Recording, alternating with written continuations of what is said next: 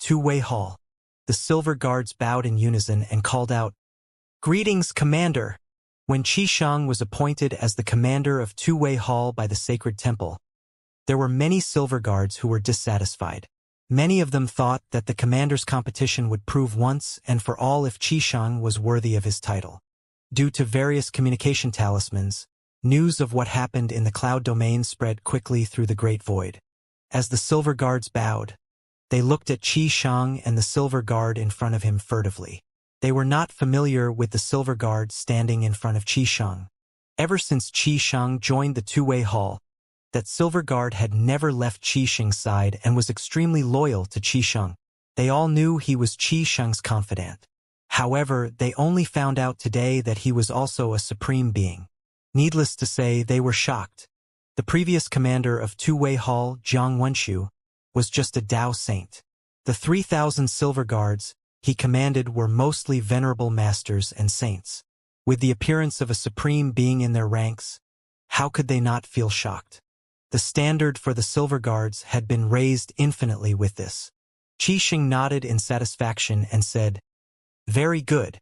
As long as you follow me and do your jobs well, I definitely won't mistreat you." "Yes, Commander," the silver guards replied in unison. At this moment, one of the silver guards stepped forward and said respectfully to the silver guard next to Xianxia, "I really didn't expect this senior's cultivation to be so profound. Currently, everyone in the Great Void already knows about this." Xianxia had long expected them to bring up this matter. He only said in a low voice, "There are some matters that you shouldn't ask about." "Understood." As the saying went, one needs 10,000 lies to cover up one lie. It was better to draw a clear line at the beginning to prevent future troubles. This was Jiang Aijian's way of doing things. He could not be as meticulous as Si Wuya. "All right, all of you may leave." After the silver guards left, Xianxia said, "We already have 5 heaven-suppressing pestles. We're only lacking the ones from Shangzhong Hall, Zhuyong Hall, Shiha Hall, Xianyi Palace, and the Great Abyss Land." The silver guard nodded and said, "We shouldn't rush this matter. Only 2 of the pillars of destruction have collapsed. We still have another 8 supporting the sky. Nothing big will happen in the near future." Xianxia asked curiously, "Will the sky really collapse?" "It's better to believe than to disregard it," the silver guard replied. Xianxia nodded before he said with a sigh, "I really don't want to die in a cowardly manner. However, when I think about how the entire world is waiting for me to save it, the burden gets even heavier. To think I'm carrying such a burden at such a young age." The silver guard coughed before he said in a deep voice, "Pay attention to your image." "Got it." Then, the silver guard suddenly said through voice transmission, "An expert is approaching." Xianxia nodded, and his casual appearance turned serious immediately. The silver guard looked outside and waited quietly. After a moment, a translucent figure appeared. Xianxia was slightly startled. He quickly bowed and said, "Greetings, Great Emperor." "No need," Xianxia said. "I've always believed in your ability. This time, you've done a good job coordinating the commander's competition. You deserve a reward." "This is my duty." "It's not worth mentioning," Xianxia said modestly. "Do you know why I want the owners of the Great Void seeds to be the commanders of the 10 halls?" Xianxia suddenly asked. Xianxia smiled and replied, "Your Majesty previously mentioned that only the owners of the Great Void seeds have a 100% chance of becoming a supreme being and comprehending the Great Tao. Even if someone else becomes a commander, they'd be kicked off their position sooner or later." "You're only half right," Xianxia said. "The Great Void seeds mature every 30,000 years. Who knows how many matured Great Void seeds there have been since ancient times. If it's just that, I can look for other owners of the Great Void seeds before this." Indeed, Lan Shiha was also an owner of the Great Void seed. Her cultivation was not low, she was experienced, and her personality was not bad either. All in all, Xianxia should have appreciated such a talent. Xianxia said, "I'd like to hear your Majesty's thoughts." Xianxia said, "It's very simple. Many owners of the Great Void seeds have died. Died. Qi Sheng was slightly surprised. The Scarlet Emperor, the Azure Emperor, the White Emperor, and the Black Emperor are all owners of the Great Void Seeds.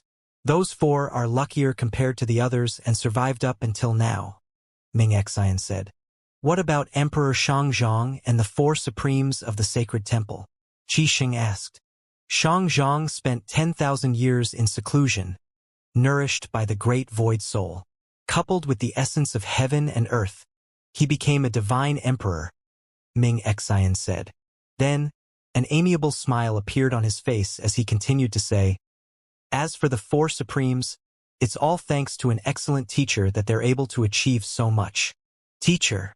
Qi Sheng was even more surprised. Ming Xian stared at Qi Sheng as he calmly said, there's no need to pretend that you don't know in front of me. Qi Sheng's heart skipped a beat before he said, I'm sorry for making a fool out of myself, Your Majesty. Ming Xian sighed and said, no one in this world, humans and beasts alike, can live forever. In the river of time, there were countless sages who failed in their quest to find immortality. Qi Sheng frowned slightly as he said, since it's a shackle that the heavens created, why must we break it? If everyone could live forever, the 9 domains and even the Great Void would eventually collapse from overpopulation. Those at the top would use all means to stay at the top, and those at the bottom would have no chance to rise to the top. Such a world, is this truly the world that we want? Ming Xian revealed an expression of approval as he said, you're very insightful, but you're wrong. Wrong. Human nature determines that the situation you're talking about won't happen because humans will definitely make mistakes. Ming Xian said confidently, those in power will be doomed if they make a mistake. As for those at the bottom, the mistakes they make would be inconsequential. With this, there'll always be changes. Qi Sheng nodded. Your Majesty has a point. Ming Xian's voice darkened as he continued to say, hence, humans should seek immortality and break the shackles. Qi Sheng was inwardly shocked. In the entire cultivation world, no one believed in immortality. Those who tried to break the shackles were regarded as evil. The sacred temple and the 10 halls of the Great Void prohibited cultivators from seeking immortality. How could Qi Sheng not be shocked that the temple master of the sacred temple and the supreme existence in the Great Void said such contradictory words? Ming Xian continued to say, previously the pillars of destruction didn't collapse, and the Great Void was in no danger of falling. However, with recent events we need the owners of the Great Void Seeds. They're the only ones who can protect the pillars of destruction.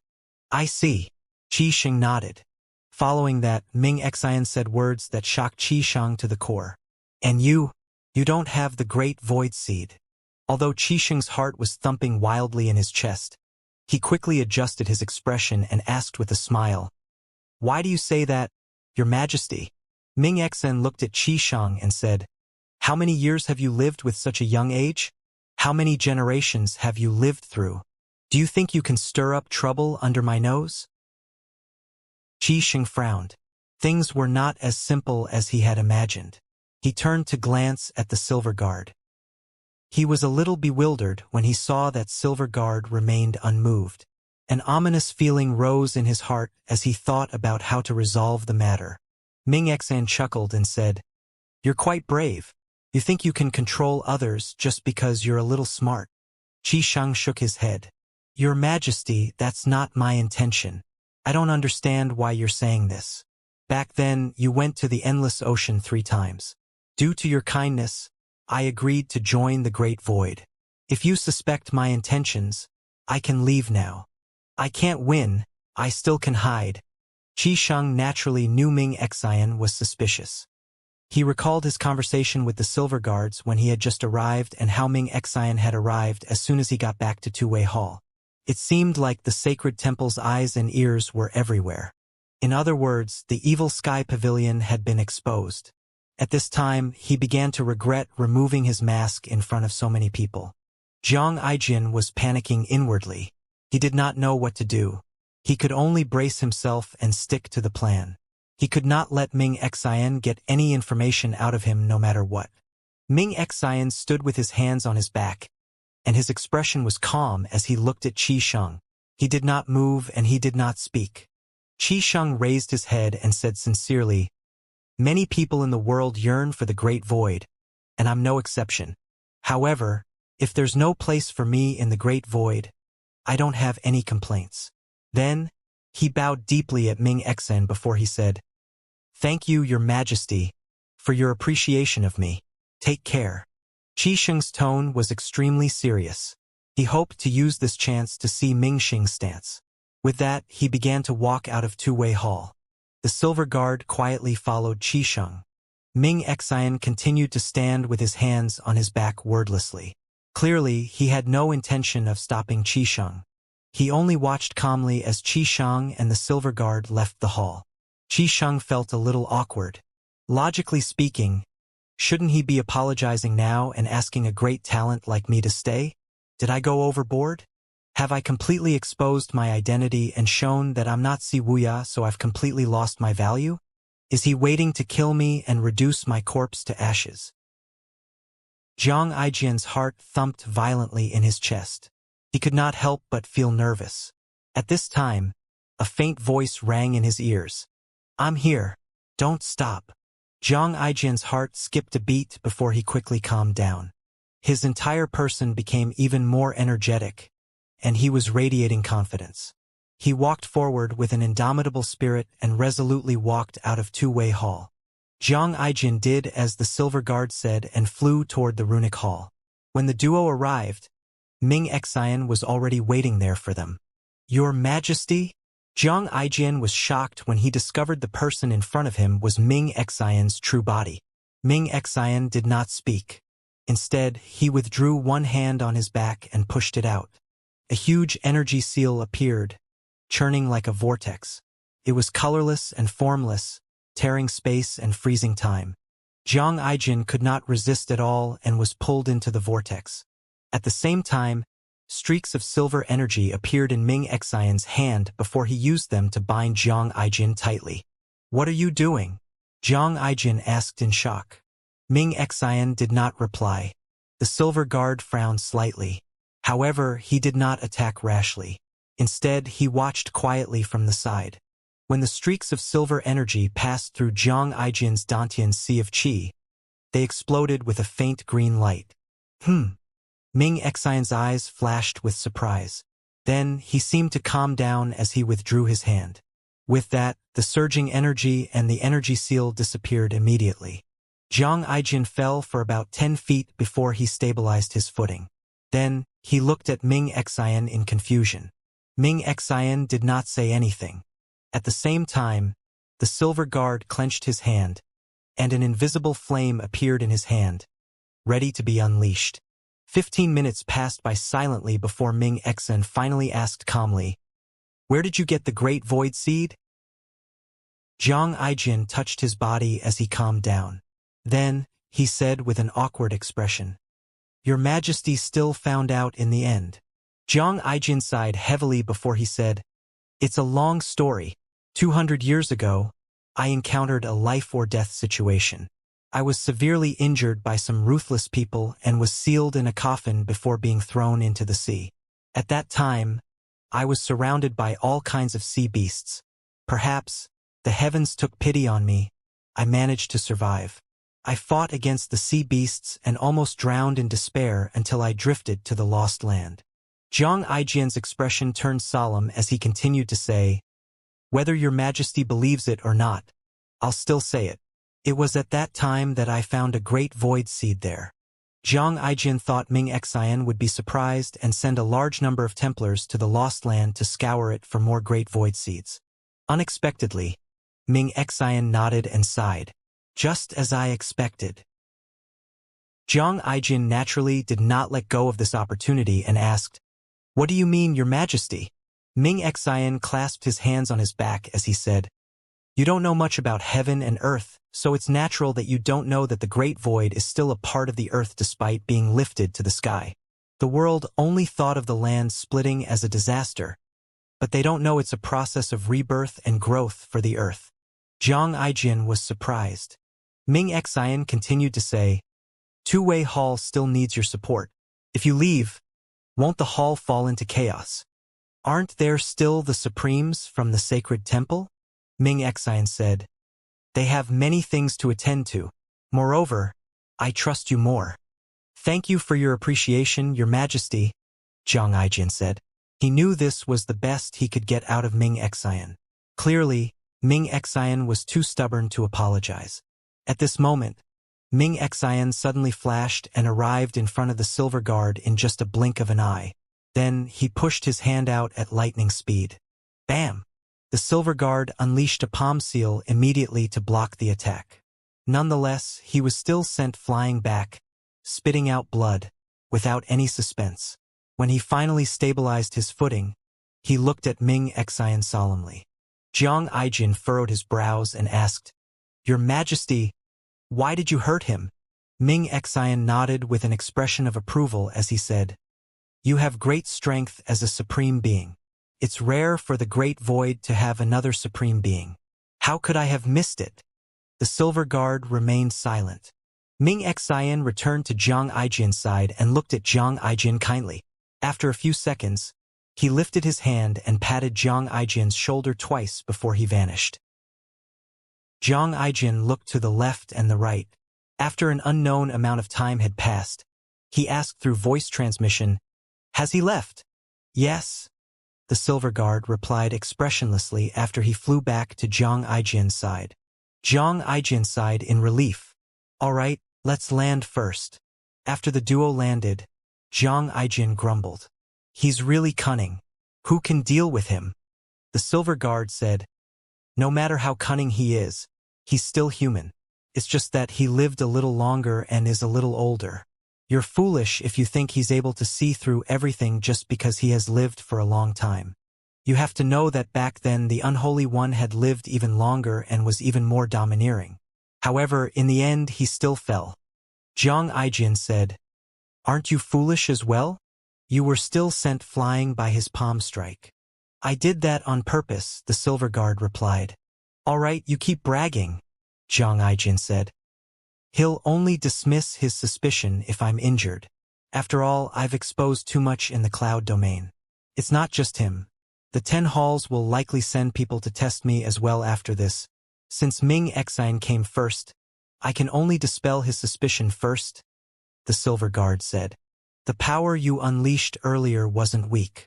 With his knowledge, aren't you afraid you'll only make him more suspicious? The silver guard shook his head and said, I only used the power of the Tao. I didn't reveal anything I shouldn't. Impressive. Zhang Aijin gave the silver guard a thumbs up. The silver guard looked at Zhang Aijin and said solemnly, You should maintain your image at all times. Got it. I mean it. You can't expose your true nature, the silver guard said. If you're exposed, even if the Unholy One came back to life, he still wouldn't be able to protect you. Understood, Zhang Aijin said as his aura changed immediately. Follow me back to Two-Way Hall. Shiha Hall. As soon as they entered the main hall, Lan Shiha said with a faint smile, Please take a seat. After taking a seat on the seat that Lan Shiha's attendant had prepared, Lu Zhou asked, Why did you invite me here? Lan Shiha said without beating around the bush, I have something I want to ask Pavilion Master Lu. Speak. Before this, few people knew about the Evil Sky Pavilion. Now, the 10 disciples of the Evil Sky Pavilion have become the commanders of the 10 halls. Is this Pavilion Master Lu's intention? Lan Shiha asked bluntly. Lu Zhou shook his head and asked, If I say no, will you believe me? I believe you, Lan Shiha said before she asked again. May I ask how you obtained all 10 great void seeds? Even if Lan Shiha did not ask this question, the 9 halls would question this sooner or later. Even if Qi Sheng from Two-Way Hall was not Si Wuya, at the very least, to the other 9 halls, Lu Zhou still obtained 9 great void seeds. Naturally, Lan Shiha knew for sure Lu Zhou had obtained all 10 of the great void seeds. Lu Zhou did not seem surprised and replied honestly, I just plucked them with my hands.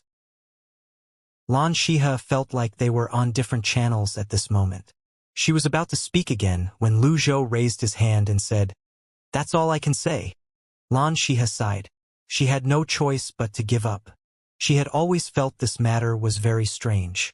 No matter how powerful a person was, it was impossible to go to all 10 pillars of destruction and obtain all 10 great void seeds in such a short time.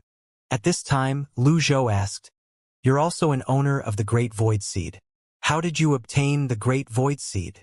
Lan Shihe answered truthfully, "Emperor Chongguan left a seed behind for the successor of Chong Huang Hall." Lu Zhou nodded.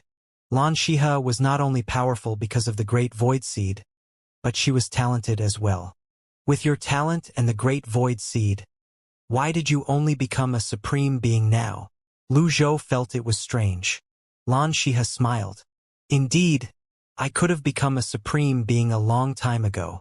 However, I spent a lot of time correcting a mistake I made in my cultivation. Back then, my projection in the White Tower Council made such a mistake as well.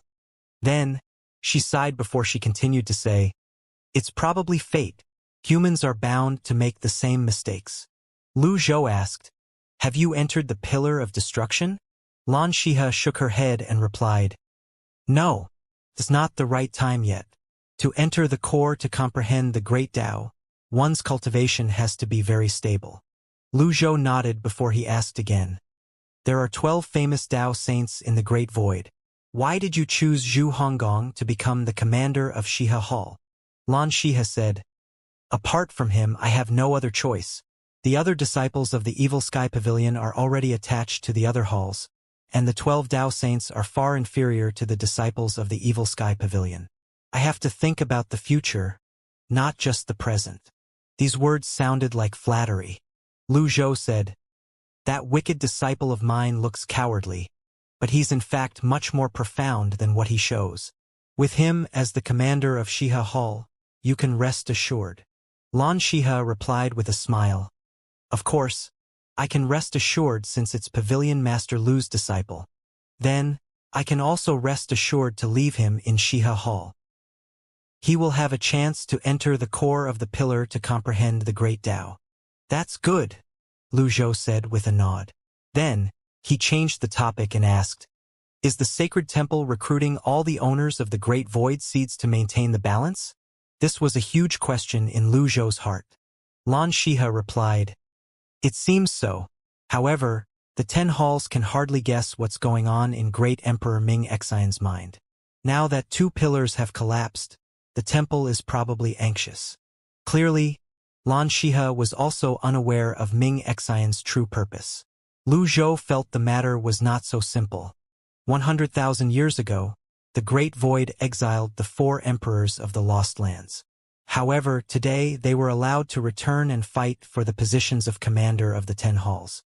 It did not make sense to Lu Zhou at all. At this time, Lan Shihe said, "There's another reason why I invited Pavilion Master Lu to Shihe Hall." "What is it?" "Back then, my projection became the Tower Master of the White Tower Council. When I fought you back then, I lost after receiving only 2 out of 3 moves from you. I still can't forget it until now," Lan Shihe said. Her voice was as calm as water when she spoke, but her eyes burned with fighting spirit. Why is this woman so competitive? Lu Zhou thought to himself with a slight frown as he said, "Victories and defeats are common occurrences in war. If you're too obsessed with victories and defeats, it'll be disadvantageous to you when you comprehend the Great Tao in the future. It's precisely because I'm obsessed that I have to resolve the knot in my heart. This matter has always weighed heavily on me, making me feel suffocated," Lan Shihe said. "She's not just competitive, but she's obsessive as well." Lu Zhou rose to his feet and stared at Lan Shihe unblinkingly as he asked, "Are you sure?" "I'm sure. As you wish." Lu Zhou flashed and appeared outside the main hall. He hovered at a low altitude and looked around. The female attendants in the surroundings raised their heads and looked at the sky. They were all curious even if they did not know what was happening. It did not take long before Lan Shihe appeared across from Lu Zhou. This would be their second battle. Upon seeing Lan Shihe, the female attendants and guards were surprised. Then, a female attendant hurriedly said, "Go and look for Mr. Ouyang. It seems like something big is about to happen." "Understood."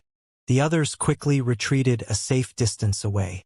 The 2 opponents looked at each for a long time before Lan Shihe said, "Please make your move." Let's determine who's stronger with one move. The last time Lu Zhou fought Lan Shihe in the White Tower, he had relied on his item card. This time, he had enough power on his own to defeat her. Buzz! A white lotus bloomed under Lan Shihe's feet. Then, her weapon, the sun, moon, and star will spun around her. Lu Zhou finally understood how powerful her weapon was at this time. The sun, moon, and star will resembled the light discs. Although Lan Shihe had just become a supreme being, with the weapon, it was as though she had gained another 2 light discs.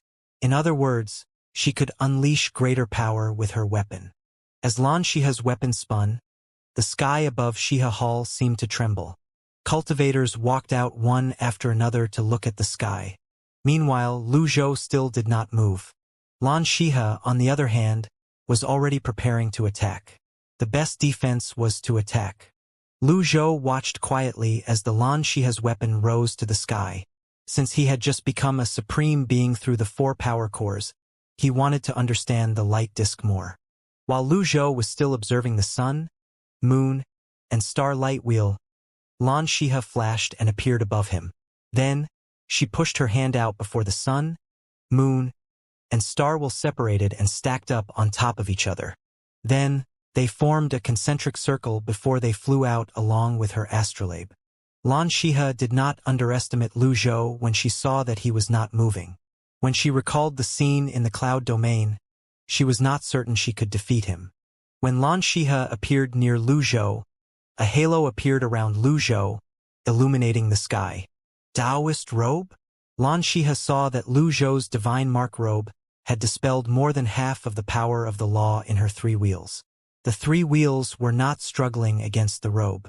She suppressed the surprise in her heart before she pressed the 3 wheels and the astrolabe down. Sun, moon, and star wheel. Lan Shihe cried out. The wheels, like light discs, were far stronger than just vitality energy. They contained the power of the great Tao.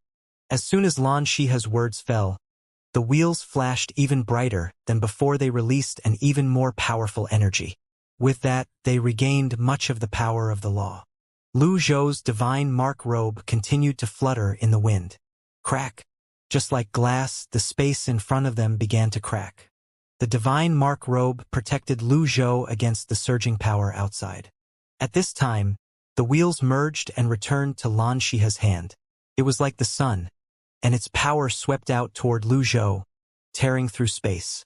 Lu Zhou raised his hand, and unnamed in the form of a shield, flashing with faint blue arcs, flashed on it. Boom! Shihe Hall shook along with the world. Some of the female attendants who were watching the battle from afar fell to the ground. There were also those who turned pale, blown away by the shockwave. The barrier around Shihe Hall began to flash as it dimmed, looking as though it was going to disappear. The others could not help but worry upon seeing this. Meanwhile, surprise flashed in Lan Shihe's eyes. The power from the 3 wheels was blocked by unnamed. Lan Shihe did not expect Lu Zhou not to attack at all and only defended. She also did not expect Lu Zhou to be so powerful. With unnamed and the divine mark robe, the power from the wheel could not touch Lu Zhou at all. Parted when it was about to reach him. She had already gone all out, but she could not even make him move. Although she had mentally prepared herself for this result, she still could not get rid of the stubbornness in her heart. The white lotus bloomed again. Buzz! Following that, white lotuses flew out, covering the sky within 100 miles of Shihe Hall. The intense white light burned everyone's eyes, causing them to close their eyes. Swoosh! At this time, a powerful energy pushed Lu Zhou and unnamed back for about 300 feet. Following that, leaves after leaves appeared around the shield. 1, 2, 3, 11, 12, 13, 14. 14 leaves. The tips of the leaves flashed with a faint blue light. Following that, an even more terrifying power swept out. Lu Zhou used up all the divine Tao power in his blue avatar as he pushed forward. Move! Lu Zhou's voice was thunderous, and the sound wave it generated made people dizzy. The 3 wheels were instantly defeated, and the star wheel even fell from the sky. Boom! All Lan Shihe could do was defend against the space-crushing power. However, she was distracted since she had to protect the wheels as well. As expected, she was sent flying. The powerful force shattered the space and the buildings in the surroundings like glass. The rubble and debris from the destroyed buildings were pulled into the cracks between the space and disappeared completely. The speed at which the space mended itself slowed down for a moment as well. After a few seconds, its speed finally returned to normal. In just a moment, the space returned to normal again. However, Xianxia had yet to regain her footing. The sun, moon, and star will kept spinning, shattering the space. When she finally regained her footing, she let out a muffled groan and clutched her chest. She waved her other hand and said, "Withdraw." With that, the sun, moon, and star will disappeared. Xianxia watched quietly as the space returned to normal. The battle was over. With just one move, the winner had been determined. Lu Zhou still held onto Unnamed. His power was still there, surprising everyone. When silence returned, he finally put his hand down, and Unnamed disappeared. He stood with his hands on his back as he looked at the pale Xianxia. Surprise and admiration could be seen in Xianxia's eyes when she looked at Lu Zhou. After a long time, he finally said, "I've lost." Lu Zhou said, "I've said it before. You're too obsessed with victories and defeats. It'll be difficult for you to comprehend the great Tao." Xianxia sighed softly. Lu Zhou continued to say, "You still have a long way to go, but it's not impossible for you to become a divine emperor in the future." The female attendants felt strange when they heard these words. In their opinion, there was only one person in the Great Void who was qualified to say such words, and it was none other than Ming Xian, the temple master of the sacred temple. Swoosh! A figure flew away from afar. However, before he arrived, his voice rang in the air. "Holy Maiden, you mustn't! You mustn't! Mr. Ouyang." Xianxia looked over. She turned and saw Ouyang Ziyun flying over with an anxious expression on his face. As soon as Ouyang Ziyun arrived, he quickly bowed to Lu Zhou and said, "Pavilion Master Lu, I admit defeat on behalf of the Holy Maiden." "Admit defeat?" Lu Zhou looked at Ouyang Ziyun. After thinking for a long time, he finally realized he had met Ouyang Ziyun before. He said, "I remember you. I met you that year in the Qin clan's southern training hall in the Green Lotus domain. Right?" Ouyang Ziyun revealed a puzzled expression and asked, "Did we?" "Senior, you must have mistaken me for someone else. It's fine if you don't want to admit it. I won't force you," Lu Zhou said expressionlessly. "Pavilion Master Lu, you must be joking," Ouyang Ziyun said as he shook his head and smiled. "By the way, we've all seen Pavilion Master Lu's strength in the cloud domain. How can the Holy Maiden be a match for you?" Xianxia looked at Ouyang Ziyun and said, "Mr. Ouyang, you came too late." "Too late? I've already lost the battle," Xianxia said. Ouyang Ziyun looked around and finally noticed a few decimated buildings. However, there were no rubble and debris on the ground as though they had disappeared into thin air. He looked at Lu Zhou in surprise and asked, "You've recovered your strength?" "Recovered my strength?" Lu Zhou naturally noticed the strangeness of Ouyang Ziyun's words. Ouyang Ziyun realized he had misspoken and hurriedly said, "Sorry, I meant to say Pavilion Master Lu's strength has improved again. It's really surprising." Lu Zhou could tell that Ouyang Ziyun knew him. To be precise, Ouyang Ziyun knew the Unholy One. He thought he could perhaps learn more about the Unholy One from Ouyang Ziyun. Hence, he revealed a rare faint smile on his face as he said, "If there's a chance, I'd like to chat with you all night about the great Tao and cultivation." Ouyang Ziyun coughed as he shook his head and waved his hands. "Forget about me. I'm already old, and I've reached my limit in regard to cultivation. It's impossible for me to progress any further with the Tao in this lifetime." Xianxia interjected, "If Pavilion Master Lu is willing, I'd like to chat with you." Lu Zhou said, "Forget it. I still have something to do. I'll take my leave first." After the trio landed, Xianxia looked slightly disappointed. She had lost and had hoped to exchange pointers and gain some insights. She did not expect to be refused. After all, there were many people waiting in line to chat with her, but they were not given the chance at all. Lu Zhou was about to leave when Lan Shiha's personal attendant rushed over. She bowed and said, "Hall Master, Mr. Luo Xiu is here." "Why is he here?" Ouyang Ziyun was a little surprised. The female attendant replied, "You'll have to ask him." Ouyang Ziyun said, "Tell him the heaven-suppressing pestle is the most important treasure of Shiha Hall, and it's impossible for us to give it to him." Lu Zhou's heart skipped a beat upon hearing this. He asked, "Someone wants to snatch the heaven-suppressing pestle in Shiha Hall?" Not only did Lu Zhou possess the heaven-suppressing pestle from the Great Abyss Land, but he also knew Qishang was collecting the heaven-suppressing pestles. It was impossible for his interest to not be piqued. Although Qishang was not Si Wuya, he was certain Jiang Aijin was not an enemy. Hence, Jiang Aijin's plan had to be beneficial to the Evil Sky Pavilion. It could also be seen from the way Jiang Aijin had protected the disciples of the Evil Sky Pavilion from the time they entered the Great Void until now. The disciples had been safe over the past 100 years. With all this, how could he allow another person to take away the heaven-suppressing pestle from Shiha Hall? Ouyang Ziyun replied, "It's not that he wants to snatch it, he just wants to borrow it." "Why do they want to borrow the heaven-suppressing pestle?" Lu Zhou asked. "He said it's to help with cultivation." "I don't know about the specifics," Ouyang Ziyun replied. Lu Zhou said, "I'm a little interested in this matter." Upon hearing this, Ouyang Ziyun's eyes lit up immediately. "Pavilion Master Lu, if you're interested, why don't you hide with me in the hall?" "All right." Ouyang Ziyun made an inviting gesture and led Lu Zhou to the main hall. Meanwhile, Lan Shiha looked at the duo's backs suspiciously. "Why is Pavilion Master Lu so nice to Mr. Ouyang?" "Don't tell me." Lan Shiha quickly shook her head and dismissed her thoughts. At this time, a burst of hearty laughter rang in the air. Then, a voice said, "Congratulations, Holy Maiden Shiha, on becoming the Hall Master of Shiha Hall." Lan Shiha looked over and saw Luo Xiu, who was dressed in a gray robe. He was accompanied by 3 to 4 subordinates who were carrying something. Lan Shiha said expressionlessly, "Please." In the main hall of Shiha Hall, Lan Shiha sat on the highest chair.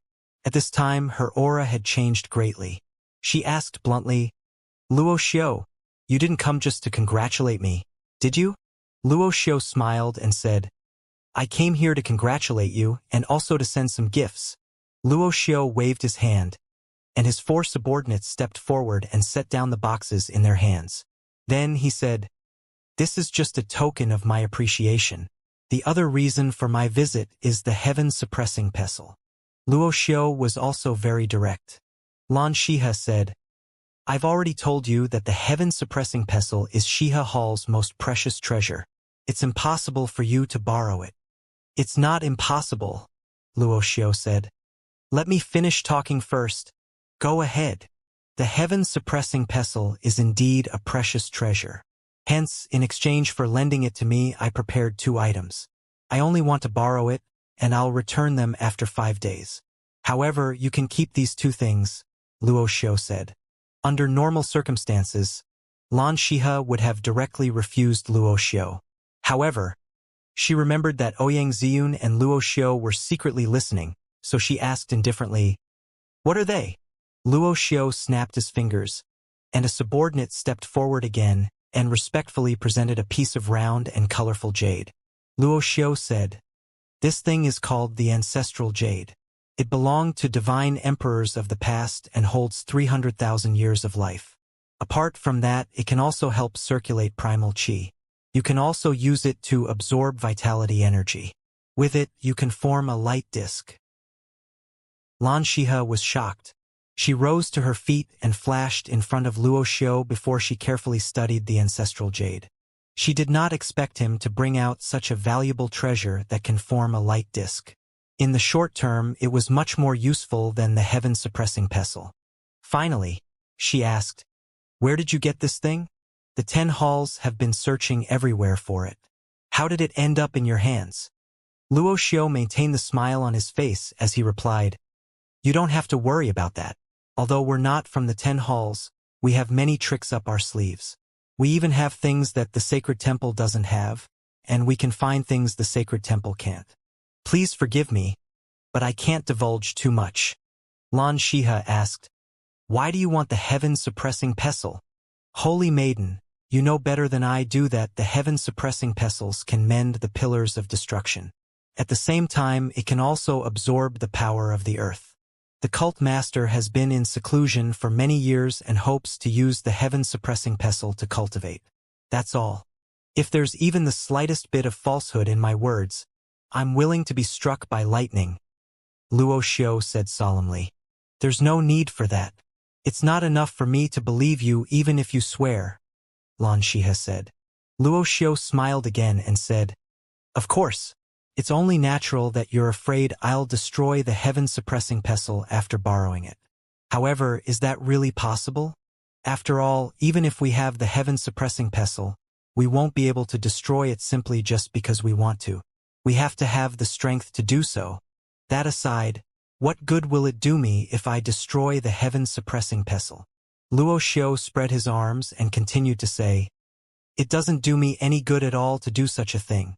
On the contrary, we'll suffer if the Great Void collapses. Naturally, we hope that the Great Void will be able to stay up here forever. Xianxia remained silent. Wuxia continued to say, apart from this jade, there's also the second gift.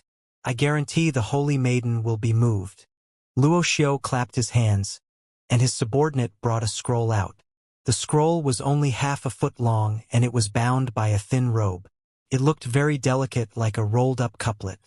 He took the scroll and untied the string, revealing a very beautiful painting. At the upper right corner was a sentence that read, the bright moon shines over the sea. From far away we share this moment together. Xianxia could tell with just a glance that the painting was extraordinary.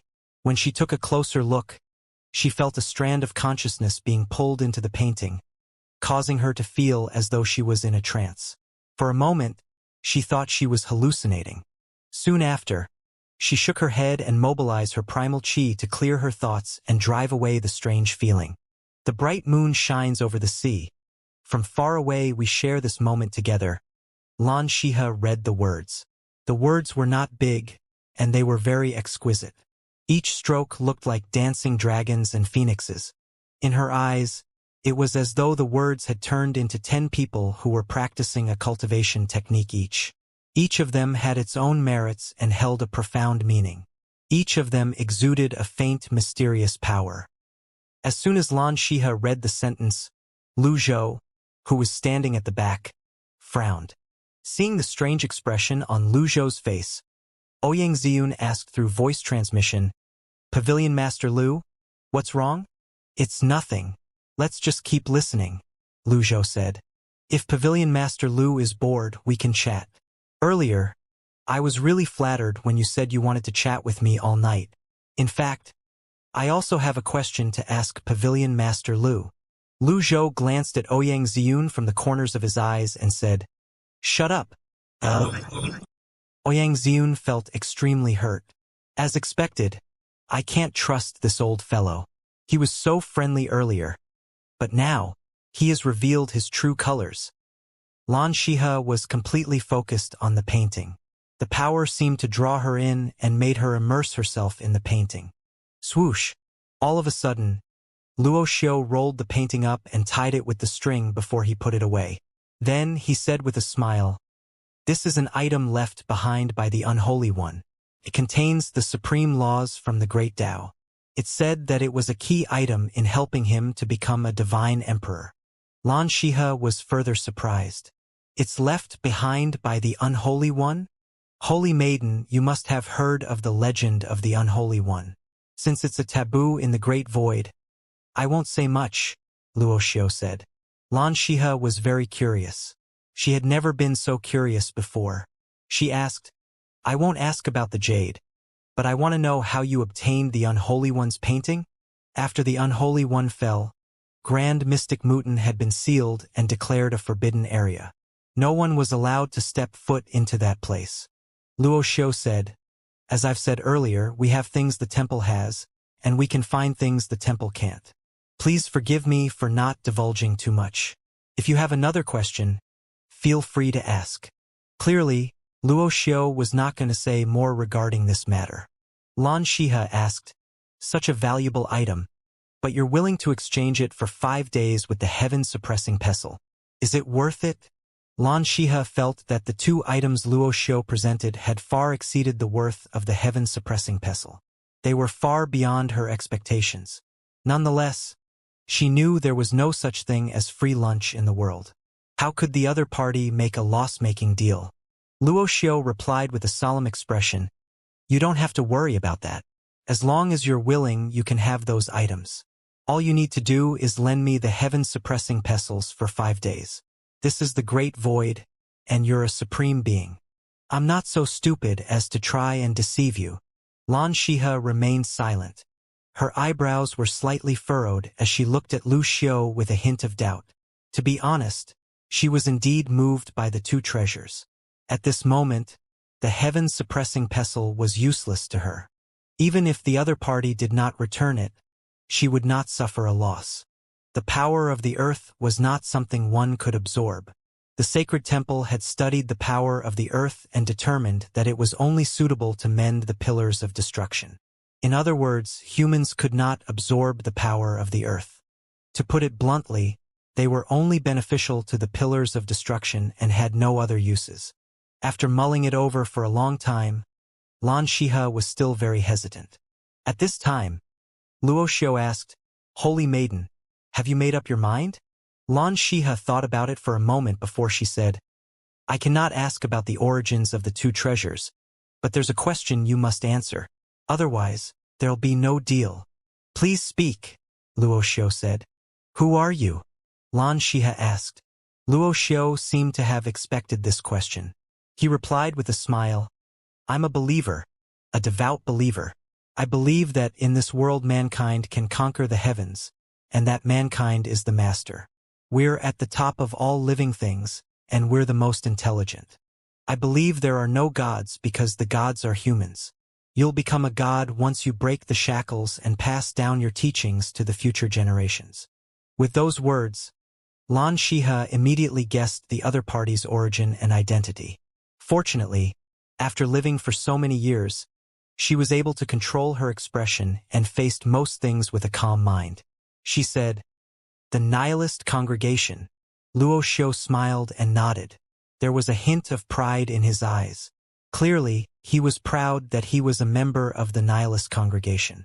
He said, The world has too many misunderstandings about our congregation. I'm sure you're not like the layman, right? Lan Shiha looked at the Unholy One's painting and the ancestral jade intently.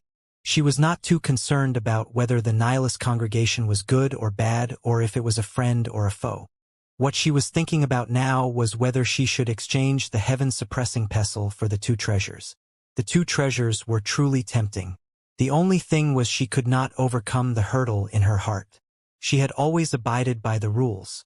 The heaven-suppressing pestles were of utmost importance to the pillars of destruction.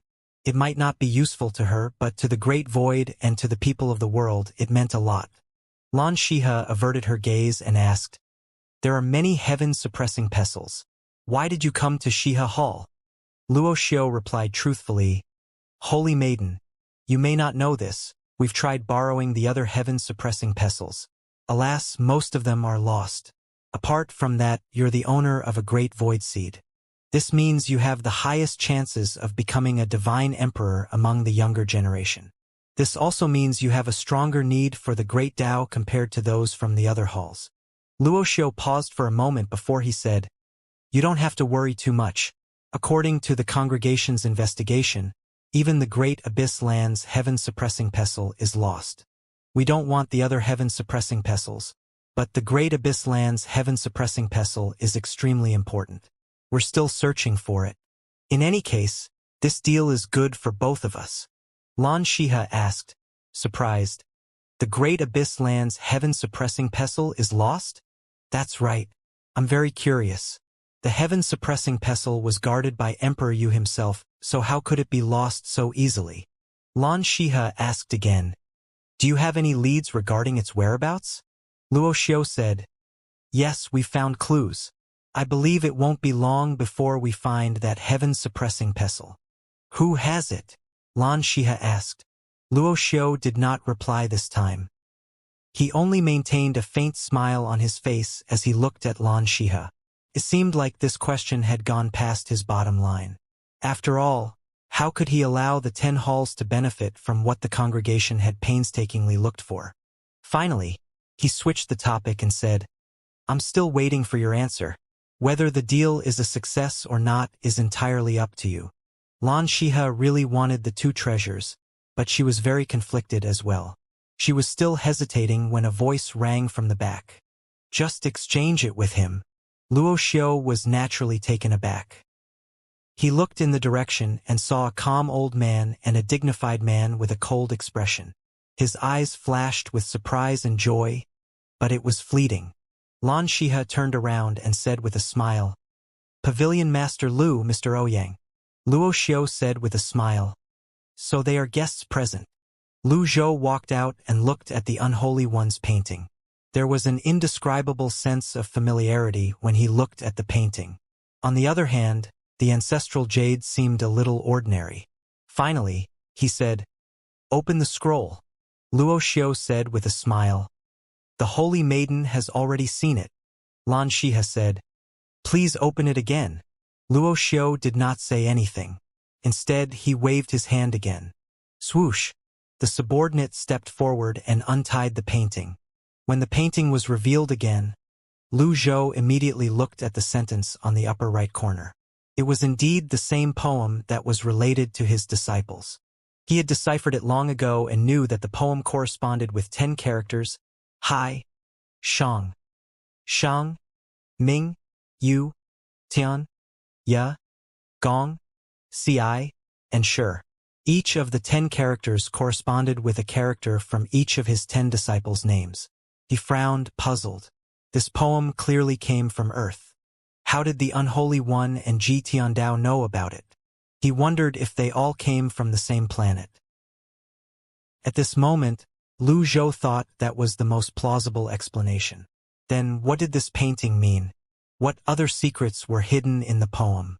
When he looked at the painting, he sensed that the mysterious power was very similar to that of the resurrection scroll. The surging energy kept trying to pull his consciousness in. Swoosh! The painting was put away again. Luo Xiao stood in front of Lu Zhou and asked with a smile, Now that you've looked at it, what do you think?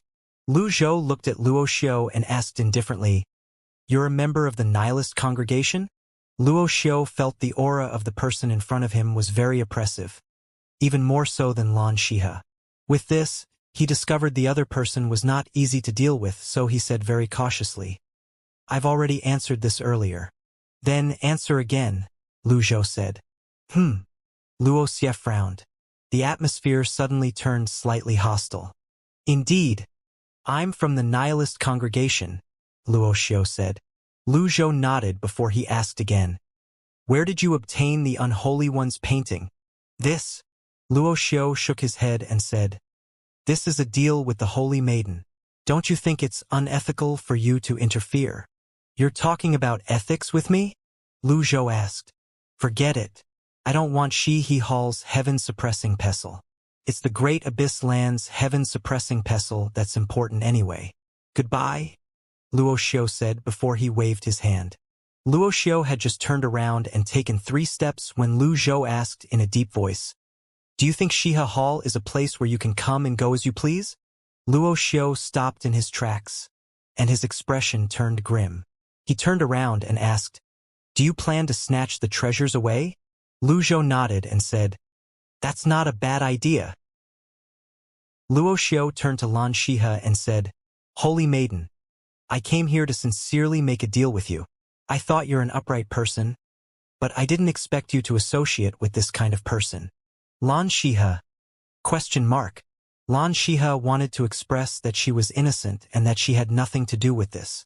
Lu Zhou frowned and said, How unreasonable. I came out to support your deal, but you refused and accused me of trying to rob you before you tried to leave. I'm not unreasonable. I'll give you another chance to exchange for the heaven-suppressing pestle with the Holy Maiden. Then, he turned to Lan Shihe and asked, "What do you think?" Lan Shihe wanted those two things very much. Hence, she said with a smile, "I was hesitating at first. However, since Pavilion Master Lu thinks it's a good idea, I've also made up my mind." Lu Zhou nodded before he said, "However, before that, you have to explain clearly how the Nihilist congregation obtained the Unholy One's painting. The Unholy One's painting belongs to me. It has many secrets hidden in it that I have to find out. It's ridiculous that I have to exchange for something that belongs to me." For some reason, Lan Shihe could not help but feel that she had lost control in her own territory. Lu Zhou's imposing manner seemed to dominate the scene. Nonetheless, she was not angry. Instead, she was inwardly jumping for joy. Her previous indecisiveness had completely disappeared at this moment. Luo Xiao was puzzled. Who was the hall master of Shihe Hall exactly? Who was this person who suddenly appeared? And why was he so aggressive and unreasonable? Finally, he asked in return, "What if I refuse to answer?" As soon as Luo Xiao's voice fell, Lu Zhou flashed, leaving an afterimage in his wake, before he struck Luo Xiao with his palm. Boom! Luo Xiao was shocked and instinctively raised his hand to defend himself. Alas, he did not expect Lu Zhou's palm strike to defy space and time, hitting his shoulder. Luo Xiao leaned back 30 degrees and slid back. When he reached the threshold of the hall, he suddenly stopped and froze. He felt pain in his shoulder. "Captain! Captain Luo!" The opponent is very strong. He can control time and space, and he's not weaker than Captain Luo. Luo Xiao stared at Lu Zhou. He had obviously misjudged Lu Zhou's strength and determination. Silence descended on Shihe Hall. Lu Zhou's hand was still raised, while the other was placed on his back. After a few seconds, he withdrew his raised hand and said, "I'll only say it once. You better answer honestly and be grateful for this chance." Luo Xiao was not stupid. He could sense Lu Zhou's aura was not quite right. Moreover, there was Lan Shihe and Ouyang Ziyun who were on the same side. He knew he could not fight directly at this time.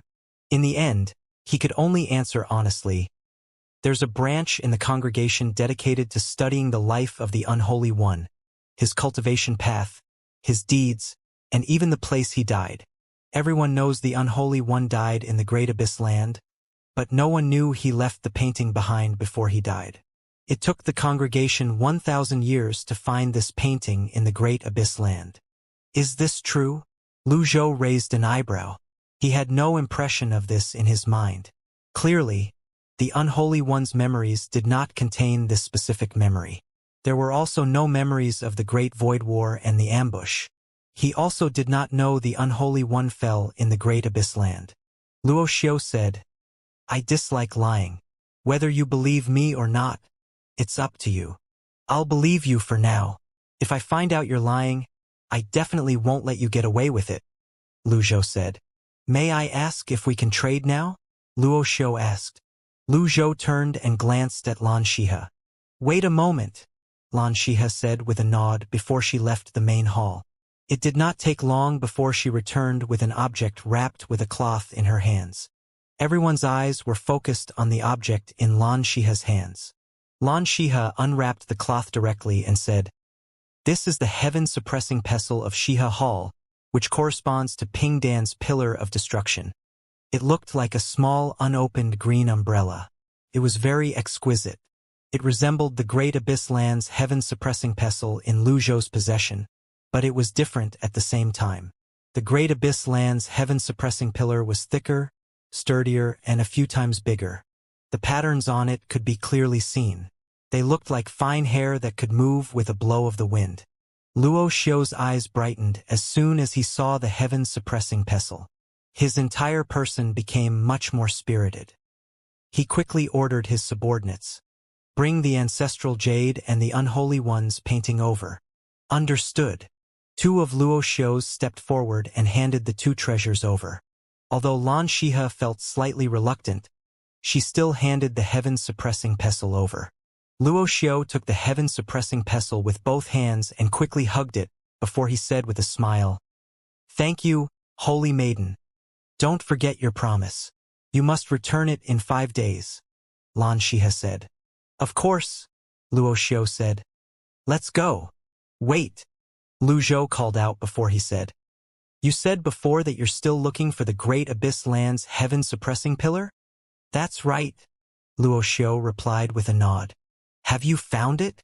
Lu Zhou asked. Luo Xiao smiled. "You don't have to worry about that. We already have a clue. I believe we'll find it very soon." After saying that, Luo Xiao turned and left. Ouyang Ziyun moved to Lu Zhou's side and asked, "You're just letting him go like that?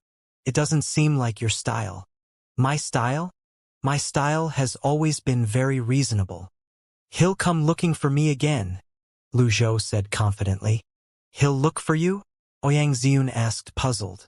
He did not know Lu Zhou possessed the Great Abyss Land's Pillar of Destruction, after all. At this moment, Xianxia suddenly said, "It's not right." Lu Zhou and Ouyang Ziyun looked over. Xianxia opened the scroll and said, "It's been switched." The painting looked exactly the same. It also emitted a faint, mysterious aura. Even the poem was the same. If one did not look carefully, one would not be able to tell that it was fake. After all, it did not have the energy that pulled on one's consciousness. Lu Zhou smiled and said, "I expected it." "Ha!" Ouyang Ziyun and Xianxia were stunned. Lu Zhou said, "I left the divine Dao power on his shoulder." "The divine Dao power?" Ouyang Ziyun and Xianxia were confused. "What the hell is the divine Dao power? I've never heard of it. There's no such thing as free lunch in the world." "I'll be right back," Lu Zhou said before he flashed and disappeared from the hall. Xianxia looked outside the hall and said emotionally, "Pavilion Master Lu and I didn't know each other for a long time, so I didn't expect him to be so concerned about Shiha Hall." "Ouyang Ziyun," Xianxia continued to say, "It's a pity that he entered the Great Void, and his aura is too strong. He was a little too domineering during the commander's competition, so he had offended a lot of people." Ouyang Ziyun could not hold it in any longer, so he said, "Holy Maiden, you're wrong." "Wrong." Xianxia did not know what Ouyang Ziyun meant. Ouyang Ziyun gritted his teeth before he revealed a helpless expression on his face as he said, "Very well. There are some things that you have to know sooner or later." Xianxia grew curious when she saw the solemn expression on Ouyang Ziyun's face. Ouyang Ziyun said, "It's very likely that painting belongs to him."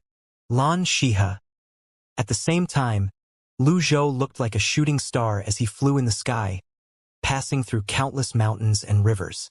In just a blink of an eye, he had traveled more than 60 miles away. At this moment, he saw dozens of towering mountains in front of him. Their peaks were hidden above the clouds, and the mist swirling around them made them look mysterious. Lu Zhou came to a stop and hovered in the air. Then, he closed his eyes to sense the mark of the divine Dao power that he had left on Luo Xiao. When he was done, he looked at the mountains and said in a deep voice, "I have always been reasonable. Since you disregarded ethics first, don't blame me for being ruthless." Lu Zhou flashed, using the great power of teleportation over and over again. While he was in Shiha Hall, he had silently used the purple glazed ceramic, so he had recovered much of his divine Dao power. As for his divine power, he had an almost limitless supply now, so he could use the great power of teleportation over and over again. Lu Zhou appeared on each of the peaks, taking only one breath each time as he searched for his target. At this time, below one of the mountain peaks, Luo Xiao held the heaven-suppressing pestle with a smug expression on his face as he said, "Shiha Hall's Holy Maiden is only average. Did she think everything will be all right just because she found an expert? Captain is wise." Luo Xiao looked at the heaven-suppressing pestle and continued to say, "They're really brainless. How can we exchange such precious treasures just for the heaven-suppressing pestle? Everyone has a weakness, after all, and everyone wishes to gain the upper hand in a deal. The Holy Maiden is no different even if she was hesitant." Luo Xiao nodded. "This can be considered a lesson for them. Captain Luo, Are we really going to return the heaven-suppressing pestle after 5 days? Luo Xiao snickered. If he didn't strike me, I might have considered it. After all, the congregation doesn't need more enemies. However, Captain is wise. You really toyed with those 3 people. Some people are born stupid and some people are born smart. This is something that can't be changed no matter how long one lived, Luo Xiao said gloatingly. As soon as Luo Xiao's voice fell, a dignified voice rang from the sky. Is that so? Huh. Luo Xiao and his subordinates looked up. Initially, they could not see clearly, but after the sound wave dissipated, they saw a figure looking down at them. It's you. Luo Xiao frowned. Lu Zhou placed his hands on his back as he hovered in the air. His expression was frosty as he said, I've killed more people than you can imagine. You dare to play tricks in front of me when you're so young. Luo Xiao and his subordinates retreated immediately. It was as though they were facing a great enemy. Luo Xiao asked, perplexed, How did you find us? Lu Zhou naturally could not be bothered to answer the question. He only said, Hand over the Unholy One's painting, the ancestral jade, and the heaven-suppressing pestle. Luo Xiao continued to retreat as he thought to himself, How's this possible? Lu Zhou advanced every time they retreated, always maintaining the same distance. He extended his hand and said, Hand those things over, and I'll grant you a quick death. You want to kill and rob us? Luo Xiao asked with a grim expression. Do you think you're very smart? You still want to quibble at this time? Lu Zhou said icily. Before you die, do you have any last words? When Luo Xiao sensed Lu Zhou's killing intent, he said decisively, Let's go. The 6 people stomped on the ground and flew toward the furthest mountain peak at lightning speed, activating their protective energies at the same time. Lu Zhou flashed, using his great power of teleportation. Buzz! A huge avatar that was like a Buddha appeared in front of the 6 people. Due to its sudden appearance, they could not stop in time and crashed into one another. Then, the avatar expanded and sent all of them flying. Boom! 5 of them were sent flying back while Luo Xiao plummeted to the ground. When Luo Xiao looked up at the avatar, he sneered. So he's not a supreme being? Bang! Luo Xiao smacked his hands on the ground and flew toward Lu Zhou. The energy seals around him merged into what looked like a lightsaber. Killing intent surged from his body as he charged out, determined to cleave the avatar into 2. Bang! At this time, faint blue electric arcs shot out from the avatar's hand and circled it as they rapidly expanded. Boom!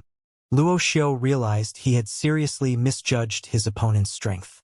After the collision, he felt dizzy, and there was a sharp and piercing pain in both his ears. Time seemed to slow down as the lightsaber was shattered. Following that, a ferocious energy swept out and destroyed Luo Xiao's protective energy and shredded his robes. A sense of discomfort washed through his body, and he felt like his arm was broken. He looked at the avatar with widened eyes and a confused expression. Swoosh! Lu Zhou appeared in front of the avatar. He was 2 feet away from Luo Xiao.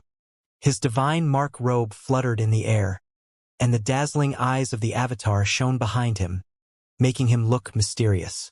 He did not look any weaker than a divine emperor at this time. Luo Xiao felt chills running up his spine when he saw the killing intent in Lu Zhou's eyes. Lu Zhou raised his right hand slightly before he flipped it down. The unique sound of energy resonance rang in the air as a golden palm seal with the words, Flawed Perfection, appeared. Luo Xiao was thoroughly shocked. He used all his strength to retreat. However, he felt as though invisible walls had appeared around him, blocking his retreat. He raised his head to look at the attack that was about to be launched, and he instinctively pushed his hands out and stomped his feet. With that, a surge of energy burst forth from his body to defend against the attack. Luo Xiao stared at the golden palm seal fixedly. Swoosh! The golden palm seal flew out before it vanished and reappeared again, closing the gap. Law of space. Boom! Although Luo Xiao had prepared to defend against the palm seal, he failed to consider his opponent was much stronger than he had imagined. The palm seal pushed him down into the ground. He felt his arms go numb. Too strong. Luo Xiao looked at Lu Zhou, who was hovering in the sky and looking at him calmly. Swoosh! The avatar disappeared. Captain Luo. Luo Xiao's subordinates were shocked. They flew over from different directions toward Lu Zhou like meteors. At this moment, their bodies were like swords. When Luo Xiao saw his subordinates attacking, he dislodged his arms from the ground. Then he smacked his hand on the ground. When it bled, he used the blood to draw 2 strange circles on the ground. Lu Zhou nodded slightly when he saw the 5 people choosing to attack him instead of running. You're quite brave, but unfortunately, it's meaningless. Buzz. A golden lotus bloomed under Lu Zhou's feet as 14 leaves spun around it. Following that, a wave of energy swept out, smacking the others away. The 36 triangles under the lotus merged and exploded with a dazzling light before a light disk shot out.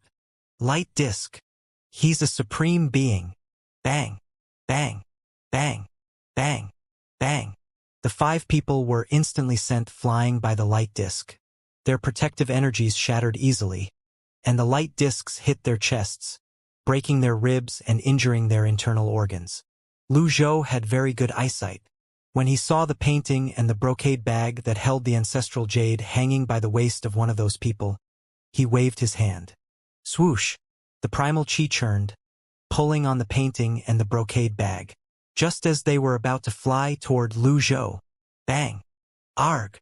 Luo Xiao flew up into the sky. His entire body had turned blood red. He looked terrifying. Even his eyes that flashed coldly had turned bloodshot. His killing intent seemed to have manifested into a blood mist that lingered around him. Lu Zhou frowned and struck with his palm. Boom! Luo Xiao blocked with both his arms. Although he managed to block the palm strike, he was still sent flying. Lu Zhou took the opportunity to keep the Unholy One's painting and the ancestral jade. Then, he shook his head and said, "So it's witchcraft." At this time, a blood lotus bloomed under Luo Xiao's feet as he asked, "What's your relationship with the Holy Maiden?" Lu Zhou said indifferently, "What does it have to do with you?" Luo Xiao said threateningly, "You know I'm a member of the nihilist congregation, but you still dare to rob me?" Lu Zhou frowned, but he did not say anything. Luo Xiao scoffed and continued to say, "As long as the blood lotus doesn't die, I won't die. If you dare to recklessly, the grudge today will be repaid tenfold in the future." Then, Luo Xiao flashed along with his blood lotus toward his 5 subordinates and said, "Let's go." Lu Zhou shook his head and said icily, "You still haven't figured out the situation up until now. Huh. From the beginning until now, you're no better than an ant in my eyes. Let alone you, I don't even care about the entire nihilist congregation. I'll ask you again. Do you have any last words before you die?" Lu Zhou used his great power of teleportation and appeared above the 6 of them. Then, golden lotuses flew out from the huge golden lotus beneath his feet. The golden lotuses filled the sky. They seemed to be imbued with the greater law, the law of space. The space was immediately restricted. Go! Luo Xiao spun around as a red line shot out from the blood lotus and wrapped around his 5 men. Just as they were about to break the restriction and leave, Lu Zhou suddenly swooped down with his hand out. A palm seal that was about 300 feet wide shot out. It was not particularly big, but it had faint blue electric arcs flashing between the 5 fingers. Boom! The palm seal hit Luo Xiao's chest, causing him to spit out blood and fall immediately. Boom! Boom! Boom! Boom! Boom! Lu Zhou continued to descend, launching palm seal after palm seal at Luo Xiao. He ended up launching 5 consecutive palm seals that landed accurately on Luo Xiao's body. After the final palm seal landed on Luo Xiao, it slammed against the blood lotus.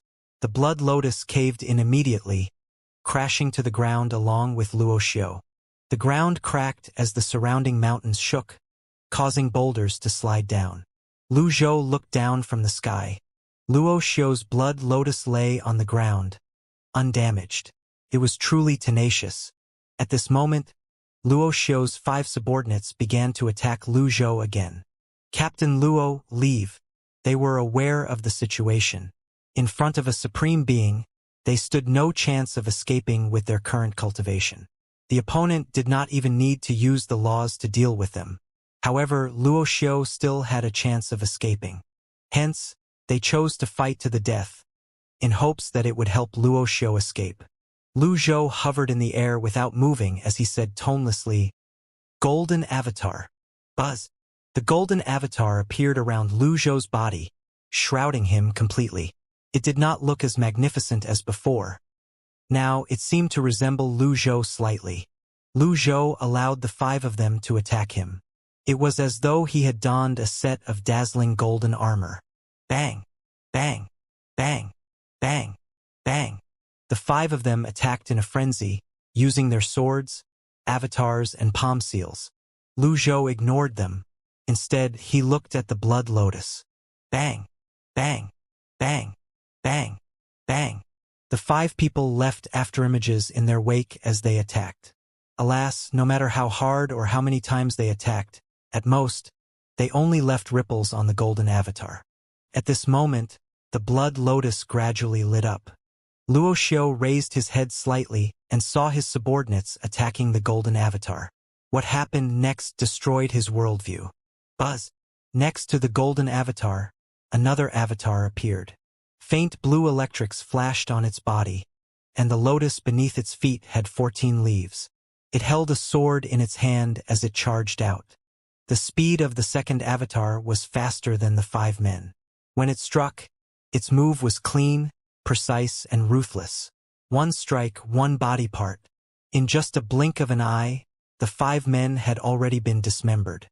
The second avatar did not stop. It stomped its feet, and the 14 leaves shot out, hitting the 5 men's astrolabes. When the 5 astrolabes shattered, the 5 men vanished into thin air. Buzz. The second avatar disappeared as though it was never there. At this time, Lu Zhou still had yet to move. He was still hovering in the air, looking at Luo Xiao. Luo Xiao's eyes widened as he stammered, What is that?" Lu Zhou did not answer Luo Xiao. Instead, he put his golden avatar away before he waved his hand. Swoosh! Shiha Hall's heaven-suppressing pestle flew out of Luo Xiao's body. No! Luo Xiao leaped to his feet and flew out with the blood lotus, trying to grab the heaven-suppressing pestle.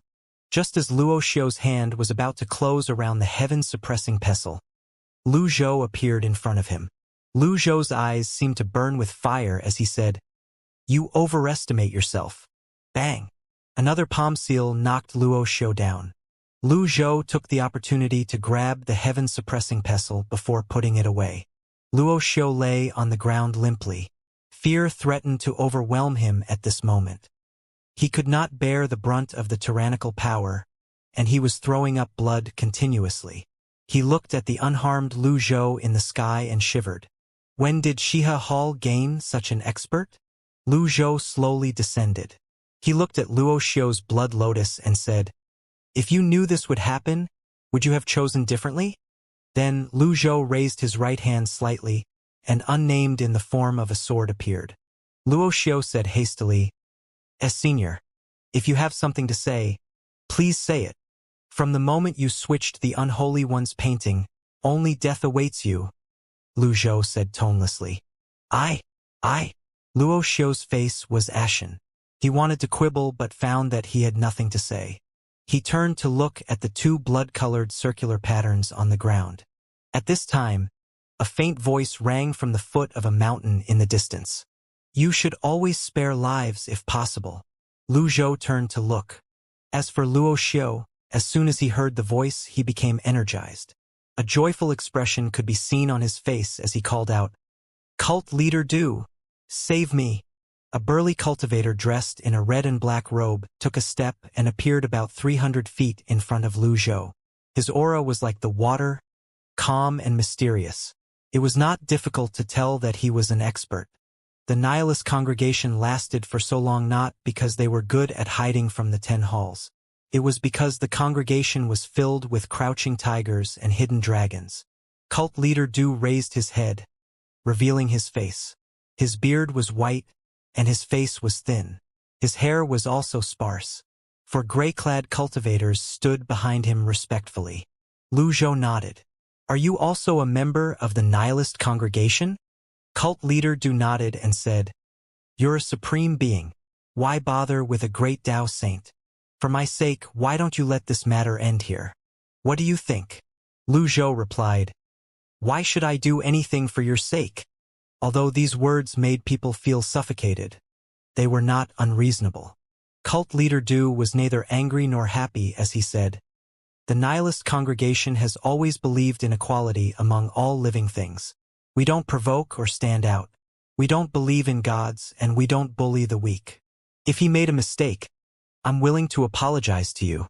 Your congregation's beliefs have nothing to do with me," Lu Zhou said. Cult leader Du felt that the man in front of him was really stubborn and unyielding. Nonetheless, his patience was extraordinary. He continued to say, "Luo Xiao is a core member of the nihilist congregation. He's made great contributions to the congregation over the years. In fact, he found the clues that led to the discovery of the Unholy One's painting in your hands." After a pause, cult leader Du continued to say, "The nihilist congregation is no longer the nihilist congregation of the past. Over the past 10,000 years, we've followed the footsteps of the Unholy One and trained many experts.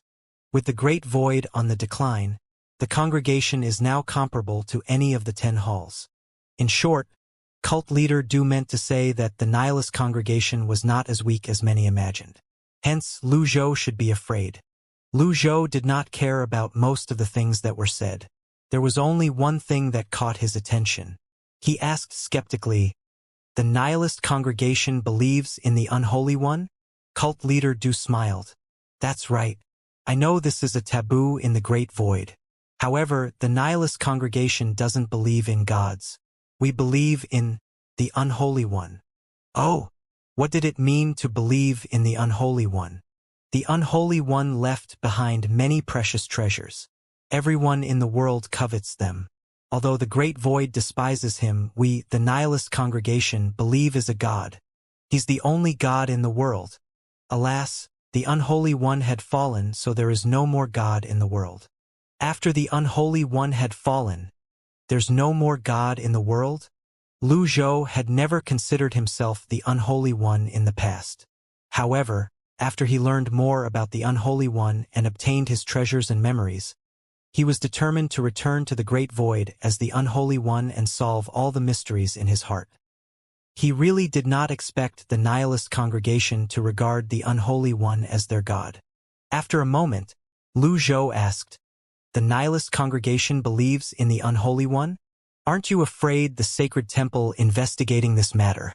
Cult leader Du replied with a smile, "You're a supreme being, after all. There are some things you should understand better than others. Now that the Unholy One had fallen, the sacred temple no longer has anything to worry about. By allowing the congregation to exist, it will only serve to magnify the greatness of the sacred temple."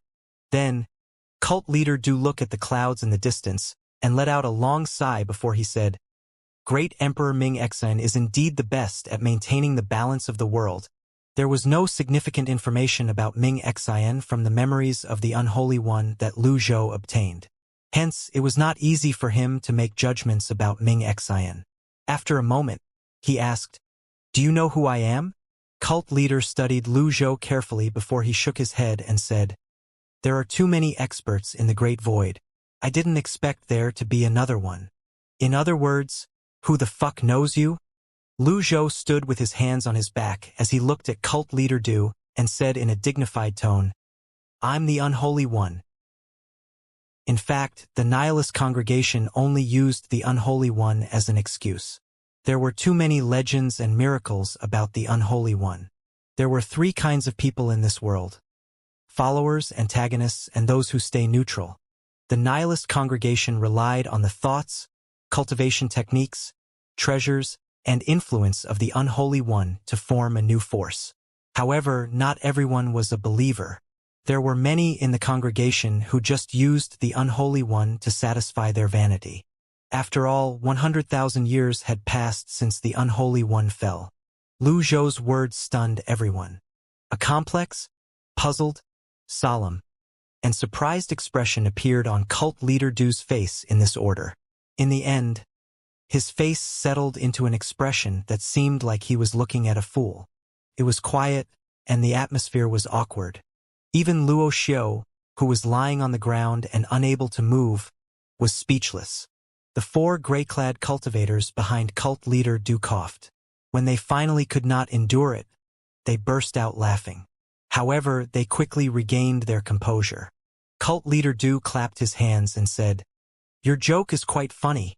Lu Zhou frowned slightly. "Let's cut to the chase. What will it take for you to let Luo Xiao go?" Cult leader Du asked as he pointed at Luo Xiao. Lu Zhou's voice darkened as he said, "I've always done what I said I will do. Do you really want to fight?" Cult leader Du asked before he lowered his voice and said, "You're only pretending to be the unholy one. Even if you're the unholy one, you still can't act presumptuously in front of me. I kept him alive until now to draw out the mastermind behind the congregation. Since you're here, he has no more use to me," Lu Zhou said. He had thought he could use the nihilist congregation to his advantage when he heard that they regarded the unholy one as their god. However, things were not as simple as he had thought. The world was simple, but people were complicated. Lu Zhou raised his hand. Unnamed in the form of a sword appeared in his hand.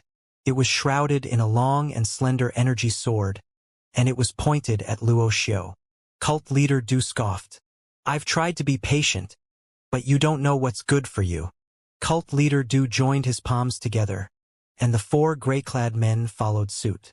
Their movements were very synchronized. Following that, a shadow appeared around each of them and merged into one before it shot toward Lu Zhou. Lu Zhou frowned. He had never seen this before. "What kind of move is this?" "Forget it. I don't care. Absolute strength can crush everything." Lu Zhou raised his hand and waved Unnamed. Swoosh! An electric arc appeared and twined around Unnamed like a dragon. Every time it moved, it seemed like it could devour the space in its surroundings. When the shadow arrived, it copied cult leader Du's movement and caught Unnamed between its palms. However, as soon as it came in contact with Unnamed, the dragon-like electric arc flashed and devoured the shadow's hands before an energy sword shot through the shadow toward Luo Xiao. "Arc! Cult leader Du! Save me! Save me!" Luo Xiao was frightened out of his wits and desperately struggled to retreat. Cult leader Du said in a deep voice, "Rat! How dare you?" Then, cult leader Du spat out blood from his mouth that formed a blood disk. The light disks were divided into the sun disk, moon disk, and star disk. On the other hand, the blood disk was a kind of abnormal cultivation. Through special methods, the light disk would mutate into a blood disk, greatly increasing its power. In the cultivation world, any light disk that did not conform to the standard was referred to as evil and unorthodox. Those who possessed different light disks such as the blood disks were condemned and hunted down. When Lu Zhou saw the blood disk, he finally understood why the nihilist congregation believed in the unholy one. After a moment, he scoffed and said, "I see. Alas, I'm different from you." Lu Zhou guided the energy sword toward Luo Xiao's glabella. Then, it paused for a moment in front of Luo Xiao's glabella. "Stop!" As soon as this word was spoken, the energy sword pierced Luo Xiao's glabella mercilessly. The blood lotus disintegrated, releasing a primal chi storm. Following that, Luo Xiao's body literally shattered into pieces, and the pieces crawled everywhere on the ground like ants. At the same time, the blood disk flew over. Lu Zhou raised his hand, and Unnamed turned into a shield. Boom! Unnamed successfully blocked the blood disk. With the divine Tao power covering the surface of the shield, the blood disk could not do anything. Cult leader Du's eyes turned blood red. At the same time, the four men's gray robes turned blood red. Cult leader Du looked at the ants crawling on the ground as he said furiously, "You killed Luo Xiao, so I'll kill you." Lu Zhou seemed to realize what was going on. He said, "As it turns out, Luo Xiao is under your control. He's just a puppet. How pitiful." Cult leader Du said in a deep voice, "Shut up. I used a blood-refining technique to help him step into the realm of a great Tao saint, so he was very grateful to me. It's not your place to judge me, Lu Zhou asked expressionlessly. So the one who wants the heaven-suppressing pestle is you? Since they had shed all pretenses, there was no longer any need to act. Cult leader Du said, So what if I am? Lu Zhou shook his head. You took my painting and even dared to threaten me. Who gave you the courage? Cult leader Du said coldly. Your painting? Very well.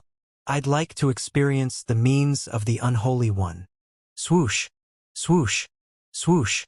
The 4 red-clad men flew into the sky unprompted as their hands continued to form seals. At this time, the red pieces of Luo Xiu's shattered body suddenly stopped moving and sank into the ground. Lu Zhou raised his hand and pushed the unnamed in the form of a shield out. When unnamed released a wave of the divine Tao power. Boom! Cult leader Du and his blood disk were sent flying in the sky. Lu Zhou could not judge cult leader Du's strength based on the blood disk alone. However, coupled with the battle, he could see that cult leader Du was not simple. Lu Zhou flew up. Buzz! The golden avatar appeared as a golden lotus bloomed under Lu Zhou's feet. At this time, the blood disk flew over again. Seal formation. Boom! The 4 red-clad cultivators were pushed back more than 30,000 feet by the powerful shockwave. Cult leader Du swayed on his feet as well due to the shockwave. Lu Zhou pushed his hand out, unleashing the Taoist's 9 cuts hand seals that had been imbued with the divine power. Cult leader Du waved his hand, pulling the blood disk and the shadow back. Boom! Boom! Boom! Boom! Boom! Surprisingly, cult leader Du managed to dodge a few of the 9 palm seals. The palm seals continued to rampage, destroying the mountains in their paths. Boom! Cult leader Du and the 4 gray-robed disciples descended to the ground. Lu Zhou felt like something was amiss. Under normal circumstances, even Xuani would not be able to escape unscathed. Cult leader Du stomped on the ground and pushed his blood disk into the ground before he said derisively, You call yourself the unholy one, but you don't even know that you can only be invincible by borrowing the power of the earth. Lu Zhou looked at the ground. The forest within 30,000 feet had been flattened, and the ground looked like it had been overturned. A thick blood mist lingered above the ground. Cult leader Du spread his arms, and the 4 red-clad men flashed and appeared in the 4 cardinal directions. 5 of them seemed to form a formation as a blood-red light lit up the area within roughly 30,000 feet. Swoosh! Following that, intact and bloody skeletons of humans and fierce beasts began to claw their way up from the ground. They were clearly quite powerful. Cult leader said loudly, Come back to life, my slaves. All the humans and fierce beasts that have died over the past 100,000 years. Rise. Boom! The blood disk that had previously sunk into the ground suddenly shot up, stirring the soil on the ground. Cult leader Du stood in the center, surrounded by the 5 red-clad men, and flew up. The skeletons seemed to be illuminated by a red light at this time. Although they no longer had eyeballs, they turned to look at Lu Zhou with their empty eye sockets. As though they had seen their prey, they pounced over immediately. Lu Zhou used the divine power and moved like flowing water as he launched palm seals in all directions. The palm seals hit the army of skeletons, causing them to fall and shatter into pieces. Upon seeing this, Cult Master Du frowned. He managed to destroy the skeletons?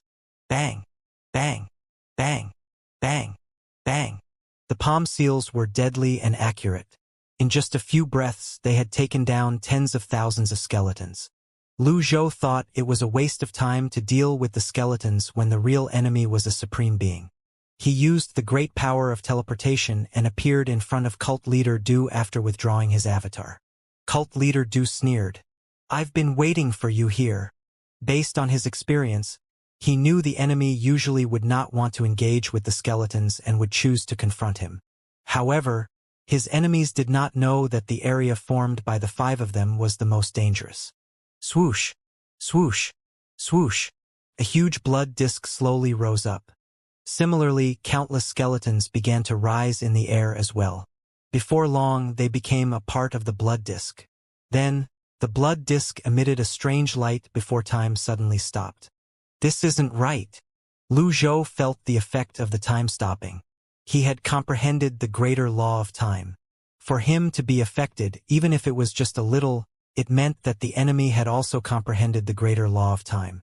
Lu Zhou looked down at the blood mist lingering on the ground. It was strange and mysterious. The power of the earth? Did the nihilist congregation find a way to absorb the power of the earth during the time they studied the Unholy One? Is that why they're so desperate for the heaven-suppressing pestles? At this moment, everything was clear to Lu Zhou. He frowned. He had to free himself from the effect of the law of time. Otherwise, he would have been stabbed 10,000 times when time resumed. Divine Tao power. Lu Zhou mobilized the blue avatar. As soon as the blue avatar buzzed and trembled, he felt the divine Tao power freeing him from the shackle of time. As soon as he regained mobility, a huge skeleton flew over. Boom! Upon seeing this, Cult Leader Du's eyes widened as he exclaimed in shock, How's this possible?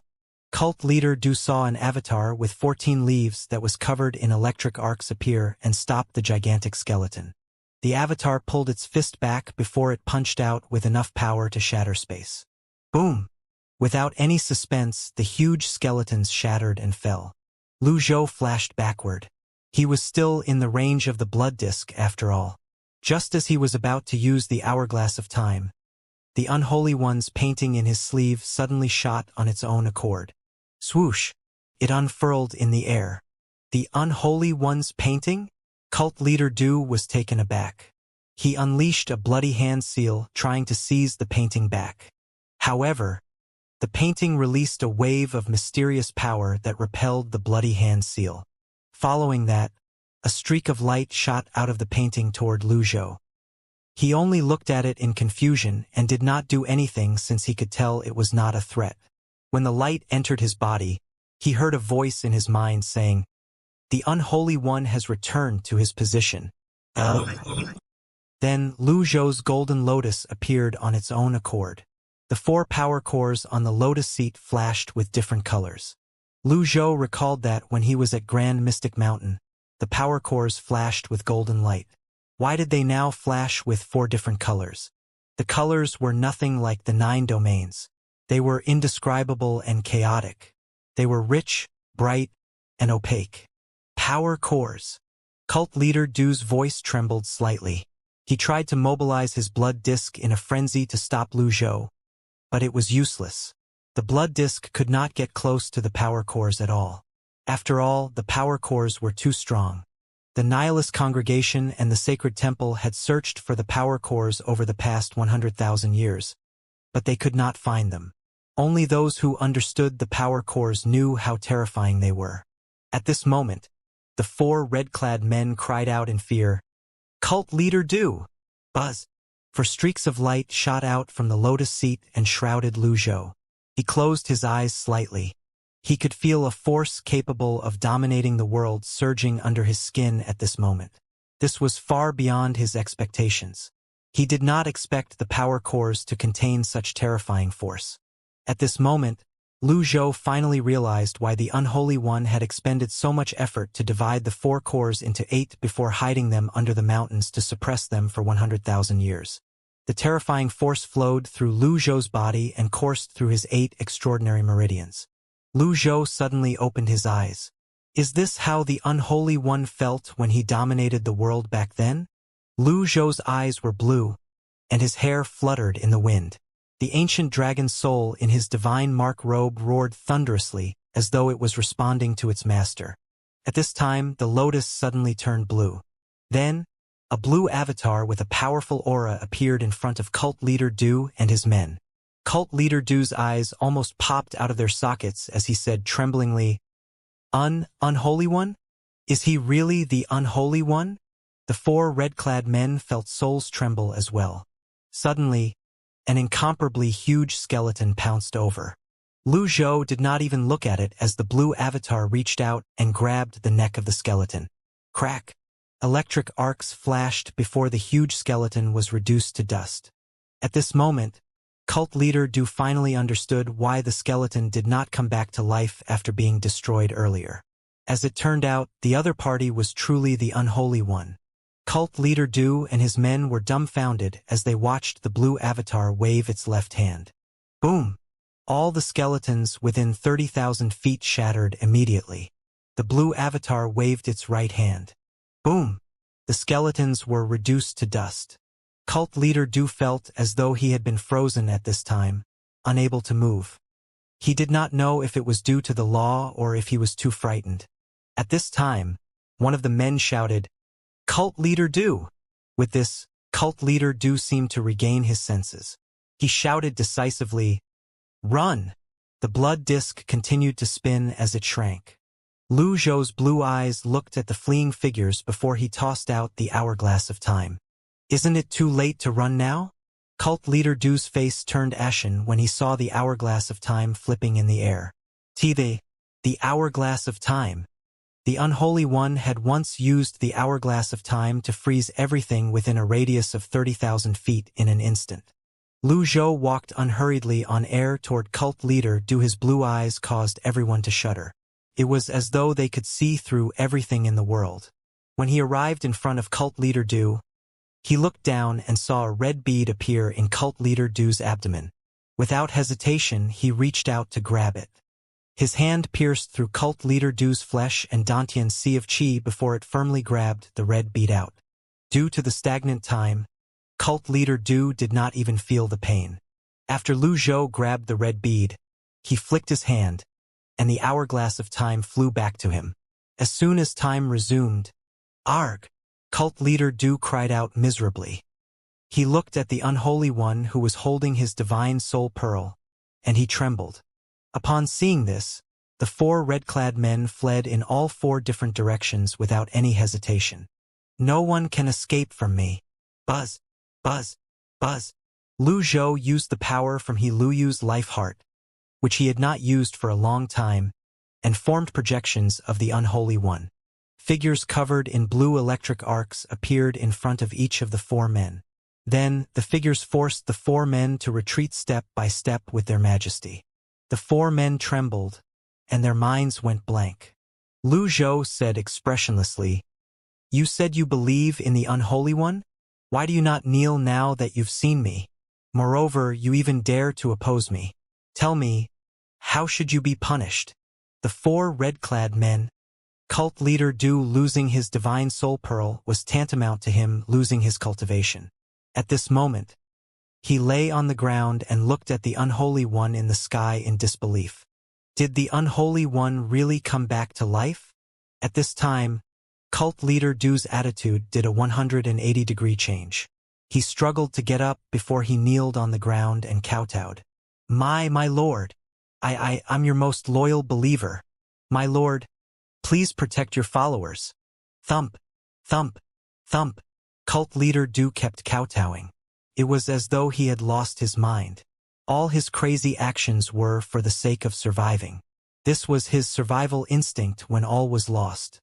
With this, the 4 red-clad men kneeled in the air and cried out, "My lord, we are your most loyal believers. Please forgive us." Lu Zhou looked at cult leader Du and asked, "Where's the nihilist congregation?" In the ancient ruins. They're your believers. They're all your believers." The terrified cult leader Du kept repeating these words over and over again. Lu Zhou nodded slightly and said, "Very good. Thank you, my lord. Thank you, my lord. Thank you." Cult leader Du kowtowed in a frenzy. "No one can hide from my eyes. Accept your death," Lu Zhou said coldly. Then he clenched his hand. Blue electric arcs flashed around it like lightning bolts. Crack! Lu Zhou crushed cult leader Du's divine soul pearl. The unholy one dominated the world. There was no need for him to consider others, and he would do as he pleased.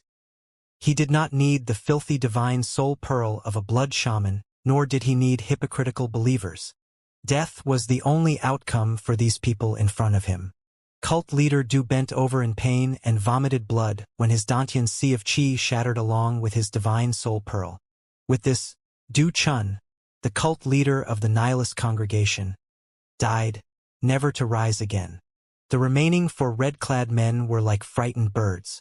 Their bodies trembled as they curled up in a fetal position on the grounds. Their eyes were brimming with reverence and fear. After a moment, they struggled to their knees before they began to kowtow like devout believers. Lu Zhou asked expressionlessly, "You're my believers? Honorable Lord, we're truly your most loyal believers. Please show mercy. Please spare our lives." Lu Zhou shook his head and said, "Since you believe in the Unholy One, you should be familiar with the way the Unholy One did things." The 4 men looked at each other as their faces turned ashen. How could they not know about how the Unholy One did things? Based on how they had ridiculed and trampled on the Unholy One's dignity earlier, their deaths should be even more terrible than Luoxiu. With this in mind, they fell back on the ground in despair. At this moment, the electric arcs on Lu Zhou's body finally disappeared. He looked at the blue avatar. In the beginning, the blue avatar's electric arcs were like the blue of the sky. However, as he continued to comprehend the divine Tao power, they gradually turned a dark blue. They looked very pure and clear, unlike the Unholy One's forked electric arcs. Lu Zhou speculated that although his cultivation path was similar to the Unholy One, his was a purer version. Based on the Unholy One's memories, he was sure that the Unholy One only had one avatar. From the beginning of time until now, he was the only one who possessed 2 avatars. "My lord, please spare my life. My lord, please spare my life." Lu Zhou ignored the pleas. Instead, he waved his hand. He wanted to look at the 4 power cores. At this time, peace had already returned to the surging power cores. Their excess energy had flowed into his golden lotus. He could clearly sense that his golden lotus had become much stronger. This was especially true for the light disk underneath it. Lu Zhou stepped forward, and the light disk flashed. He was still not very familiar with the light disk and its uses. However, after witnessing the blood disk's ability, he realized the importance of light disks. At this time, the light disk suddenly flew toward the 4 men. The 4 men were so frightened that sweat drenched their bodies. However, despite their fear, they did not dare to dodge. To be precise, they could not dodge. They were so scared that their legs had gone soft. In the end, they forcefully withstood the attack from the light disk. Bang! Bang! Bang! Bang!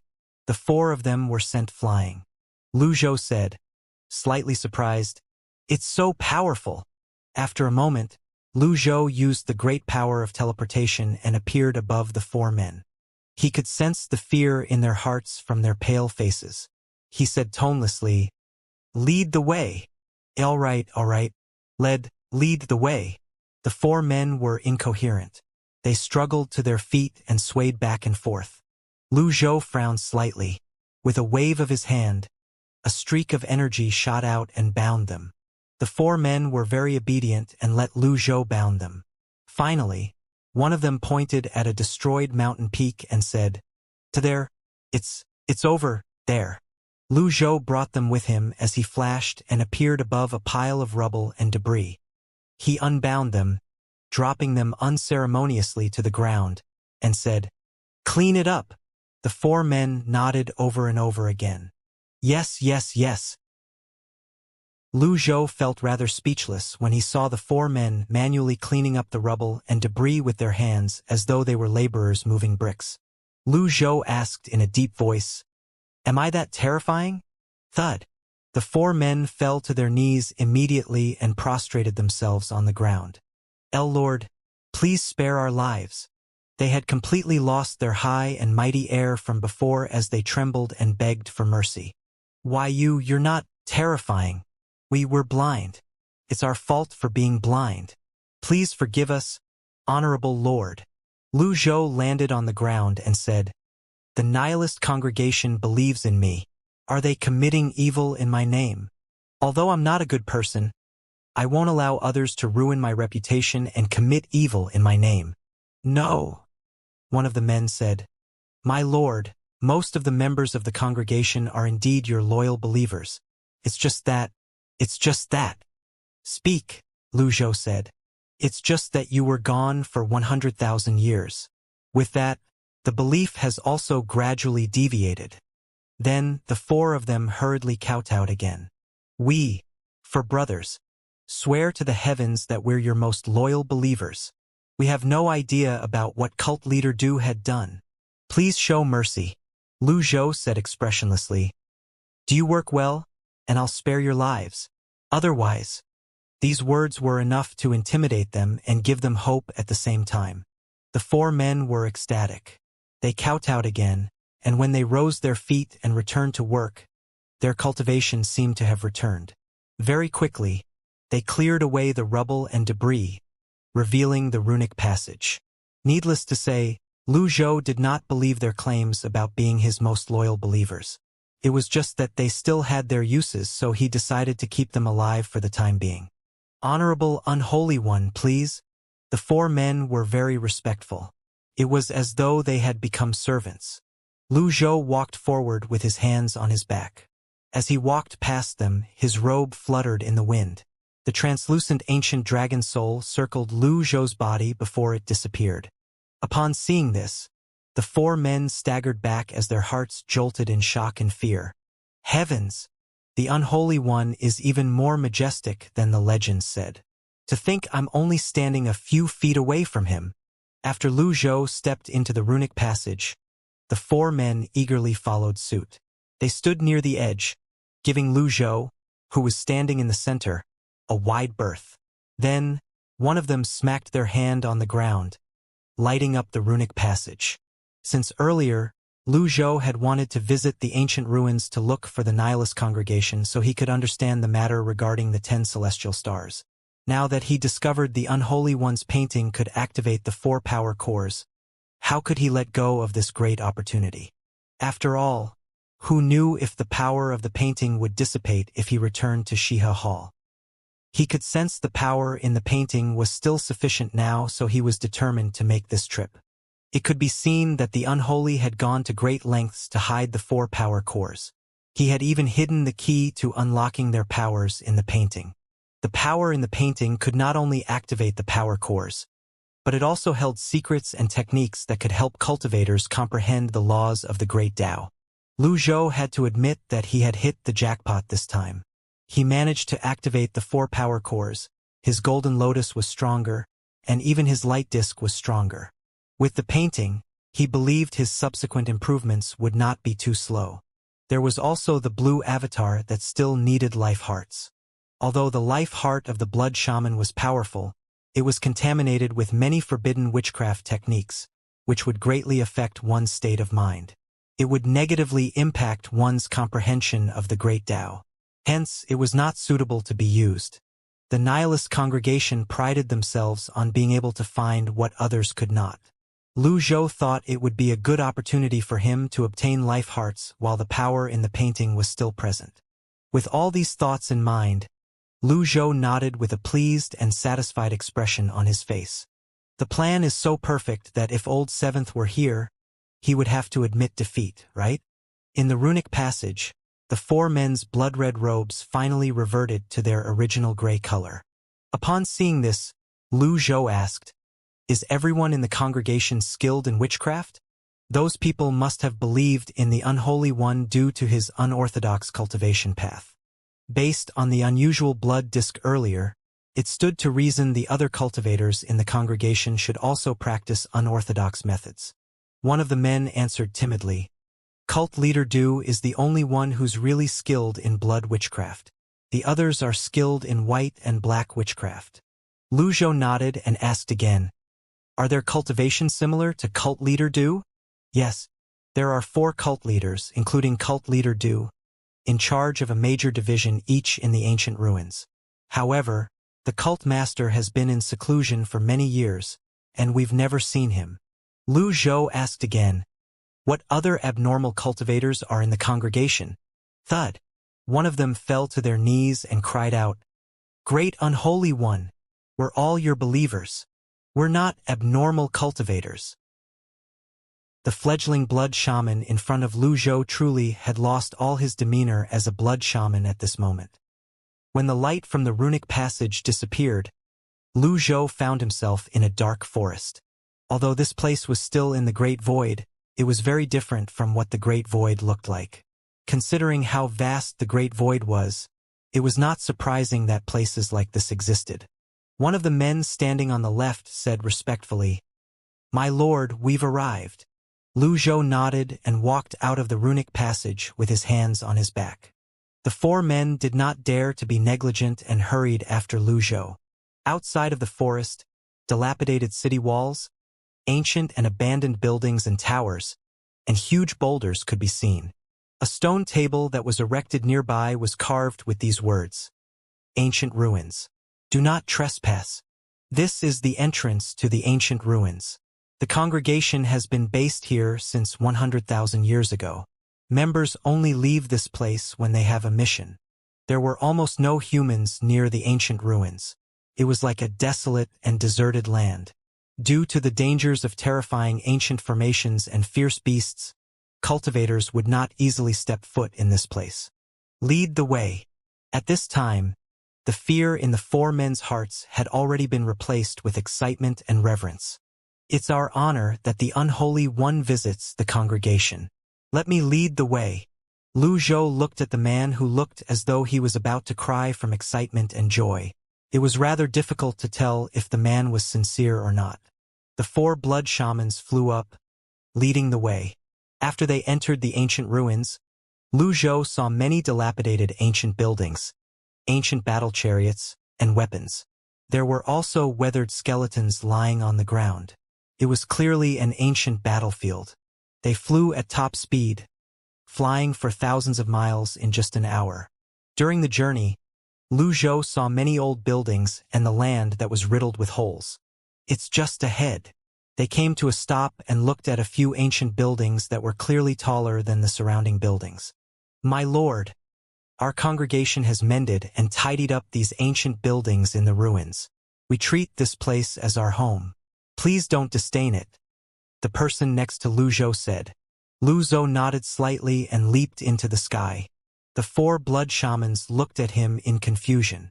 They did not know what he was going to do, so they only watched him. They did not dare to leave without his permission. Faced with a supreme being, one had to be mindful of the law of time. Otherwise, one would suffer. The best way to protect their lives was to be obedient. Lu Zhou flew 30,000 feet up before he looked down at the land. The ancient battlefield stretched as far as the eyes could see. It was like a wasteland filled with rundown structures and white bones. What happened here?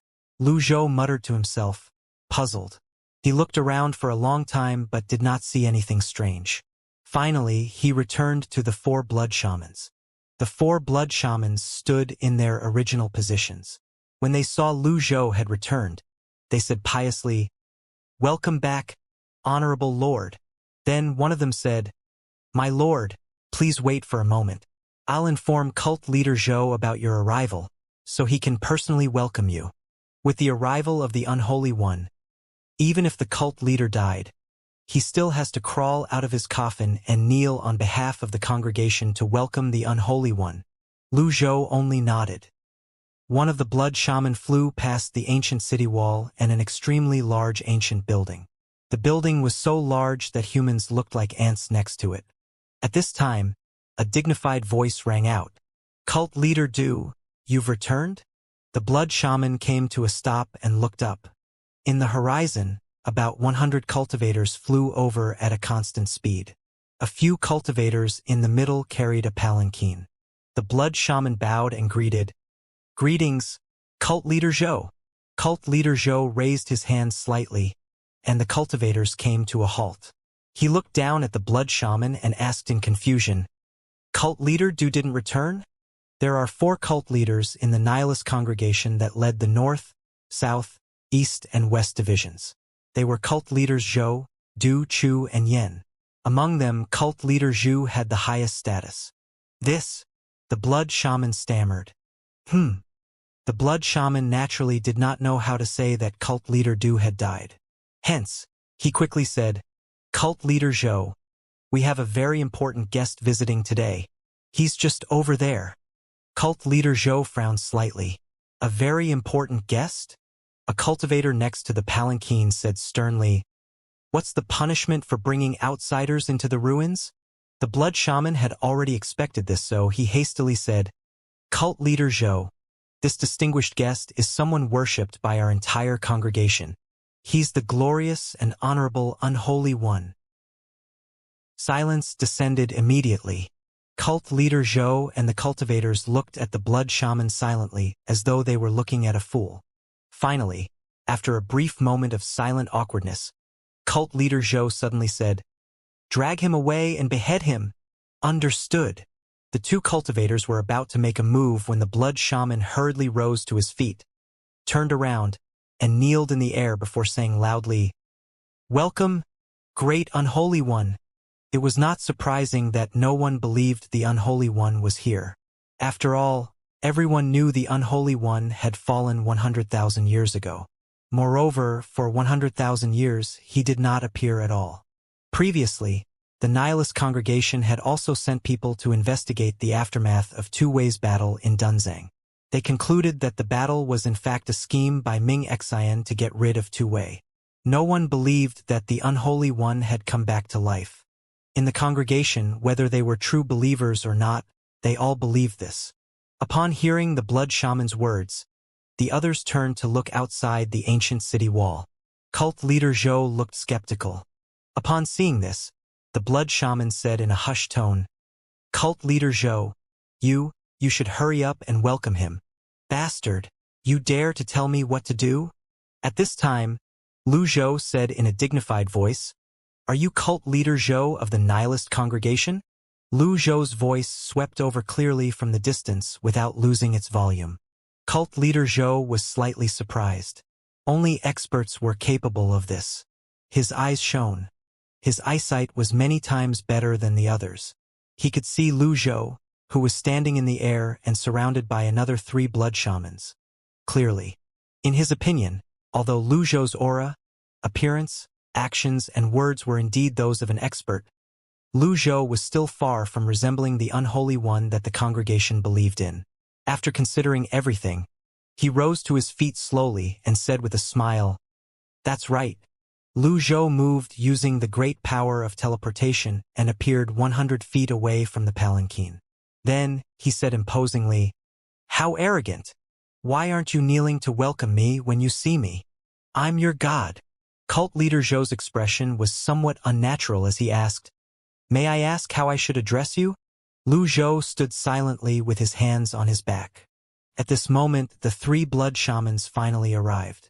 They kneeled in unison and said loudly, "Welcome, great unholy one, to the nihilist congregation."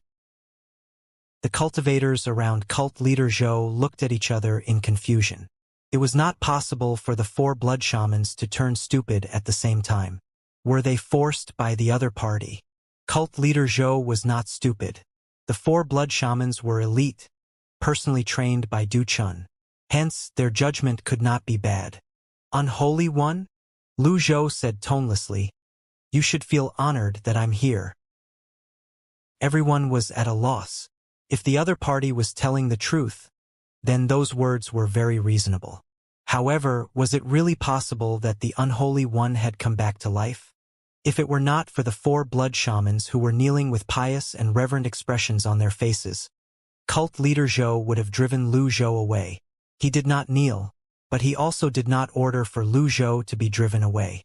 Instead, he cupped his fists together and said, "The unholy one fell 100,000 years ago and had not appeared over the past 100,000 years. The unholy one is the only god our congregation acknowledges. I hope you can understand us." He paused for a beat before he continued to say, "If you're really the unholy one, we'll naturally kneel and welcome you. Hence, can you please verify your identity to avoid misunderstandings?" Cult leader Zhou was indeed a smart person. It was not difficult for Lu Zhou to confirm his identity. However, he did not want to needlessly squander the power of the unholy one's painting. Hence, he said, "Take this palm strike, and you'll know if I'm the unholy one or not." Then Lu Zhou raised his right hand slightly. Primal chi began to gather immediately. The 4 blood shamans were the first to react. They quickly retreated as their eyes shone with fear. Retreat! Quickly retreat! Honorable Unholy One, please be gentle. The cultivators around the palanquin were speechless again. Isn't this too much? Isn't this too exaggerated? The 4 blood shamans did not think it was too exaggerated.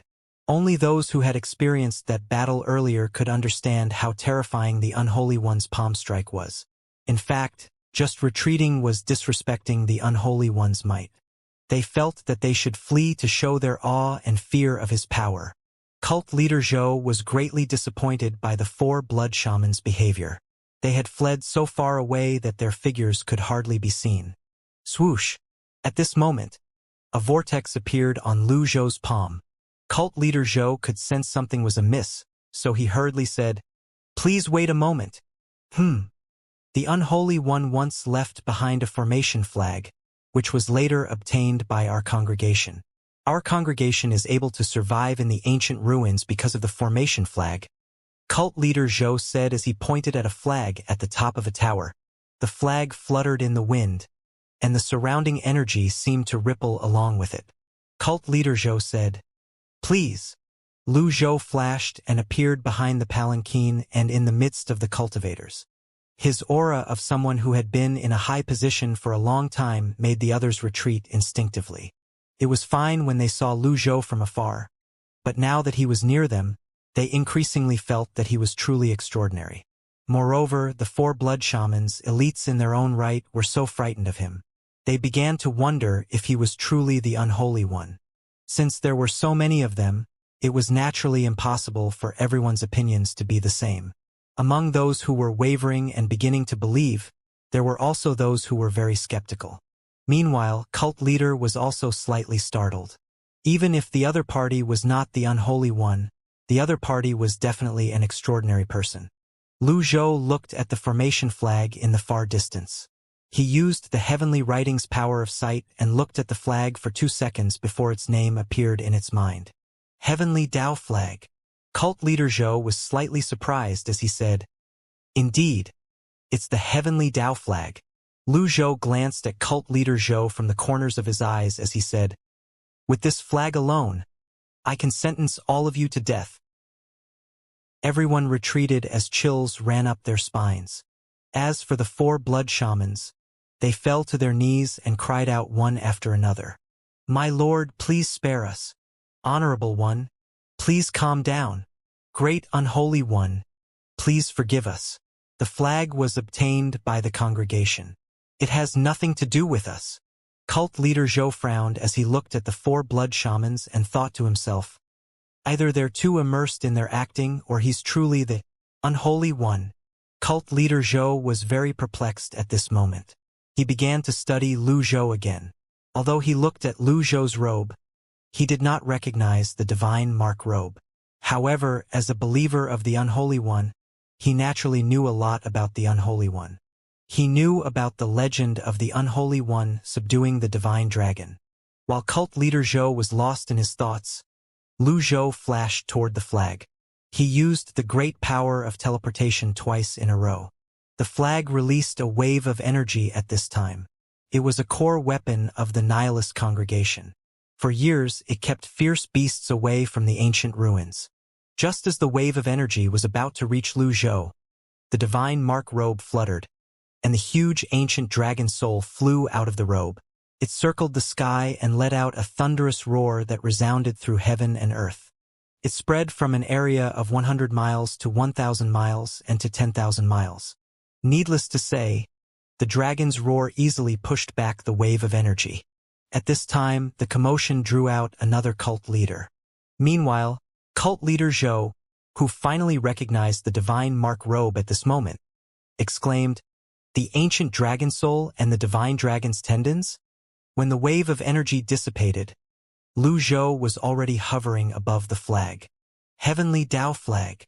The formation flag trembled violently as though it had sensed its master's call. Following that, all the vitality energy in the surroundings converged rapidly. The bones, rubble, and debris on the ground floated up as though there was zero gravity. Then, a A streak of light shot out of the heavenly Dao flag toward the sky before a huge bolt of lightning struck down at Lu Zhou. Following that, electric arcs flashed all over his body. He was completely unaffected. Upon seeing this, cult leader Zhou's eyes almost popped out of their sockets. Without any hesitation, he fell to his knees and cried out, "Welcome back, my god!" Following cult leader Zhou's lead, the cultivators around the palanquin kneeled in the air and greeted Lu Zhou in unison. Cult leader Zhou was an ancient cultivator who had witnessed the Great Void War in the past.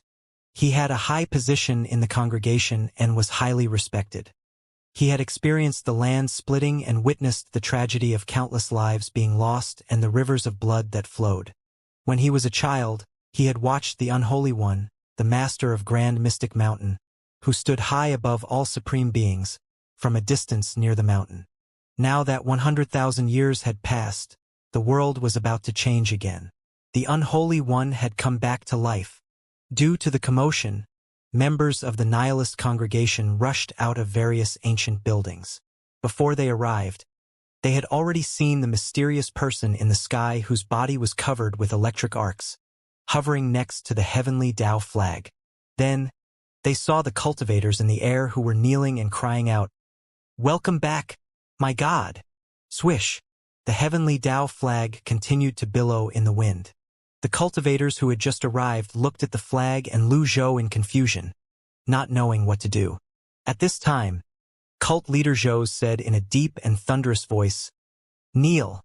As the head of the 4 cult leaders, cult leader Zhou had the authority and strength to command everyone. With just one word, the confused cultivators kneeled one after another. When they regained their senses, their hearts trembled with excitement, and their legs weakened. Unholy One. There were no words to describe the excitement of the members of the nihilist congregation at this moment. Whether they were true believers or not before this, at this moment, all of them had turned into the most loyal and devout believers. After a few moments, the electric arcs on Lu Zhou's body finally disappeared. The heavenly Dao flag had also calmed down. Initially, Lu Zhou planned to take back the heavenly Dao flag, but after he probed it, he discovered that it had already taken root in the ruins. Hence, he decided to give up on it. First, it was just a formation flag. Unlike weapons, it could not be used while one was moving. Second, he already had the Void Grade unnamed. If one day he decided to build a new territory like Grand Mystic Mountain, it would not be too late to return and snatch it away. All in all, it was of no use to him now. After everything calmed down, Lu Zhou slowly descended and landed in front of cult leader Zhou before he surveyed his surroundings.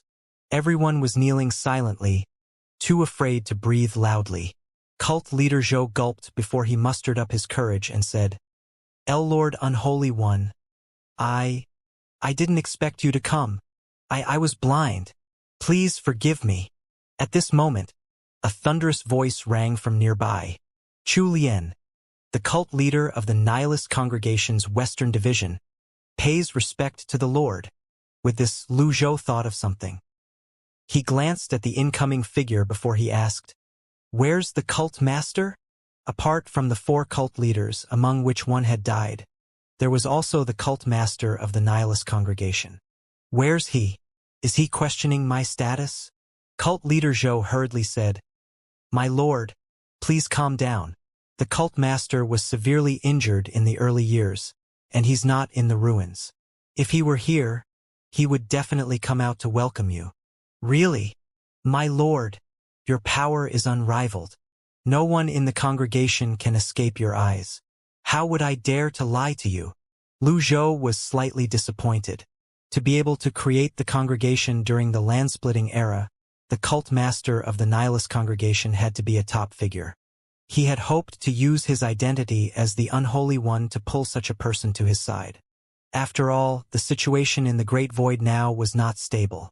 Lu Zhou did not know when his conflict with the sacred temple would explode. Before that happened, he had to consolidate his strength and recruit experts. The 10 disciples of the Evil Sky Pavilion were not enough. Even if he had the 4 emperors of the Lost Lands on his side, he could only fight to a draw at best. Lu Zhou asked, "Then, Who makes the decision in the congregation now? Me, cult leaders Zhou and Chu said at the same time. Then the duo looked at each other for a long time. The delicate balance between the four cult leaders was not a secret. Finally, Chu Lian said, "Cult leader Du." Before Chu Lian could finish his words, one of the blood shamans hurriedly interjected in a clear voice. Cult leader Du was presumptuous and offended the great unholy one. As such, he was executed on the spot.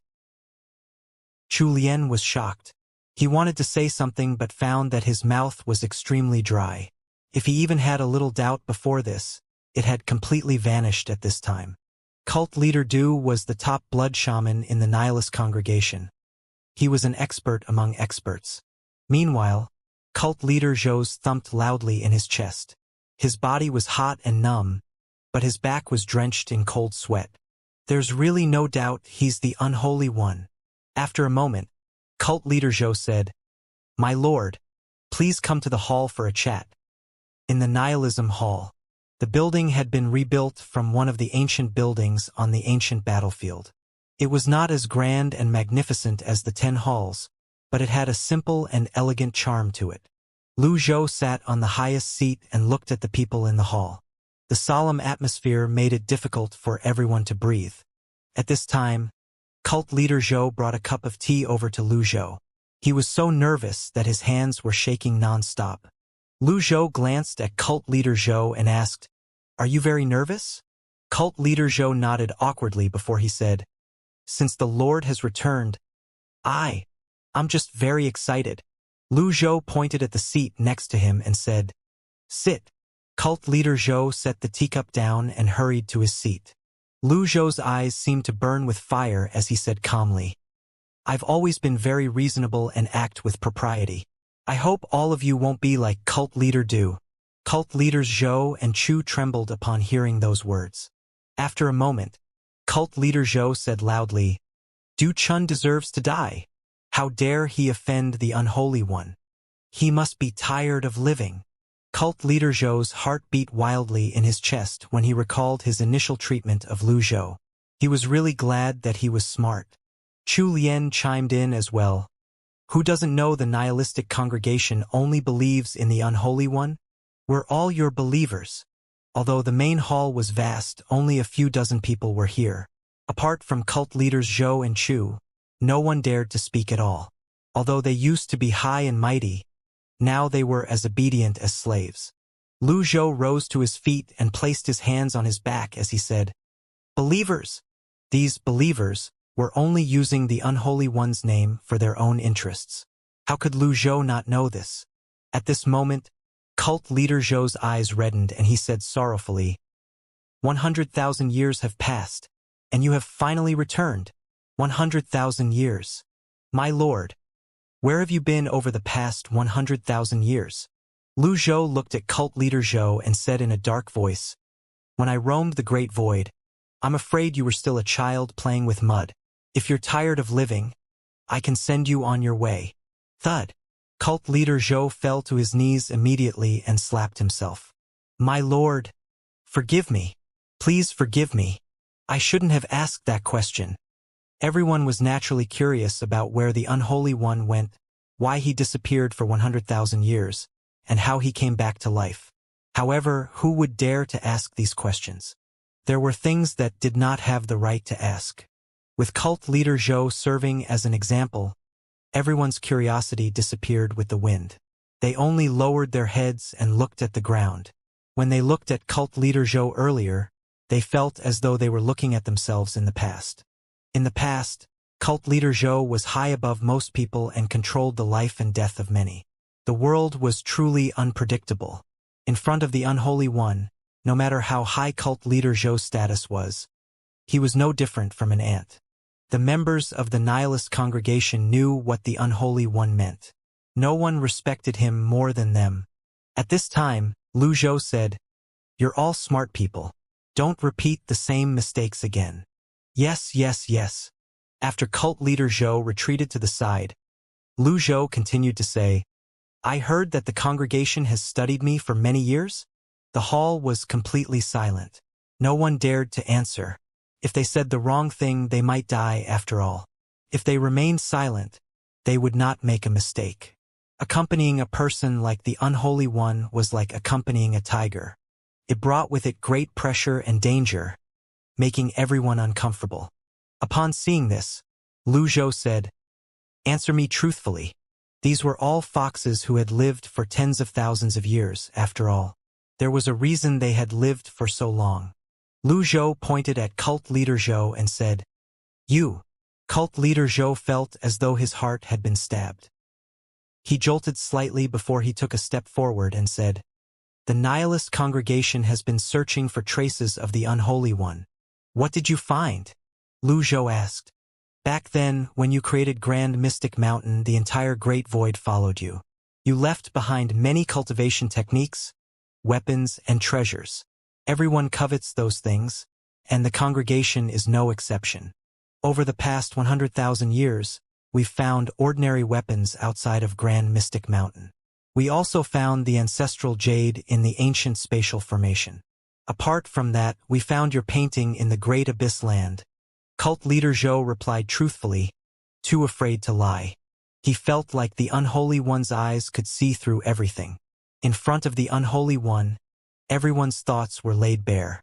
The differences in their years, experiences, and cultivation were truly insurmountable. It was not just the difference between the strong and the weak. They would only look foolish if they played tricks in front of the Unholy One. "Is that all?" Lu Zhou paced with his hands on his back. Cult Leader Zhou kneeled on one knee and said, "I'm not lying. There are no clues about your 4 power cores, the 10 classics, and your weapon. Their whereabouts remain a mystery until today." In the hall, only Lu Zhou knew that he had recovered the power cores under the mountains of Grand Mystic Mountain.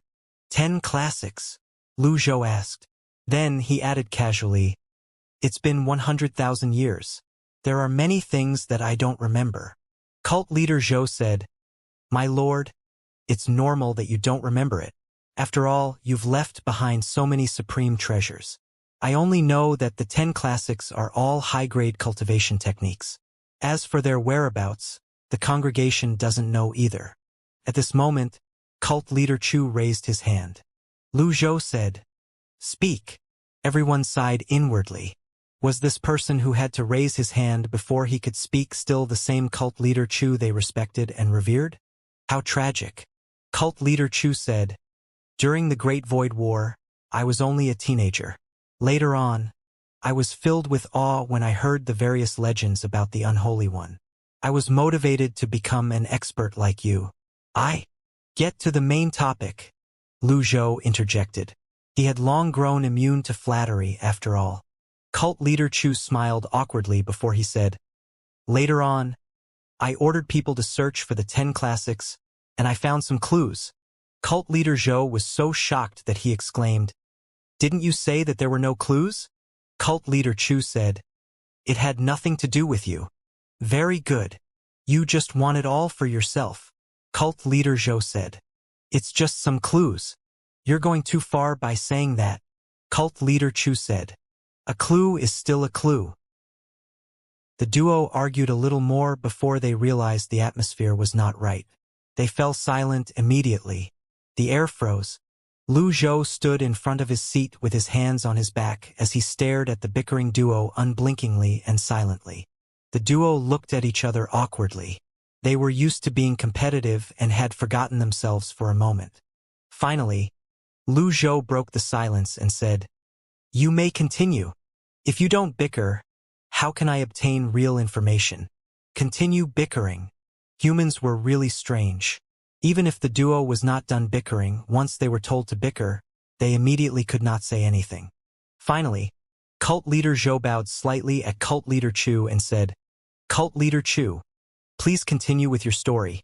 Chu Lian said, "I once searched near Grand Mystic Mountain for 3 years. After all, the ancient spatial formation is too dangerous. Coupled with the sacred temple's people patrolling the place, I had to give up. Later on, I found a clue in a historical record in the Great Void's Chongguang Hall. It was stated that during the Great Void War, the Unholy One fought against the supreme beings of the 10 halls. Space shattered and time was chaotic. It was said that the 10 classics fell through the cracks in space. Lu Zhou frowned slightly. He was curious about the 10 classics the Unholy One left behind. What kind of classics were they? Cult leader Chu sensed that Lu Zhou was quite pleased when he spoke about the nihilist congregation's research about the Unholy One and the results, so he continued to say, "At that time, Emperor Chongguang was still alive. I discovered later on that he was the one who wrote the historical record. This means the authenticity is quite high. Alas, 30,000 years after the Great Void ascended to the sky, which was also the time the first batch of Great Void seeds grew after the land split, Emperor Chongguang died. With that, my leads came to an end." "Is that all that's written in the historical record?"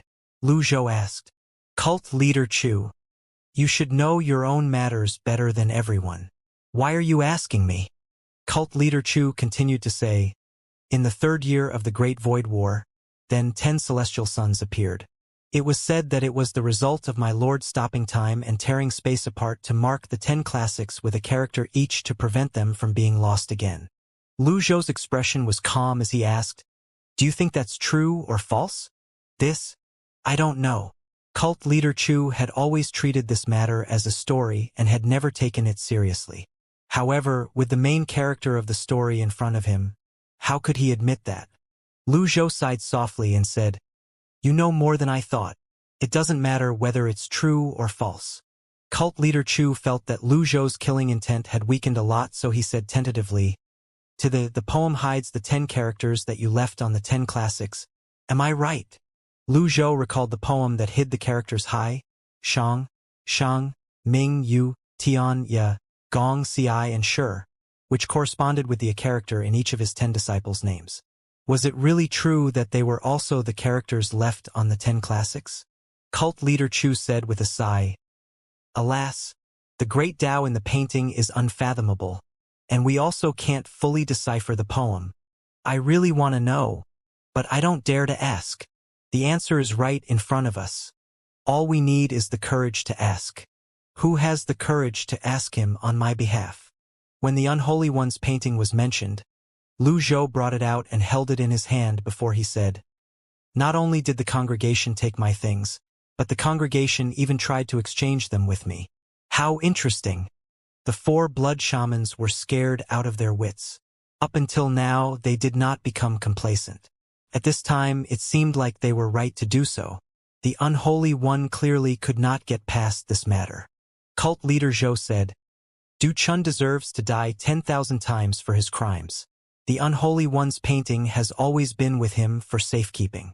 I didn't expect him to be so audacious." Lu Zhou put the painting away and asked, "Why does the congregation want the heaven-suppressing pestle?" "This?" Cult leaders Zhou and Chu looked hesitant to speak. "Oh," although it was just an "oh." Lu Zhou sounded very threatening. With that, cult leader Zhou hurriedly said, "The heaven-suppressing pestle can absorb the power in the abyss." When cult leader Chu saw cult leader Zhou revealing one of the congregation's core secrets, he decided to go all out. Hence, he said, "My lord, you were away for 100,000 years, so you might not know much about the pillars of destruction. Then, 10 pillars grew in the unknown land and lifted the great void to the sky and supported it until today. The 10 pillars provide the purest energy to the great void, and that energy comes from underground. However, it's strange that cultivators can't use the power of the earth. After the power of the earth enters the pillars before being released into the great void, it becomes the great void energy and nourishes the cultivators. This is also the fundamental reason that the great void stands above the 9 domains. Now that 100,000 years have passed, many young cultivators who were born and raised in the great void were born with the great void energy." Lu Zhou nodded slightly. It was no wonder that the cultivators of the great void had such a strong sense of superiority. Cult leader Chu continued to say, "The nihilist congregation tracked and studied the heaven-suppressing pestles for a long time before discovering that the pestles can solve this problem. Through the heaven-suppressing pestles, one can directly absorb the power of the earth to greatly increase one's cultivation." Lu Zhou asked, "Did you obtain any heaven-suppressing pestle before this?" Cult leader Zhou replied, Du Chun used the same method to obtain the heaven-suppressing pestles twice, so he could cultivate the blood disc. After using them, he would return them. I wonder whom he looked for this time. At this time, one of the blood shamans kneeled on the ground and said, "Cult leader Du ordered us and Captain Luo to go to Shiha Hall." What a lunatic! The holy maiden is very loyal to the sacred temple. Was he not courting death by looking for her? Cult leader Zhou said. Since Du Chun was dead, he would trample on Du Chun as much as he could to express his stance to the unholy one. Cult leader Chu said. He had no other choice but to look for the holy maiden. I heard that the other heaven-suppressing pestles are lost. Even the great abyss land's heaven-suppressing pestle is lost, let alone the ones from the 10 halls. Cult leader Zhou said before he muttered under his breath. I wonder which bastard has them.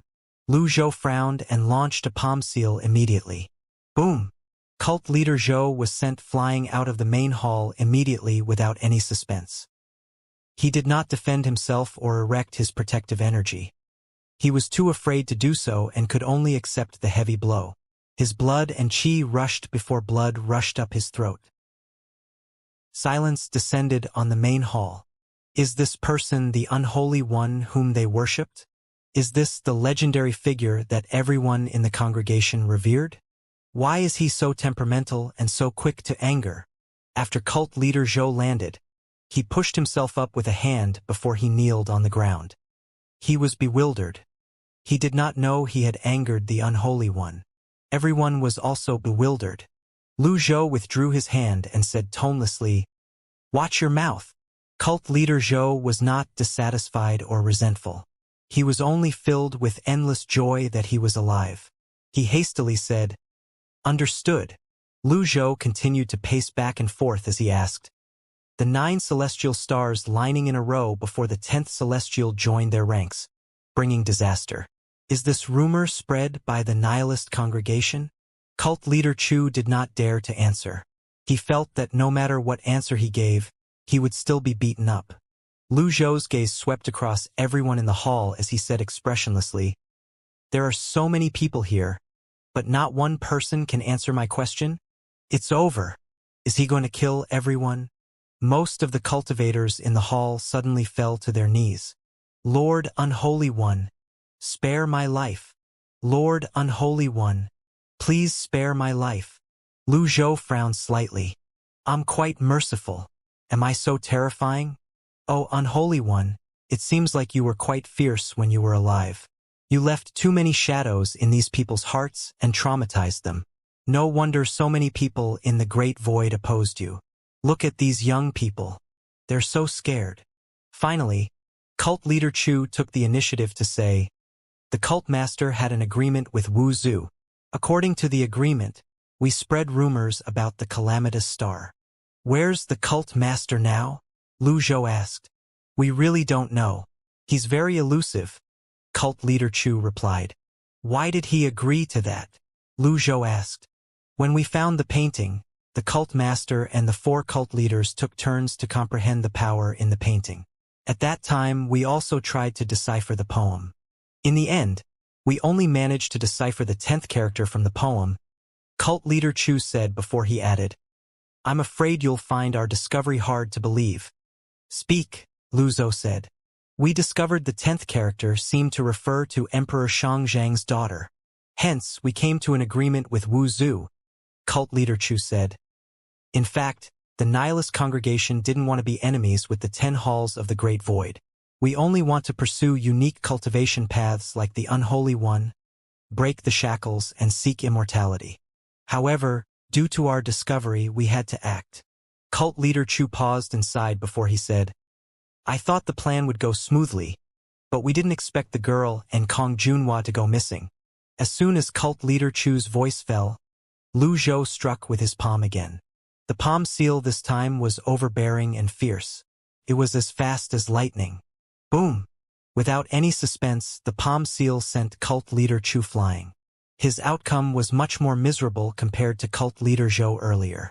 When he was sent flying back, he felt as though his Dantian sea of qi was torn apart.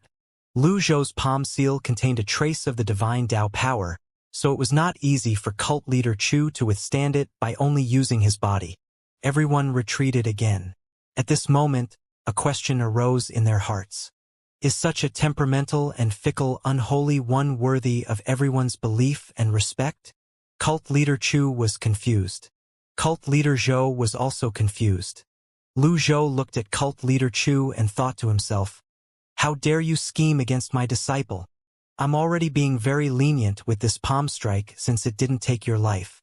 Lu Zhou asked, "Do you know why I attacked?" Cult leader Chu shook his head.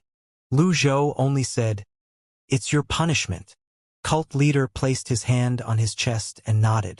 "Thank you, unholy one, for the punishment.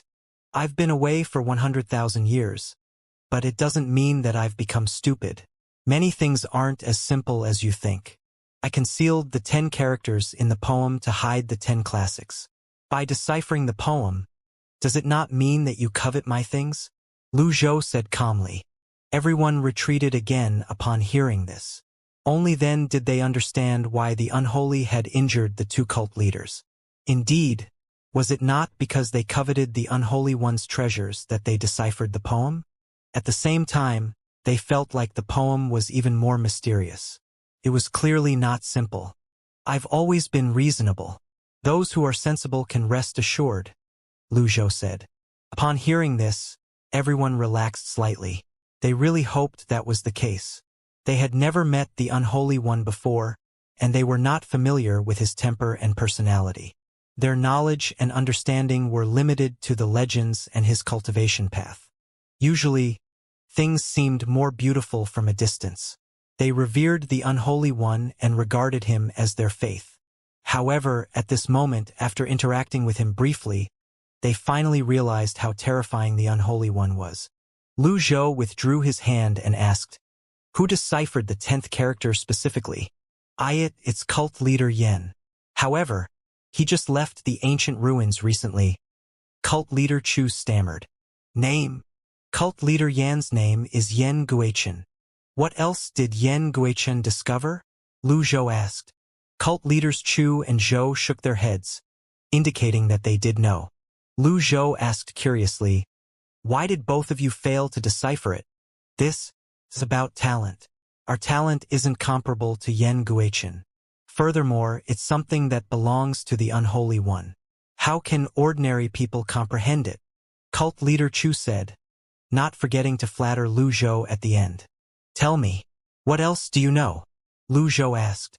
The hall was once again silent. The information Lu Zhou obtained today had far exceeded his expectations. The harvest was rather good.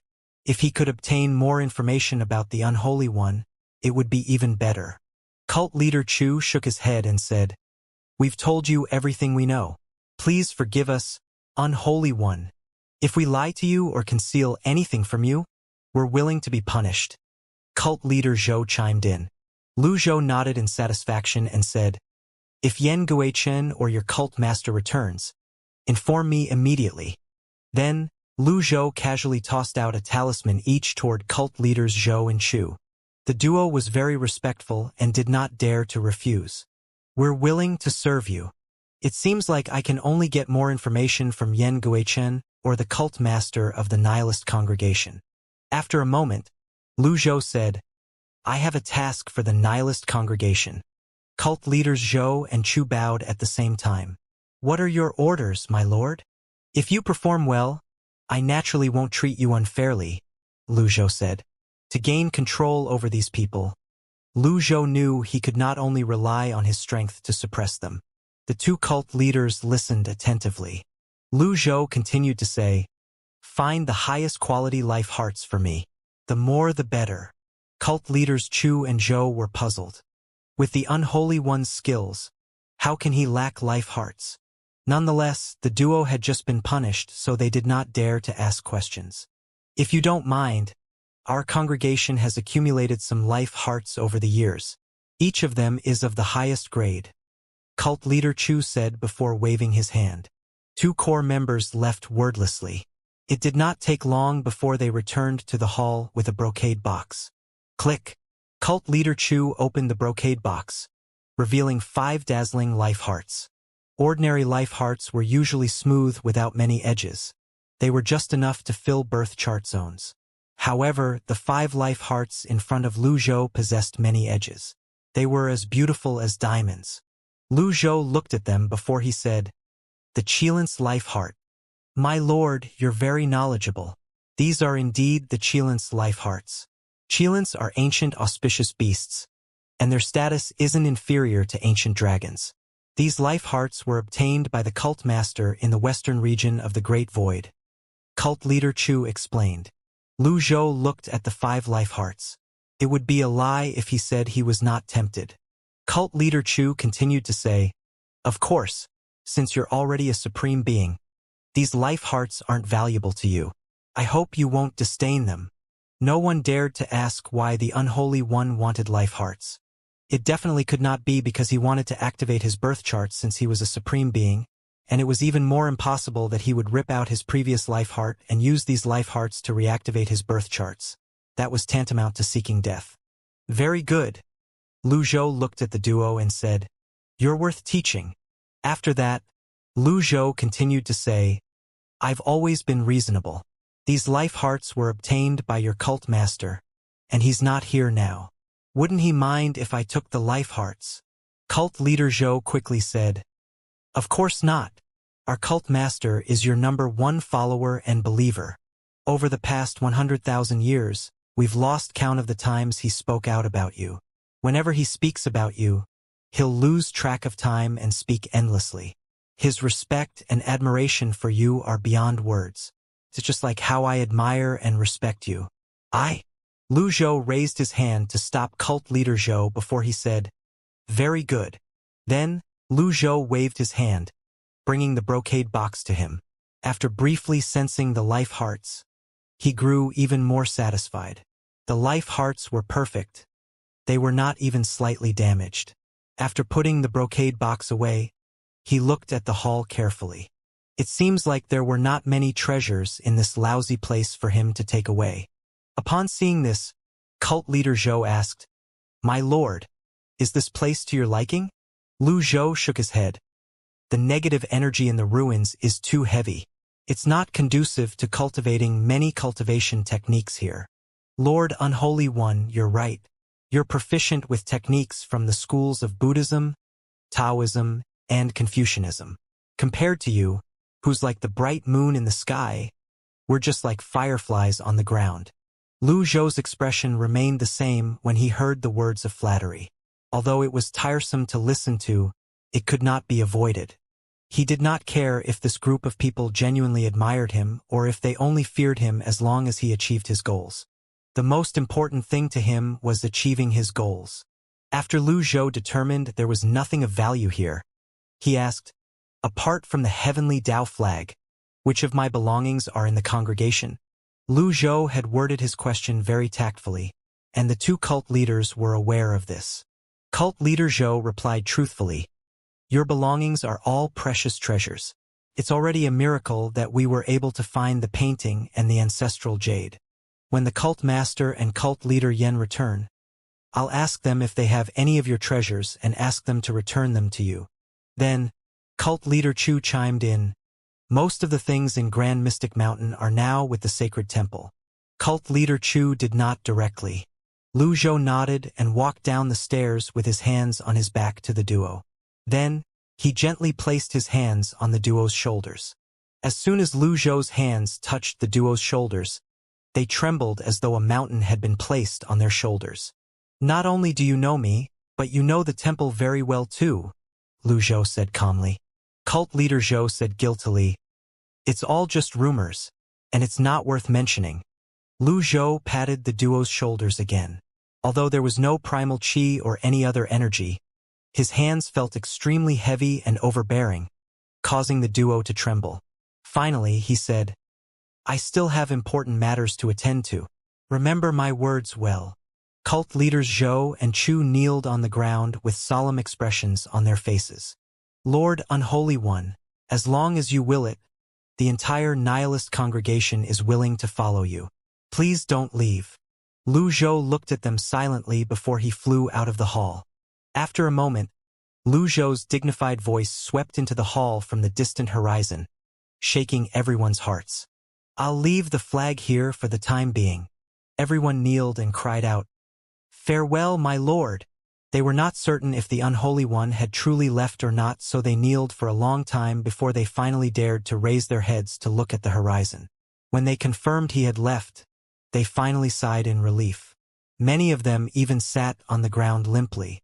Cult leaders Zhou and Chu, who had been on edge the entire time, finally relaxed and slumped to the ground. It took them a long time before they finally calmed down. They felt as though they were dreaming. After a long time had passed, they looked at each other. Many core disciples had also gathered at the entrance of the hall at this time. Cult leader Zhou rubbed his eyes and asked, Was I dreaming? No. He's returned. How's this possible? Isn't it impossible to resurrect the dead? Cult leader Zhou asked. Cult leader Chu rose to his feet with great difficulty and said, Not necessarily. Do you still remember the cult master's words? He said that the Unholy One once studied ways to achieve eternal life. The matter of resurrection is inseparable from that study. They all have something to do with life and death, after all. If you remember, the congregation once found clues in the Black Lotus domain that indicated the Unholy One was alive. Cult leader Zhou sighed. It's a pity no one believed it at that time. I believe he's returned for a while now, but everyone dismissed the signs. According to your words, it was true that the Unholy One fought Emperor Tu Wei in Dunzang? In hindsight, it's so obvious. Who else would be able to kill Emperor Tu Wei? Cult leader Chu said with a hint of admiration. Then he said, Perhaps a bloodstorm is about to land on the Great Void. Cult leader Du is really unlucky, Cult leader Zhou said as he shook his head. Cult leader Chu scoffed. Fortunately, this was not the time when the Unholy One was still the master of Grand Mystic Mountain. Otherwise, our entire congregation would have been implicated because of Du Chun. He deserves to die. Cult leader Zhou nodded. Then, he pointed at the 4 blood shamans and said, From now, Du Chun's name will not be spoken in the congregation. Du Chun's division will be disbanded, and its members will be assimilated to the remaining 3 divisions. Understood. For 2 days, the members of the Nihilist congregation did not dare to leave the ancient ruins without permission. On the 3rd day, in the Nihilism Hall, cult leaders Zhou and Chu were chatting when a disciple suddenly rushed in from outside. I have a report. Cult leader Yen has returned. The duo stood up with expressions of joy on their faces. After waiting for so many days, the other party had finally returned. Cult leader Chu said, Inform the Unholy One immediately. There's no rush. Let's wait for cult leader Yen first. Very well. Soon enough, cult leader Yen, or Yen Guichen, who was dressed in a gray robe, walked into the hall. He had a tall and majestic figure, and he looked to be in high spirits at this moment. He laughed and said, Brothers, I haven't seen both of you in a while. I've missed both of you very much. Cult leader Chu said with a smile, Brother Yen, you're glowing. It seems like you've gained a lot from your trip. Of course. Yen Guichen took a seat across from the duo and drank straight from the teapot before he said happily, Guess what treasure I found this time? Cult leaders Zhou and Chu looked at each other and shook their heads. Cult leader Chu asked, It can't be the Unholy One's treasure, right? Yen Guichen laughed. Something like that. Cult leaders Chu and Zhou instinctively took a few steps back at the same time. They looked at Yen Guichen with fearful and nervous expressions on their faces. At this moment, they really wished they could sever all ties with Yen Guichen. Yen Guichen looked at cult leaders Zhou and Chu strangely as he asked, What's wrong with both of you today? This. Don't be like this. Let me show you, Yen Guichen said before clapping his hands. 2 cultivators carried a stretcher into the hall. A person was tied up on the stretcher. His body was wide and chubby, and his mouth was bound. Muffled sounds could be heard from him. Cult leader Chu frowned. Didn't you say it's the Unholy One's treasure? Why is it a person? Yen Guichen said, It is. Do you remember the Unholy One's painting? More than 500 years ago, I deciphered the 10th character from the poem. Some time ago, I deciphered the 8th and the 9th characters. The duo was shocked. Yan Guichen continued to say, I understand now. The Unholy One was afraid the 10 classics would be taken away, so he gave them to 10 people. The person with the 9th character is protected by experts, so it's difficult for me to get close. However, through a talisman, I met the person with the 8th character. Then Yan Guichen pointed at the person on the stretcher. Him? Cult leader Zhou and Chu looked at the person on the stretcher in shock. Yan Guichen said, Brothers, there's no need to feel so shocked that I managed to capture him. Yan Guichen waved his hand, removing the gag from the captive's mouth. You? Who are you? Why did you kidnap me? Let me tell you, I'm from the sacred temple. I have a great background. Quickly let me go. Yan Guichen leaned down slightly and looked at the captive with a profound gaze as he asked, What's your name? What does my name have to do with you? Young man, it's useless to be so stubborn. This is the nihilist congregation. We're not bound by the temple. If you want to live, you better cooperate obediently, Yan Guichen said. Ha! The captive immediately wilted upon hearing these words. Not bound by the temple? It's over. Yan Guichen asked again, What's your name? If you have something to say it nicely. Don't do anything rash. I'm Zhu. I'm old 8th Zhu, the captive said. His attitude had changed completely. Yan Guichen spread his arms and said with a smile, This is heaven's will. He's old 8th Zhu, and he bears the mark of the 8th character. Is this really a fucking heaven's will, or did you force this logic? Cult leaders Zhou and Chu were speechless. Yan Guichen continued to say to old 8th Zhu, Let me introduce myself. I'm cult leader Yan of the nihilist congregation. Our congregation isn't bound by the temple or the 10 halls. We believe in the powerful Unholy One who ruled the world in ancient times. The Unholy One? Old 8th Zhu scratched his head. You have the wrong person. I don't know the Unholy One. Yan Guichen said, The Unholy One left behind many treasures when he was alive. Among them are 10 very unique cultivation methods. Grand Mystic Mountain called them the 10 classics.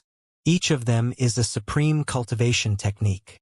To cultivators, they had to comprehend a cultivation technique every time they entered a new stage in their cultivation in order to improve their strength. Only by constantly comprehending difficult cultivation techniques would they grow stronger. However, only the 10 classics were different and could be comprehended from the beginning until the end. The Unholy once left a character on each of the 10 classics, and you bear the 8th character on your body, Yan Guichen said. His tone darkened as he continued to say, As long as you hand over the 8th classic, not only will I spare your life, but I'll also protect you. I can also satisfy your wishes. Old 8th Zhu was even more confused. He did not understand Yan Guichen at all. What 8th classic? What 8th character? I really don't know. A wise man submits to circumstances, Yan Guichen said. Think carefully before you speak again. Old 8th Zhu wanted to cry, but he had no tears. He said, I really don't have any 8th classics. Yan Guichen waved his hand and said, Break his finger. No, I'll talk. Old 8th Zhu hurriedly said, My name is actually not Old 8th Zhu. I made it up. Clearly, your deduction earlier is wrong, and you've captured the wrong person. My name is Zhu Honggong, and I worked in the sacred temple for many years now. If you don't believe me, you can ask around. If I lied, it's not too late for you to come back and chop me into pieces. Yan Guichen's eyes lit up upon hearing this. He said excitedly, I was right. Brothers, the 8th character is Gong, and his name is Zhu Honggong. Zhu Honggong. Fuck. Does this person really like to turn coincidences into something fated? Cult leaders Zhou and Chu were still stunned. Yan Guichen chuckled and said to Zhu Honggong, I believe in my judgment. The 8th classic is definitely with you. If you don't hand it over, I'll skin you alive and dismantle your bones. I'll find it eventually. Zhu Honggong said helplessly, How can I make you believe me? You've really caught the wrong person.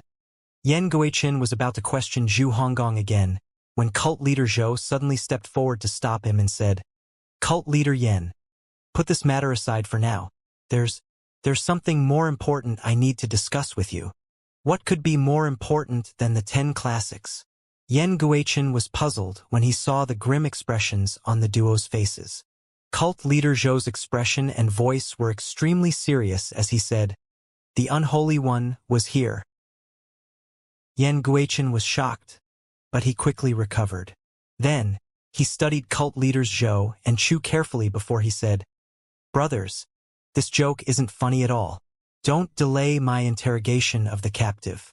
Today, I'll definitely pull out his intestines to get what I want.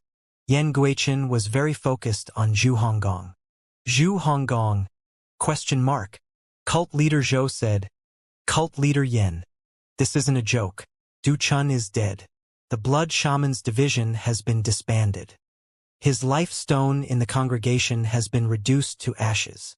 Du Chun is dead? Yang Guiqin was shocked. The duo nodded helplessly. Cult leader Chu explained.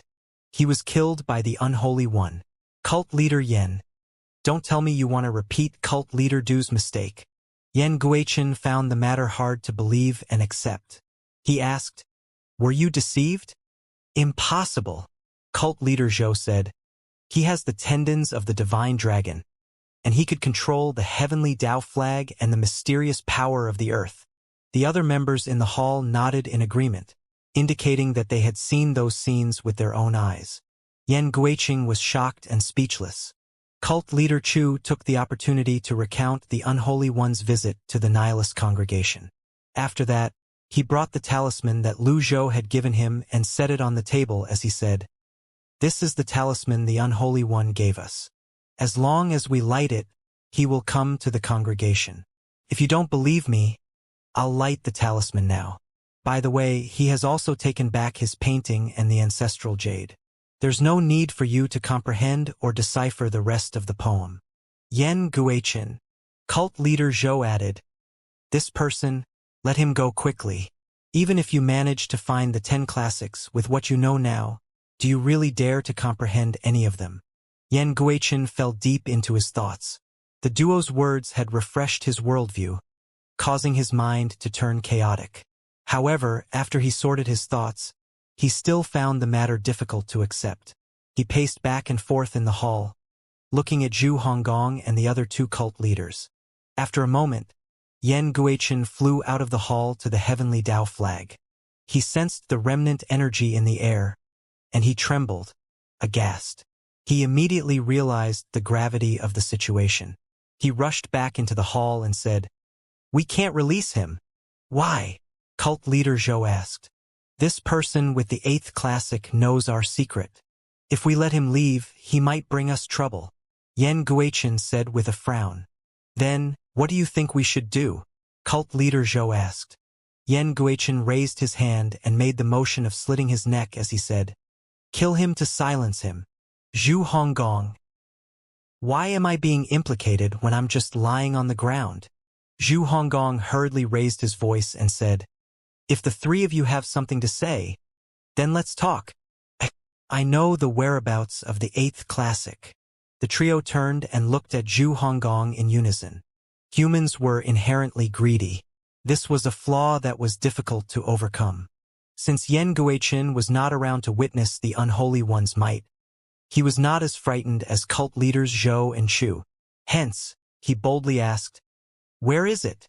Zhu Honggong replied, It's very precious. Naturally, I don't have it on me. These words made sense. Cult leader Zhou asked, puzzled, If you don't have it on you, how did the talisman track you? Yan Guiqin looked at Zhu Honggong and asked, You cultivated the classic? Yes, I cultivated it. That makes sense. Then, where did you hide it? Yan Guiqin asked.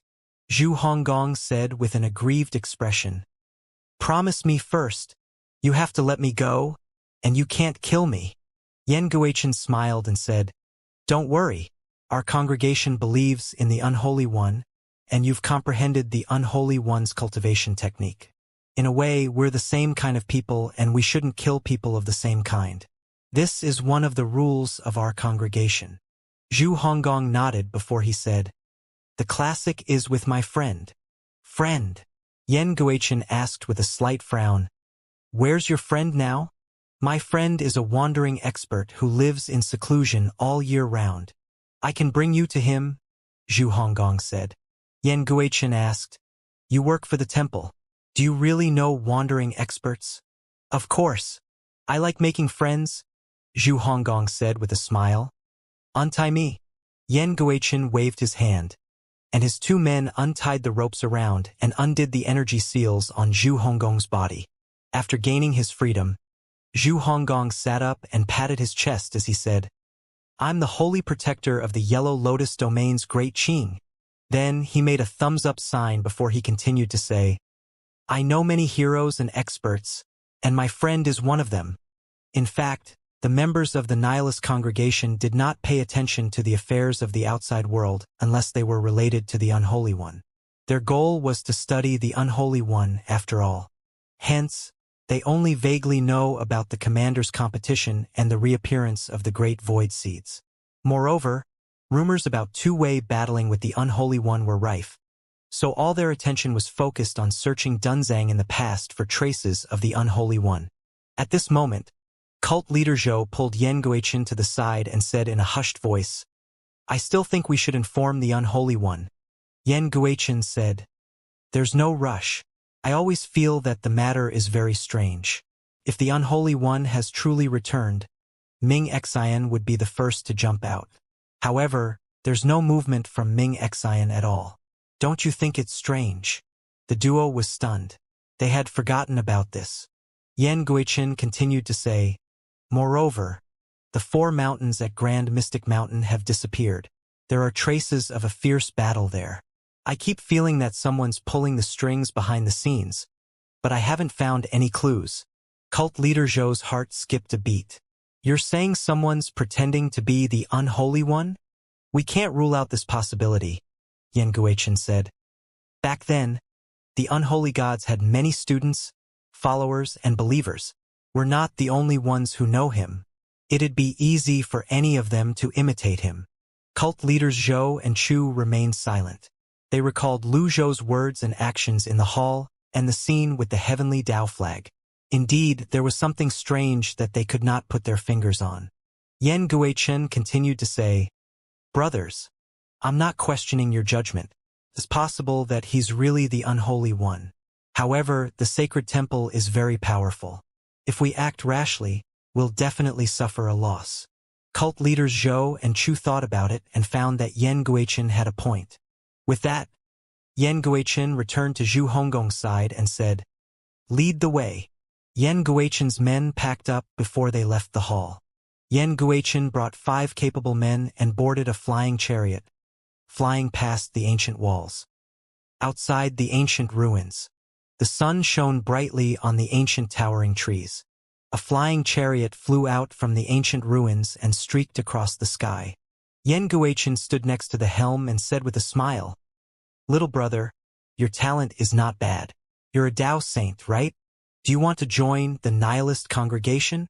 Zhu Honggong said helplessly, "Everyone yearns to join the sacred temple, and I'm no different." "You're quite honest," Yen Guichen said. "The sacred temple has really brainwashed a lot of people. Everyone thinks it's the best place in the world." Zhu Honggong asked, "Isn't it though?" Yen Guichen scoffed and said, "My ass. In the past, the best place in the world was not the shitty sacred temple. It was Grand Mystic Mountain." "Grand Mystic Mountain? You're young, so it's normal that you don't know it. Moreover, it's also a taboo in the Great Void. I won't say too much to avoid harming you," Yen Guichen said as he looked down on the mountains and land. Zhu Honggong nodded before he pointed at the distant sky. "The destination is Winter Spring Valley. Your friend sure knows how to enjoy himself. The Winter Spring Valley is very peaceful because it's uninhabited," Yen Guichen said. "He's always liked solitude." Then the flying chariot suddenly picked up speed and flew off like a shooting star. After an unknown amount of time, the flying chariot appeared south of Winter Spring Valley.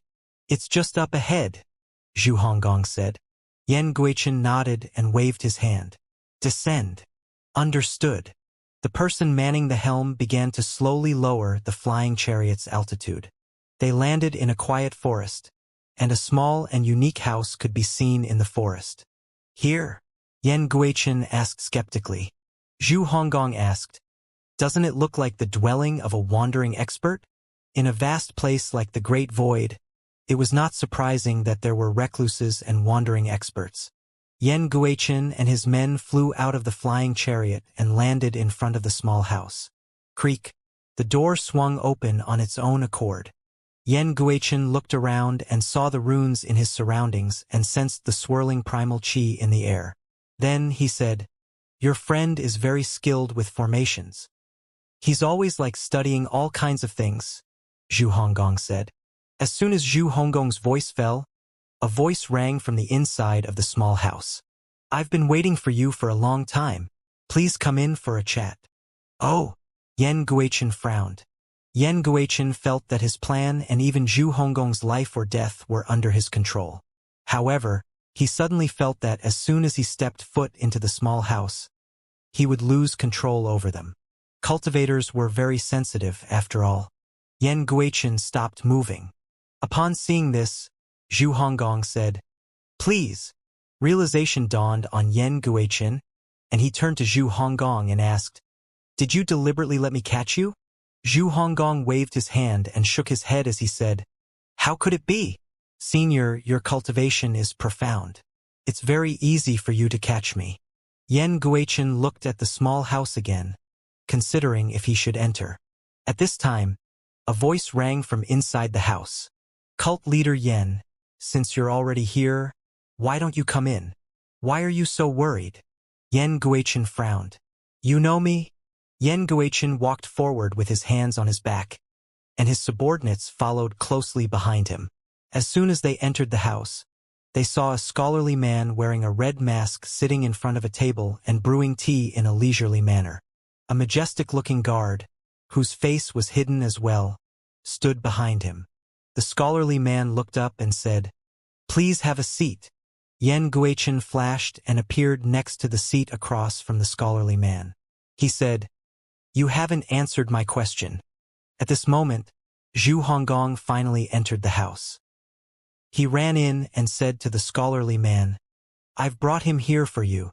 "Well done," the scholarly man said before he pushed a cup of tea, which he had brewed, toward Yan Guichen and continued to say, "To be honest with you, I have a good understanding of the nihilist congregation." "Who are you?"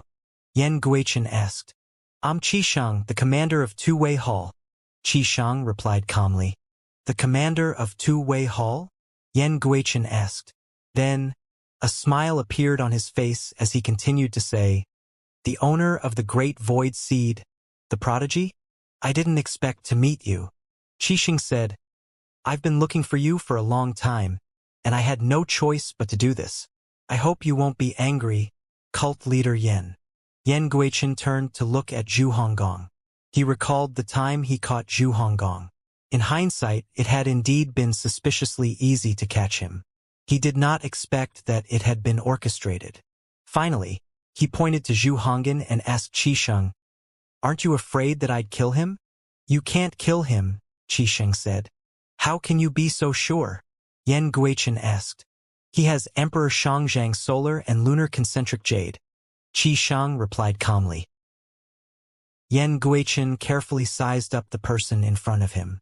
After a few seconds, he smiled and said, "Impressive. You're able to convince Emperor Xianxiang to lend you the jade. How hard could it be?" "Emperor Xianxiang's daughter is my junior sister," Xianxia replied with a smile. Yan Guichen rose to his feet suddenly and glared at Xianxia. "Are you toying with me?"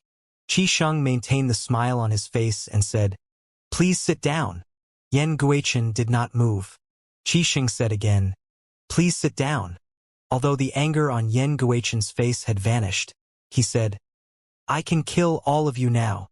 Xianxia shook his head and said, "I don't think you're so foolish to do such a thing, cult leader Yan. You don't know for sure." Very well, Xianxia said before he snapped his fingers. Swoosh! The black-clad cultivator standing behind Xianxia flashed, leaving afterimages in his wake. Yan Guichen was startled. This is bad. The black-clad cultivator swept past Yan Guichen's men before he finally came to a stop. Yan Guichen spun around. Swoosh! All of a sudden, Yan Guichen's 5 men were drowning in true fire, and they were crying out in agony. Yan Guichen's expression changed slightly as he shifted his eyes to look at the black-clad cultivator. His expression turned to one of anger in the next moment, but his eyes shone with wariness as he said, "Is this how you treat your guests? The rumors of the 10 celestial stars almost caused the death of my junior sister. This can be considered a small punishment," Xianxia said. "Bastard! It's not your turn to punish me." Boom! Yan Guichen could no longer endure it. He flew up. A supreme being was indeed terrifying. As soon as Yan Guichen made a move, Zhu Honggong widened his eyes and cried out, "Fuck! Quickly hide!" Xianxia grabbed Zhu Honggong before he swiftly retreated. At the same time, the black-clad cultivator flashed and appeared above Yan Guichen. His voice was hoarse and deep as he said, "How dare you!" A palm seal burning with red flames shot out. Yan Guichen unleashed energy seals and met the attack directly. Boom! The energy from the collision rippled out immediately. The formation protected the house, but the trees were all destroyed. Zhu Honggong looked at the battling duo and asked worriedly, "Can he do it?" "Don't worry. If he can't, no one can." "Who is he?" "You'll find out later." In the sky outside of the house, Yan Guichen tossed out a red and a golden talisman. Upon seeing this, Xianxia said with a smile, "A dual-colored deviant cultivator. As expected of the nihilist congregation. There are truly many crouching tigers and hidden dragons there. So strong." Zhu Honggong gulped. Then he pointed at Xianxia and said, "I took such a huge risk to find the nihilist congregation. If you don't tell me where my 7th senior brother is, I'll rip you to shreds." Xianxia pushed Zhu Honggong's hand away and said, "Why are you so timid? If I said there's no need to worry, then there's no need to worry. You weren't in any danger. But how did you know they were looking for me?" "Coincidence?" Zhu Honggong asked, perplexed. Xianxia only smiled and did not reply to Zhu Honggong. Meanwhile, the black-clad cultivator and Yan Guichen were still fighting fiercely in the sky. They flew up and down and back and forth. The entire area within 100 miles of the small house became their battlefield. Their battle had reached the climax, but there was still no victor. Yan Guichen exclaimed in surprise, "I didn't expect there to be such a powerful expert in the Great Void. Who are you?" "You don't deserve to know my name," the black-clad cultivator said in a hoarse voice. Swoosh! The black-clad cultivator grew even bolder the more he fought. He appeared above Yan Guichen again before his hands burned with fiery red flames again. It was true fire again. Yan Guichen was extremely disgusted by the true fire. He let out a roar, and a golden red lotus bloomed. "You're still too young and inexperienced," the black-clad cultivator said before spreading his arms. Then, a shocking scene appeared. His arms were illuminated with red light from a pair of fiery red wings that sprouted on his back. They lit up the sky and burned the ground and the trees. Yan Guichen exclaimed, "Ling Guang, the fire deity? No wonder he has the true fire." With this, Yan Guichen's confidence collapsed. He decisively changed his strategy. "Run." Swoosh! Yan Guichen was about to put his golden red lotus away when he discovered the space had frozen, and he could not withdraw his lotus. "Ah!" Yan Guichen, who sensed the danger he was in, shouted, "The Unholy One has returned. I'm his most loyal believer. You cannot touch me." Bright red flames surged everywhere. The high temperature and the law of space imprisoned Yan Guichen. He could not move at all and could only let the fire burn. A hoarse voice rang from above. "The Unholy One doesn't have a believer like you." Then the fiery red wings flapped and swooped as sharp as blades. Bang! They hit Yan Guichen's lotus. He immediately spat out a mouthful of blood and plummeted from the sky. Boom! Yan Guichen lay on the ground. He no longer struggled. He looked at the pair of flaming wings in shock and confusion. In just a breath, the black-clad cultivator withdrew the flames in the surroundings. Then, the surging primal chi calmed down as well. With the help of the formation, the small building and everything in its range returned to normal in fewer than 15 minutes. Finally, Qi Shang and Zhu Honggong walked over. Qi Shang leaned over slightly and looked down with a smile as he said, "Do you know? After you captured old Zhu, I could have killed all of you." Yan Guichen said, "Just with the fire deity? I am afraid that's not enough." "Who told you that it's just the fire deity alone?" Qi Shang asked. Yan Guichen's face was ashen. Zhu Honggong seized the opportunity to add fuel to fire. "That's right. I've never met anyone as cunning as you. You even managed to kill Wu Zhu." "You killed Wu Zhu?" Yan Guichen exclaimed. "What do you think? I've said it before. You almost caused my junior sister's death. If it weren't for my kindness, you would have already died earlier. I'm really too kind. You can flay me alive or kill me. It's up to you," Yan Guichen said, turning to the side. Qi Shang said with a smile, "Killing you is too easy. I'm very curious. Since you managed to decipher 3 characters, did you manage to decipher the remaining characters as well?" Yan Guichen did not speak. The black-clad cultivator came to Qi Shang's side and looked down at Yan Guichen with his hands on his back before he said, "Kid, hand the Unholy One's painting over, and I'll spare your life." Qi Shang added, "And the heaven-suppressing pestle," Yan Guichen said with a hint of gloating. "The Unholy One's painting and the heaven-suppressing pestle aren't in my possession. If you have the guts, go and demand them from the Unholy One." "The Unholy One?" Yan Guichen said with a small hint of excitement. "That's right. Our Lord Unholy One has already returned to the Great Void. It won't be long before he ascends to the peak again. Your good days are about to come to an end." Zhu Honggong was furious when he heard those words. He stepped forward and kicked Yan Qinggui as he said, "You still dare to threaten us? Tell the Unholy One to come out now. See if I don't beat him down." Yan Guichen. Qi Shang turned to Zhu Honggong to say something, but in the end, he swallowed his words. Yan Guichen endured the intense pain in his chest and said, "Who doesn't know how to brag? If you want to avenge Shangzhong, then do so. I won't move." Qi Shang smiled and said, "Don't pretend and say such righteous words. You used despicable means to imprison Prince Mulberry in Jiming, and you also made Shangzhong abandon his daughter. With these 2 matters alone, it's reasonable for me to cripple you." Yan Guichen said, "Do you think things are so simple? Do you think the entire nihilist congregation could stir up such a commotion in the entire Great Void? You've overestimated us. Back then, was there anyone who dared to oppose the Great Void? Do you think the Sacred Temple was unaware that Wu Zu's words were false?" Qi Shang was not surprised, as though this was within his expectations. He said, "That's why I'll spare your life first. What do you want?" "Hand over the Unholy One's painting and the heaven-suppressing pestle," Qi Shang said. "I was asked by Shiha Hall's Holy Maiden to take back the heaven-suppressing pestle." Yan Guichen scoffed. "I've already said it.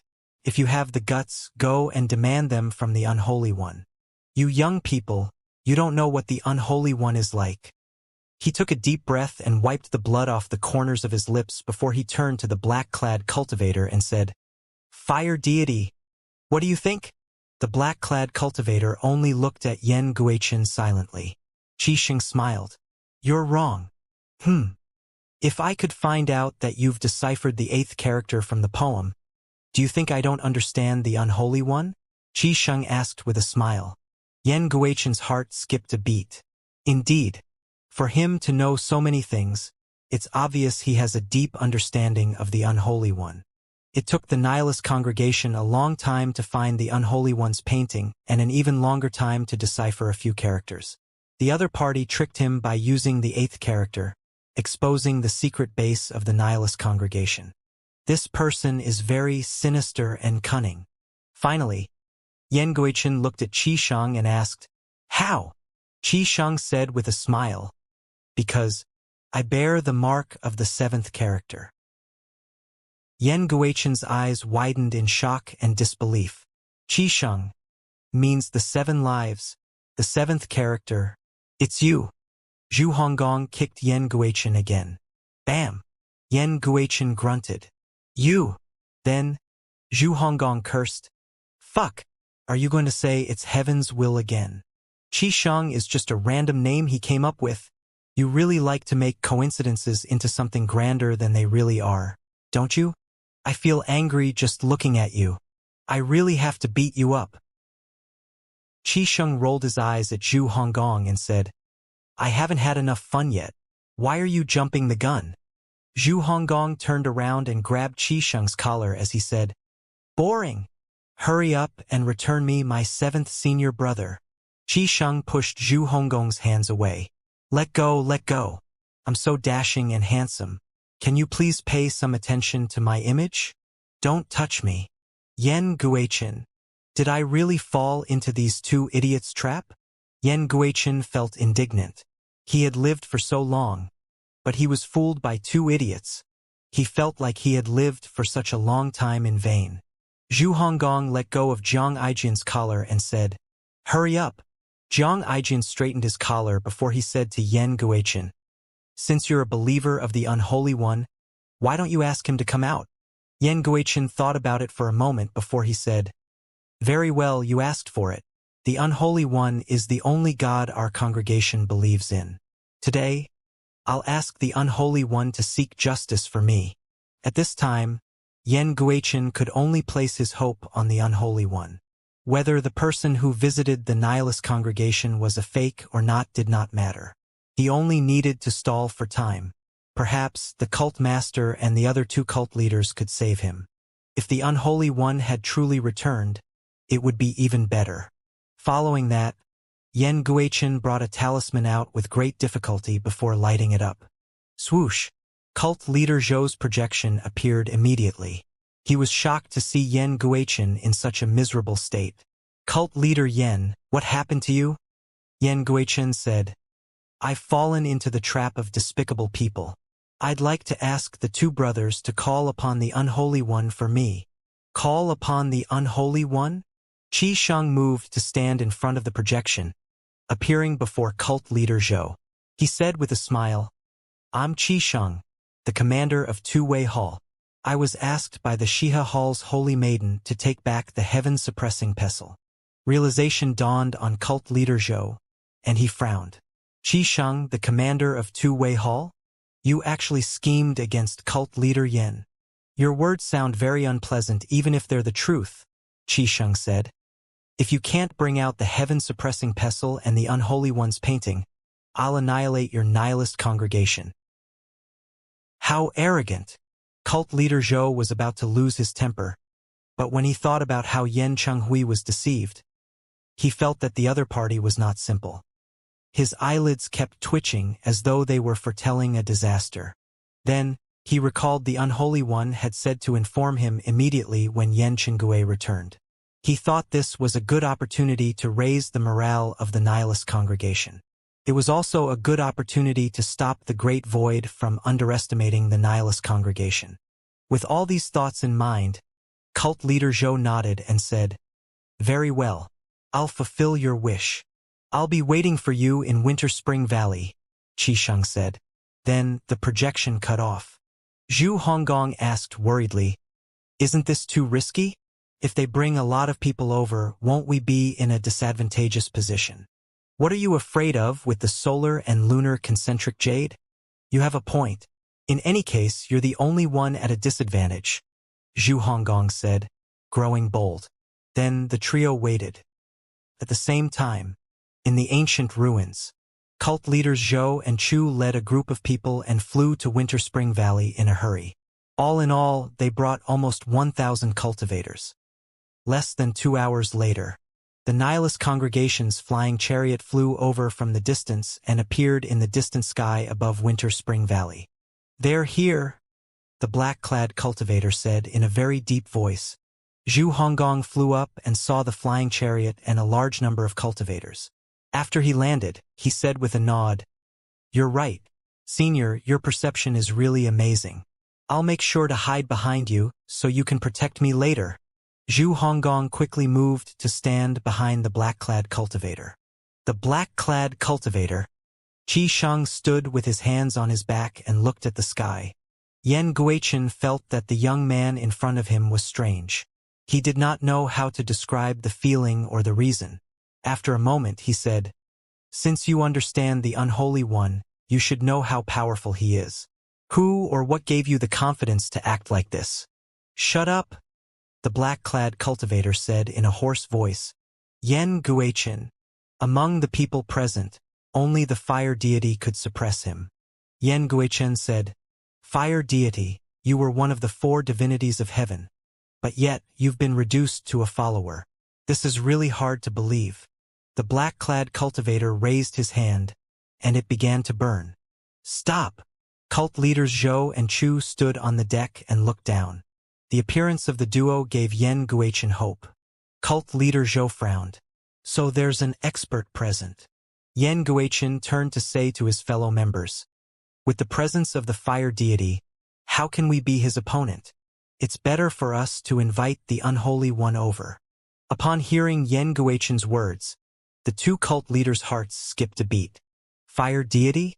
That black-clad cultivator is Ling Guang, the fire deity? With this, the duo no longer dared to be careless. Cult leader Zhou nodded and said, "I'll fulfill your wish." Then, cult leader Zhou brought a talisman out before he ignited it. Lu Zhou was studying the Qilin's life hearts when he sensed the movements from the talisman. He was puzzled when he sensed the signal did not come from the ancient ruins. What happened to the nihilist congregation? Did the cult master or cult leader Yen of the nihilist congregation return? Or, do they suddenly suspect I'm not the Unholy One and have dug a trap for me to fall into? Both are possible. Since Lu Zhou returned 3 days ago, he had been studying the life hearts of the Qilins and the Unholy One's painting. He did not even have time to return the heaven-suppressing pestle to Shiha Hall. As soon as he returned, he had shut himself in the Dao Hall and did not leave. Lu Zhou brought out the Unholy One's painting and extended a strand of his consciousness into it. He had gotten quite familiar with the painting over the past 3 days. It was quite like the Resurrection Scroll. The difference was that when his consciousness entered the Resurrection Scroll, he would be deeply immersed and lose track of everything. Apart from that, the Resurrection Scroll contained many of the Unholy One's memories, while the painting contained what seemed like unlimited power of the abyss. For some reason, the Unholy One's painting previously activated the 4 power cores, granting him the Unholy One's peak power and control over the 4 power cores. However, after studying for only 3 days, he knew it could not be that simple. The sun in the great void was very bright. It shone into the Dao Hall, illuminating the entire place. Lu Zhou frowned. When he recalled the events in the ancient ruins, he felt slightly embarrassed. At that time, he assumed there were no restraints when using the painting. Now, he knew there were restrictions. For that reason, he wondered if he should respond to the signal sent by the nihilist congregation. After thinking about it for a while, Lu Zhou shook his head and muttered under his breath, "There's no rush."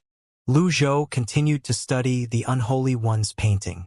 He tried to use the power in the painting to activate the 4 power cores again. He felt a slight familiar pressure that he had felt when he was in the abyss.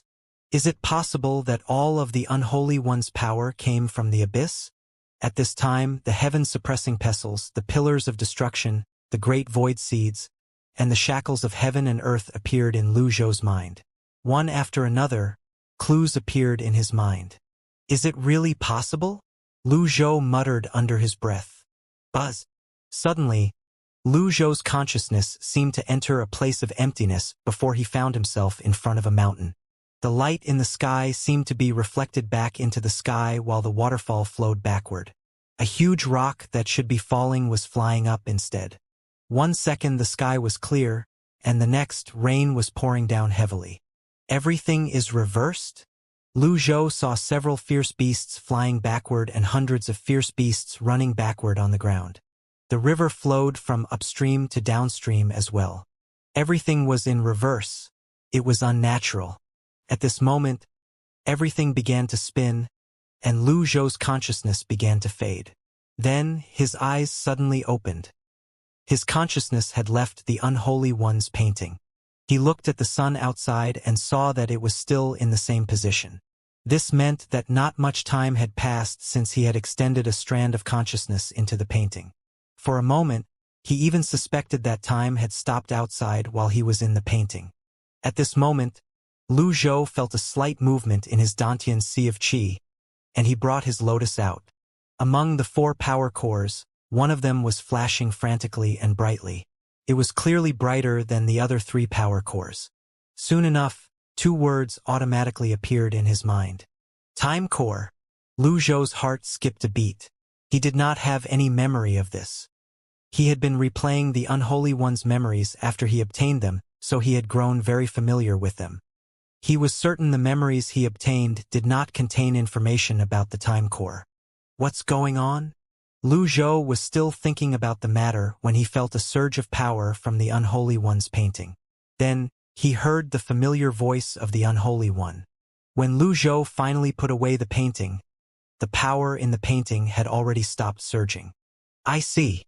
A satisfied smile could be seen on Lu Zhou's face at this time. The Unholy One's painting held many laws of the Great Tao, which would help one to comprehend them, and it also held the power to transform the power core. Lu Zhou flashed and left the Tao Hall. With his current understanding of the Unholy One's painting scroll, he could boldly look for those from the Nihilist congregation. It would be best if he could use this power to recruit more subordinates. As soon as Lu Zhou left the Tao Hall, Zhuiyushu, one of the Evil Sky Pavilion's 4 elders, walked over from afar and called out, "Brother!" "Elder Zhua? What's the matter?" Lu Zhou asked, puzzled. "I've been waiting for you. Your disciple came over previously, and he waited until he could no longer wait before he left. Since he couldn't wait for you, he asked me to hand these things over to you," Zhuiyushu said as she handed a letter and a bag to Lu Zhou. The bag was the vast sky bag. After taking both items, Lu Zhou read the letter. After reading the letter, he tossed it to Zhuiyushu and said, "There's no need to bother with old geezer Qi Biaonu." Zhuiyushu asked, "Brother, isn't it a good thing that the Scarlet Emperor invited you over for a chat? The 4 emperors of the Lost Lands are united, but they're also divided. They each have their own agendas. Before we determine their objectives, those from the Evil Sky Pavilion aren't allowed to contact them." "As you command," Zhuiyushu said with a now. Seeing that Lu Zhou was leaving, she asked curiously, "Emperor Xuanyi has been here over the past 3 days to look for you, but he didn't dare to disturb you. Where do you plan to go now, brother?" "Let him wait. I have some important matters to attend to," Lu Zhou said. Then he vanished from sight. Zhuiyushu shook her head helplessly. "What kind of important matter is it? We're staying in Xuanyi Palace after all. To think that the host has to wait in line to see the pavilion master." At the same time, outside a quiet little building in Winter Spring Valley, the huge flying chariot from the Nihilist congregation and many of its members were hovering in the sky, waiting for the arrival of the Unholy One. However, they waited for quite a while and yet no one could be seen. Finally, Zhu Honggong broke the silence first. He scoffed before he said mockingly, "Hurry up and summon your Unholy One here." Yan Guichen frowned as he looked at the quiet and empty sky. Cult leader Zhou said, "Don't be anxious. When the Unholy One receives the signal, he'll definitely come." "Oh, I'm so scared," Zhu Honggong said derisively. "Young man, sometimes you have to pay a price for your arrogance. When the Lord Unholy One arrives, I'm afraid you'll be unable to live and die," cult leader Zhou said. Zhu Honggong placed his hands on his hips and said, "Oh, is that so? Don't worry. I'll beg for death at that time." Zhu Honggong's words infuriated and suffocated the others from the Nihilist congregation. Cult leaders Zhou and Chu really did not know how to deal with such a noisy opponent. Finally, The two cult leaders shifted their attention away from Zhu Honggong to the black-clad cultivator, who had been watching their every move and standing in the lead. If he was truly Lingguang, the fire deity, they knew they were likely not a match for him. There were many stories about the four divinities of heaven. Back then, when the land split, the four divinities of heaven had expended a lot of their energy to prevent the earth from completely falling apart. If it were true, then it was not an exaggeration to say they were the savior of humankind. Lord Lingguang, I remember you were imprisoned in Mount Halcyon. The sacred temple built an underground tomb there to keep humans away. Later I heard that the underground tomb collapsed, and Mount Halcyon was in a mess. Is it really true? The black-clad cultivator looked at the two cult leaders and said expressionlessly, "Don't ask questions you shouldn't ask. You're my senior, and it's indeed a little inappropriate for me to ask such questions. However, I remember my cult master once said that he was quite familiar with you." Cult leader Zhou said, "There are many people who know me, but not many are worthy of me remembering them," the black-clad cultivator said. Cult leader Zhou nodded. "You have a point. My cult master once said that you crossed the flaming sea and circled halfway around the world to drive the sea beasts in the south away. This amazing story has been passed down to this day. It's a pity I couldn't witness it with my own eyes." "Oh!" The black-clad guard's expression remained the same, but a hint of surprise flashed briefly in his eyes. At this time, Xianxia said, "Does this mean that your cult master and my subordinate are both experts from ancient times?" Cult leader Zhou naturally did not miss the words, "my subordinate." He smiled and said, "To be able to make the fire deity your subordinate, you must be really outstanding. I'm very curious about your identity. Are you really the commander of Two-Way Hall?" "Yes. From what I know, the fire deity disdains to associate with humans. After all, he doesn't consider himself human. Am I right, Lord Vermilion Bird?" Cult leader Zhou asked with a smile on his face. Swoosh! At this time, Yan Guichen suddenly flew up into the sky like an arrow. At the same time he shouted, "He's not the fire deity. Make a move now." Cult leaders Zhou and Chu flew out of the flying chariot immediately toward Yan Guichen. At the same time, a large number of members of the Nihilist congregation flew up and manifested their avatars. Colorful avatars of all kinds of shapes and sizes occupied the sky immediately. Some had humanoid forms and some had beast forms. Some were blood red, some were maroon, and some were brown. Their colors were not the orthodox colors in the cultivation world. Perhaps because they were outliers, they were gathered together. Qisheng was surprised when he saw this. After a moment, he waved his hand and said, "Go!" Bang! In just a moment, the black-clad cultivator appeared in the sky. Cult leaders Zhou and Chu brought out their astrolabes and light discs before they flew out. "Heavens! Run! Fire deity, you have to block their attacks!" Zhu Honggong cried out as he turned around and ran. "Qisheng, shouldn't I be the one who's afraid? You have the solar and lunar concentric jade after all." Zhu Honggong did not care about anything and fled into the distance in just a blink of an eye. Qisheng was forced to retreat as well. At this moment, the black-clad cultivator spread his wings. Swoosh!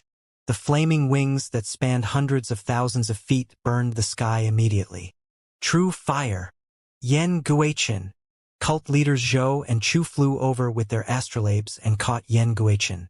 At this moment, the flames swept over. The black-clad cultivator said in a low voice, "I'll kill all of you." The flames were like fire dragons as they swept out. Everyone in the Nihilist congregation pushed their astrolabes out to block the flames. Yan Guichen endured his internal injuries and clenched his teeth as he pushed his hand out. Buzz! Yan Guichen's astrolabe burst forth with astonishing power. Beams of light shot through the true fire toward the black-clad cultivator. Unexpectedly, the black-clad cultivator made no move to dodge the attack. Boom! The beams of light were blocked by the black-clad cultivator's body. His robe was destroyed, revealing his upper body. Through the flames, everyone saw the black-clad cultivator's mud-like skin and gasped. "What kind of monster is he?" The black-clad cultivator's body was like green mud, and Yan Guiqian's attack only caused a small chunk of the mud to fall. The black-clad cultivator moved his hands. Boom!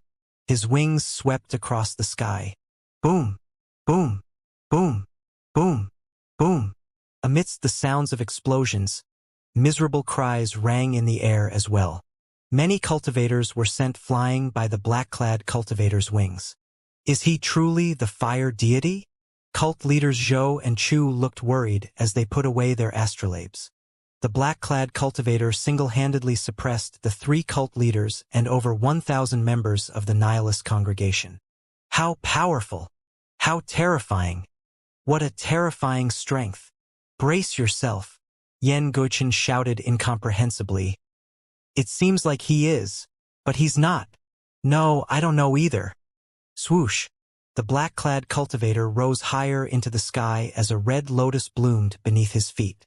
7 light discs appeared consecutively after that. This is bad. It's his light discs. Hold on. We must hold on. The 3 cult leaders stood back to back as they lifted a light disc each as golden lotuses bloomed under their feet. The 3 light discs lit up, ready to attack. As one of the light discs flew over, beams of light shot out from the trio's astrolabes as well. Boom! Hold on! The light discs were too powerful, and the beams of light from the 3 astrolabes were very powerful as well. One could imagine the outcome of the collision between the 2. Heaven and earth shook. The other members of the nihilist congregation quickly retreated to avoid the shockwaves as the power from both sides reached its peak. Yan Guiqian laughed out loud before he said, I told you he's not the fire deity. Look! The trio saw that their beams of light had left a small opening on the light disk. Don't be careless. The 4 divinities of heaven lost a lot of their power back then. Even then, we still might not be a match for them. All right. The trio, who saw hope, held on to their astrolabes even more firmly than before. The black-clad cultivator's eyes glowed red as he said in a deep voice, Ants. The second light disc suddenly became several times stronger. Use the laws, cult leader Zhou shouted when he saw this. The trio combined their strength and imbued the beams of light with the power of the laws. Space froze as the beams of light that had grown even more powerful shot toward the second light disc. At the critical moment, boom! A figure appeared at the collision point of the beams of light and the light disc. One hand blocked the beams of light while the other hand blocked the light disc. The 3 cult leaders and the black-clad cultivator were shocked. The figure was shining with blue electric arcs, and the ancient dragon soul from the robe flew and roared in the sky.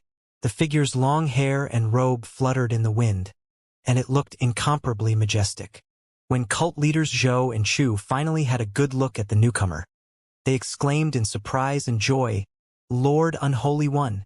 Lord Unholy One? Yan Guiqian, who was meeting Lu Zhou for the first time, was shocked. He had studied the Unholy One's painting too many times in the past. He had seen many images in the painting as well. 100 years ago, he could also be considered one of the few who understood the Unholy One. The aura, the absolute strength, and the dazzling blue light that was like bolts of lightning. Who else could it be but the Unholy One? Get lost! Lu Zhou struck with his left hand, and the beams of light disappeared. Boom! Then Lu Zhou pushed his right hand out. Boom! The light disk and the ones behind it caved in before they disappeared as well. After the primal chi, energy, and violent wind subsided, silence descended on the place immediately, and everyone's vision returned. Both parties stopped fighting. The 3 cult leaders of the nihilist congregation were extremely excited as they kneeled in the air and cried out, Greetings, Lord Unholy One! The members of the nihilist congregation, who had rushed over from afar, kneeled in the air in unison as well. Lu Zhou looked to the left and right before he put away the painting and the powers of the 4 power cores. Yan Guiqian said excitedly, I was unaware that you visited the congregation. I deserve to 10,000 deaths for it. You're Yan Guiqian? Lu Zhou asked. Yes, I returned late because I fell into the trap of these 3 despicable people. Fortunately, my 2 elder brothers knew how to contact you, my lord. My lord, please seek justice for me. What amazing skills. He's already flattering and complaining as soon as they meet. Cult leaders Zhou and Chu looked at Yan Guiqin with a hint of admiration. Lu Zhou slowly turned around and looked at the black-clad cultivator. After staring at the black-clad cultivator for a while, he said, Ling Guang, the fire deity? The black-clad cultivator did not answer. Instead, a greeting rang from below. Senior Ji, we meet again. The three cult leaders' hearts skipped a beat. They know each other? Lu Zhou looked down and frowned. It's you. It's not just me, Xianxia said before he pointed at Zhu Honggong in the distance. Zhu Honggong could only see Xianxia pointing at him. He thought about it for a moment before he hesitantly flew back. From afar, he found the figure of the newcomer somewhat familiar. As soon as he was close enough, he recognized it with just a glance. Isn't that Master? Zhu Honggong thought he had seen wrongly, so he rubbed his eyes before he looked again. It was indeed his master. His speed picked up as he flew forward. He cried out, Master! Cult leaders Zhou, Chu and Yen. Zhu Honggong flew to the front of Lu Zhou before he pounced over and hugged Lu Zhou's thigh. Then he cried out, Master! I've missed you so much. Lu Zhou frowned and slightly raised his leg to kick Zhu Honggong away. Then he said slightly reproachfully, Bastard! You dare to run away during the commander's competition. You still dare to face me? Yan Guiqin's heart sank. Master! Yan Guiqin was already seriously injured to begin with. After hearing Lu Zhou and Zhu Honggong's conversation, perhaps, due to the shock, he plummeted from the sky. Cult leader Yan. Cult leaders Zhou and Chu cried out in unison before they dove and caught Yan Guiqin. Zhu Honggong glanced at the three cult leaders before he said, Master, I'm on a mission to look for 7th senior brother. No matter how important the commander's competition was, it's not as important as 7th senior brother. Old 7th. It began from the day of the commander's competition. I really didn't flee. In fact, there's a good reason. Lu Zhou raised his hand to stop Zhu Honggong. We'll discuss this later. Yes. Zhu Honggong nodded with a smile. Lu Zhou looked at Xianxia and the black-clad cultivator before he looked at the undamaged small house. Then he said to everyone, Come here. Then, Lu Zhou flashed and appeared in front of the small house. No one dared to disobey the unholy one. The three cult leaders of the nihilist congregation obediently descended to the ground. Cult leader Chu patted Yan Guiqin's cheeks a few times before Yan Guiqin finally regained consciousness. When Yan Guiqin opened his eyes, he took in his surroundings before he looked at Lu Zhou, who had reverted to his original state. Then, he asked in a low voice, Was I dreaming earlier? What dream? Let's hurry up and pay our respect to Lord Unholy One. Cult leader Chu said. Yan Guiqin swayed and almost fell to the ground. Cult leader Chu quickly supported Yan Guiqin as he said, You're a cult leader of the nihilist congregation no matter what. Why are you behaving in such a manner? Yan Guiqin thought to himself, Do you think I fucking want this? What should I do now? I've spoken so many unpleasant words, and the recipient is the disciple of the Unholy One. Yan Guiqin felt really suffocated and uncomfortable. Cult leaders Zhou and Chu supported Yan Guiqin as they walked toward Lu Zhou. The other members of the nihilist congregation only stood respectfully in the distance. When the big shots were talking, there was no chance for small fries like them to get involved.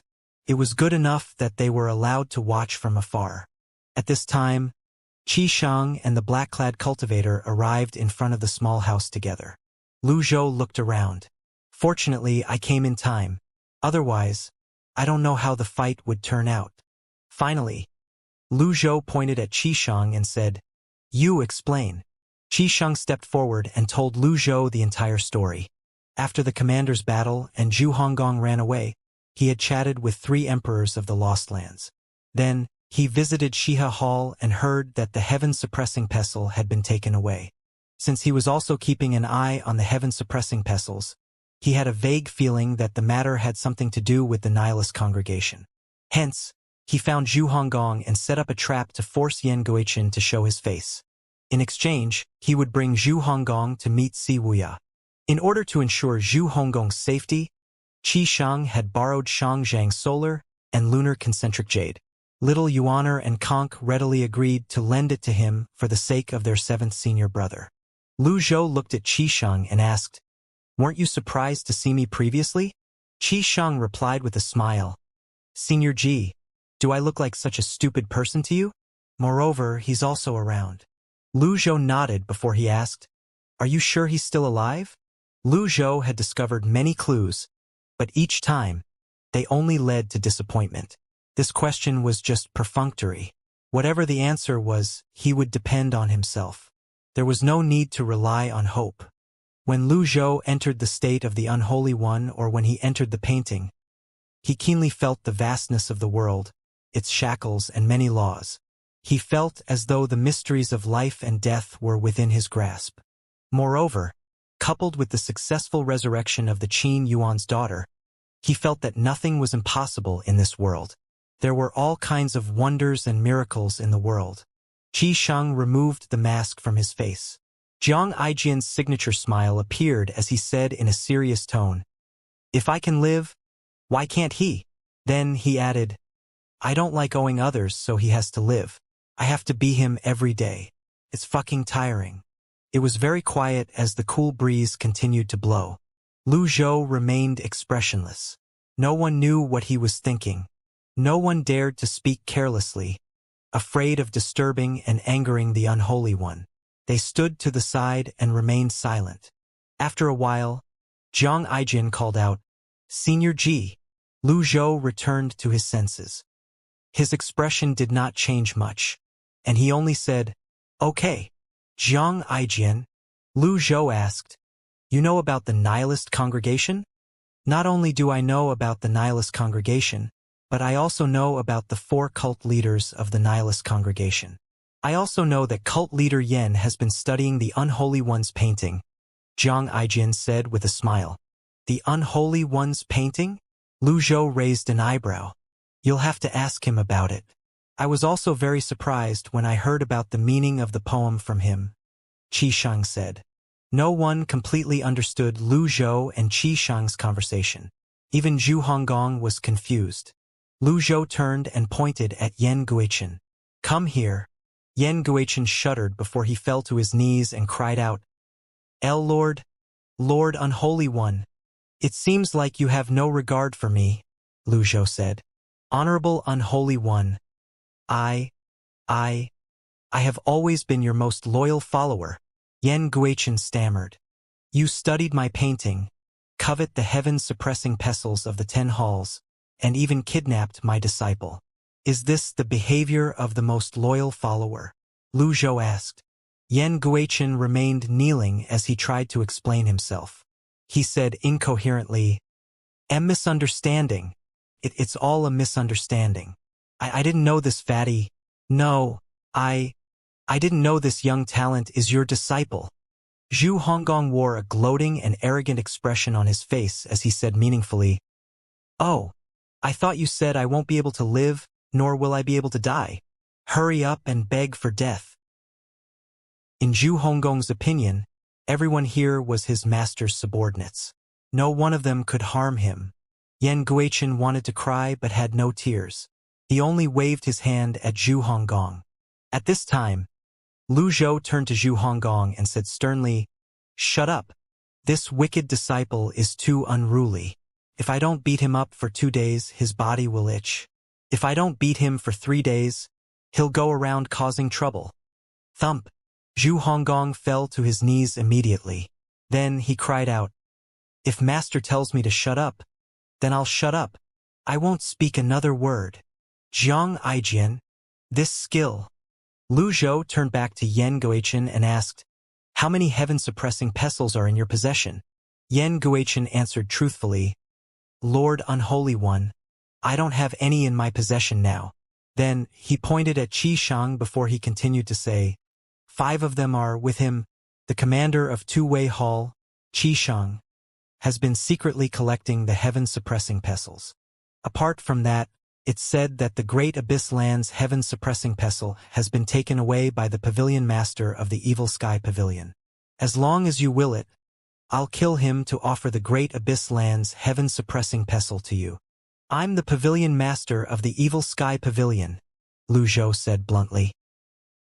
Yan Guichen's mind went blank.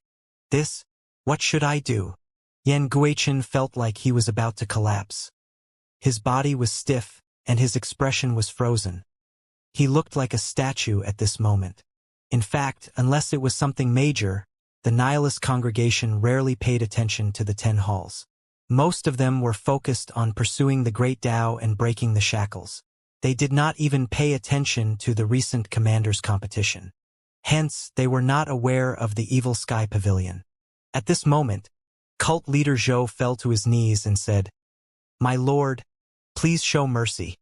He was only ignorant. He meant no offense. Lu Zhou ignored cult leader Zhou and continued to ask Yan Guichen, "Did you instigate and spread the rumor regarding the 10 celestial stars?"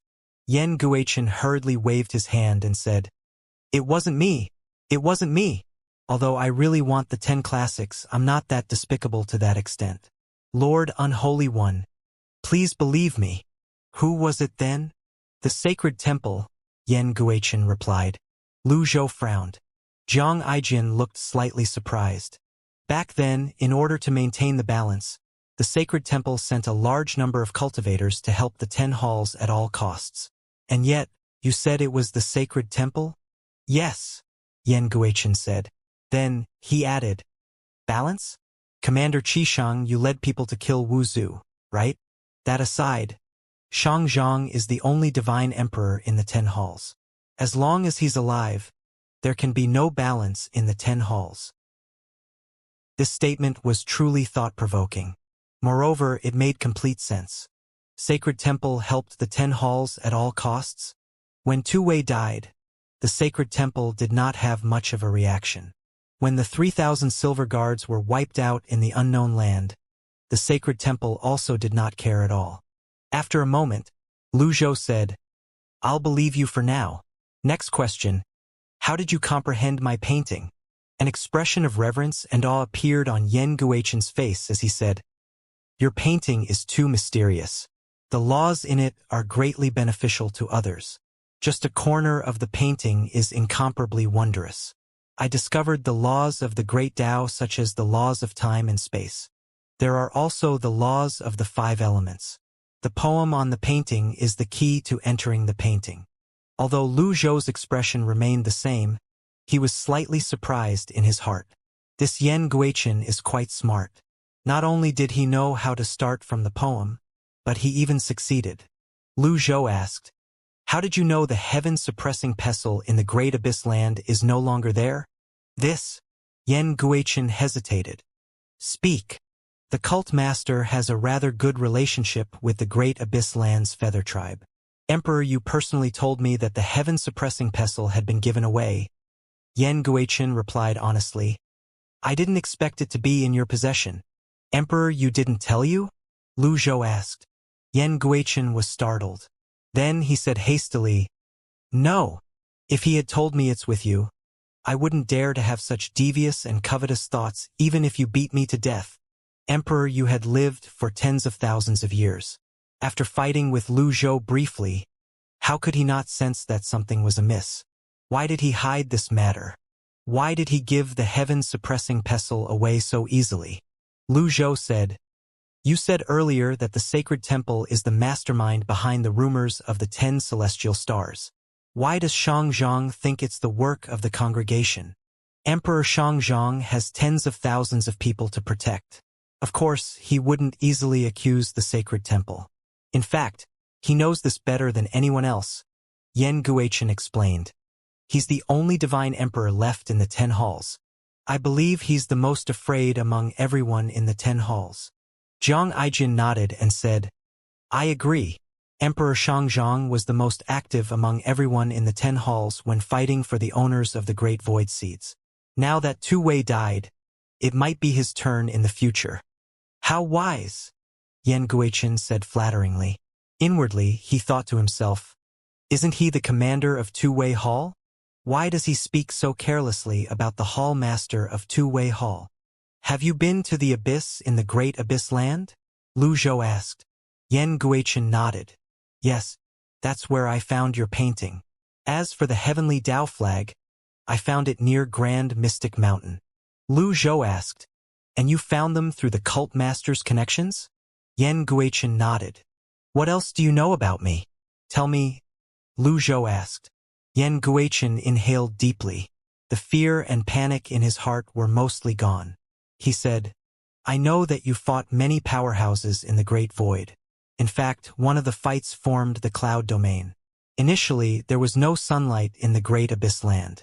Due to a fierce fight, holes were created, allowing the sun to shine down on the Great Abyss Land. During those years, the Great Abyss Land was also riddled with holes. It looked like hell on earth. Later on, you fell into the abyss there and disappeared. Many places were sealed by the sacred temple after that. Places like Grand Mystic Mountain were declared forbidden zones. Outsiders have no chance of getting close. If not for the Cult Master, we wouldn't have been able to even get close to the Great Abyss Land. After so many years of research, we finally found a way to break the shackles. Yan Guichen stopped talking. Zhang Aijin said with a smile, by absorbing the power in the abyss, right? Yan Guichen looked at Zhang Aijin in surprise before he looked at the black-clad cultivator standing nearby. Zhang Aijin said, my knowledge isn't inferior to yours. On the contrary, it surpasses yours. I'd like to hear more, Yan Guichen said, feeling slightly curious. Zhang Aijin said, humans live on Earth, and the Earth gives birth to all things. The law of conservation dictates that everything has a source and a destination. When a person dies, he, along with his power, returns to the earth. When water from the river evaporates, it'll turn into rain before it returns to the river again. The cycle is endless. People die and people are born. A new generation will continue to live on earth, growing through the soil and water. Cultivators are no exception. In the Golden Lotus domain, the limit was 8 leaves because cultivators didn't have enough years in their lifespan. Then, there was also the Black Lotus domain that tried to monopolize the resources.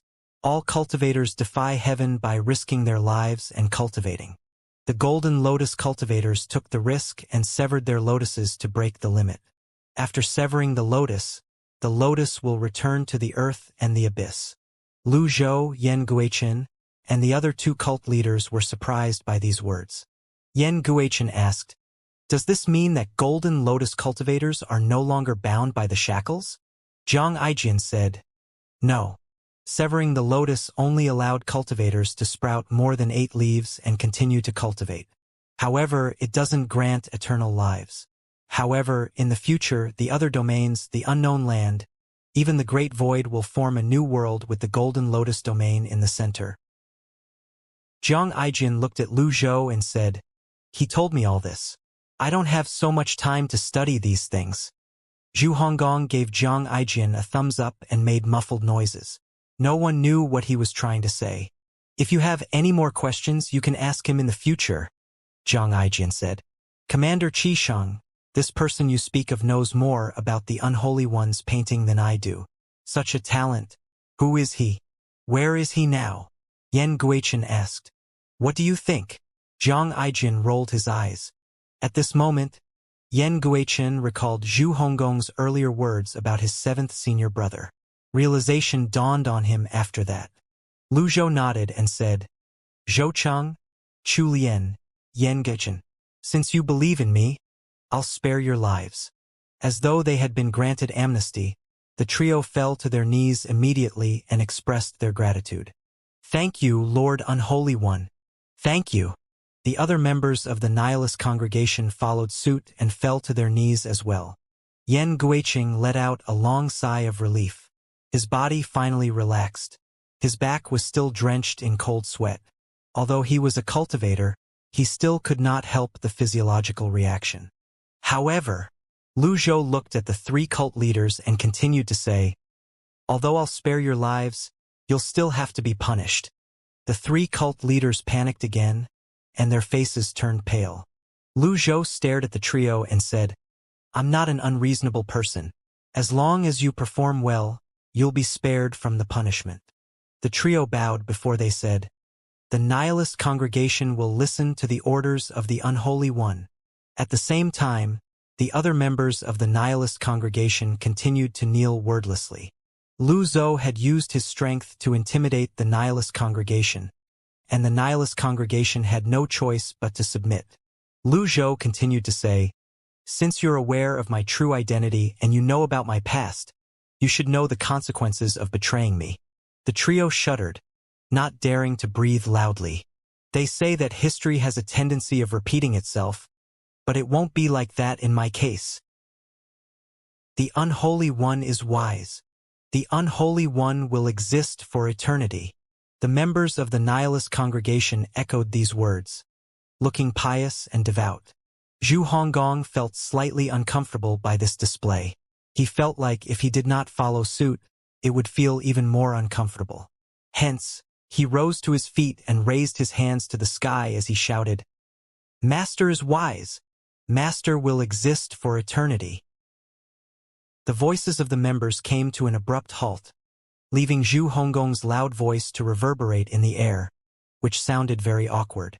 "Master is wise. Master will." Zhu Honggong trailed off. "Don't resist," Lu Zhou said before he sent 3 seals toward the trio. There were tracking seals formed from the divine Tao power. The 3 tracking seals quickly entered the trio's Danshan's seas of qi. "Protect the seals well. If it disappears, I won't let you off lightly," Lu Zhou said. "Understood." In fact, the trio was very happy with the tracking seals. As long as they did not do anything wrong, the tracking seals were like a life-saving talisman. In the future, if they encountered danger while they were carrying out important tasks for the Unholy One, they could still rely on the seals to seek help. Lu Zhou said, "There are 3 things you need to remember. First, inform me as soon as the cult master returns.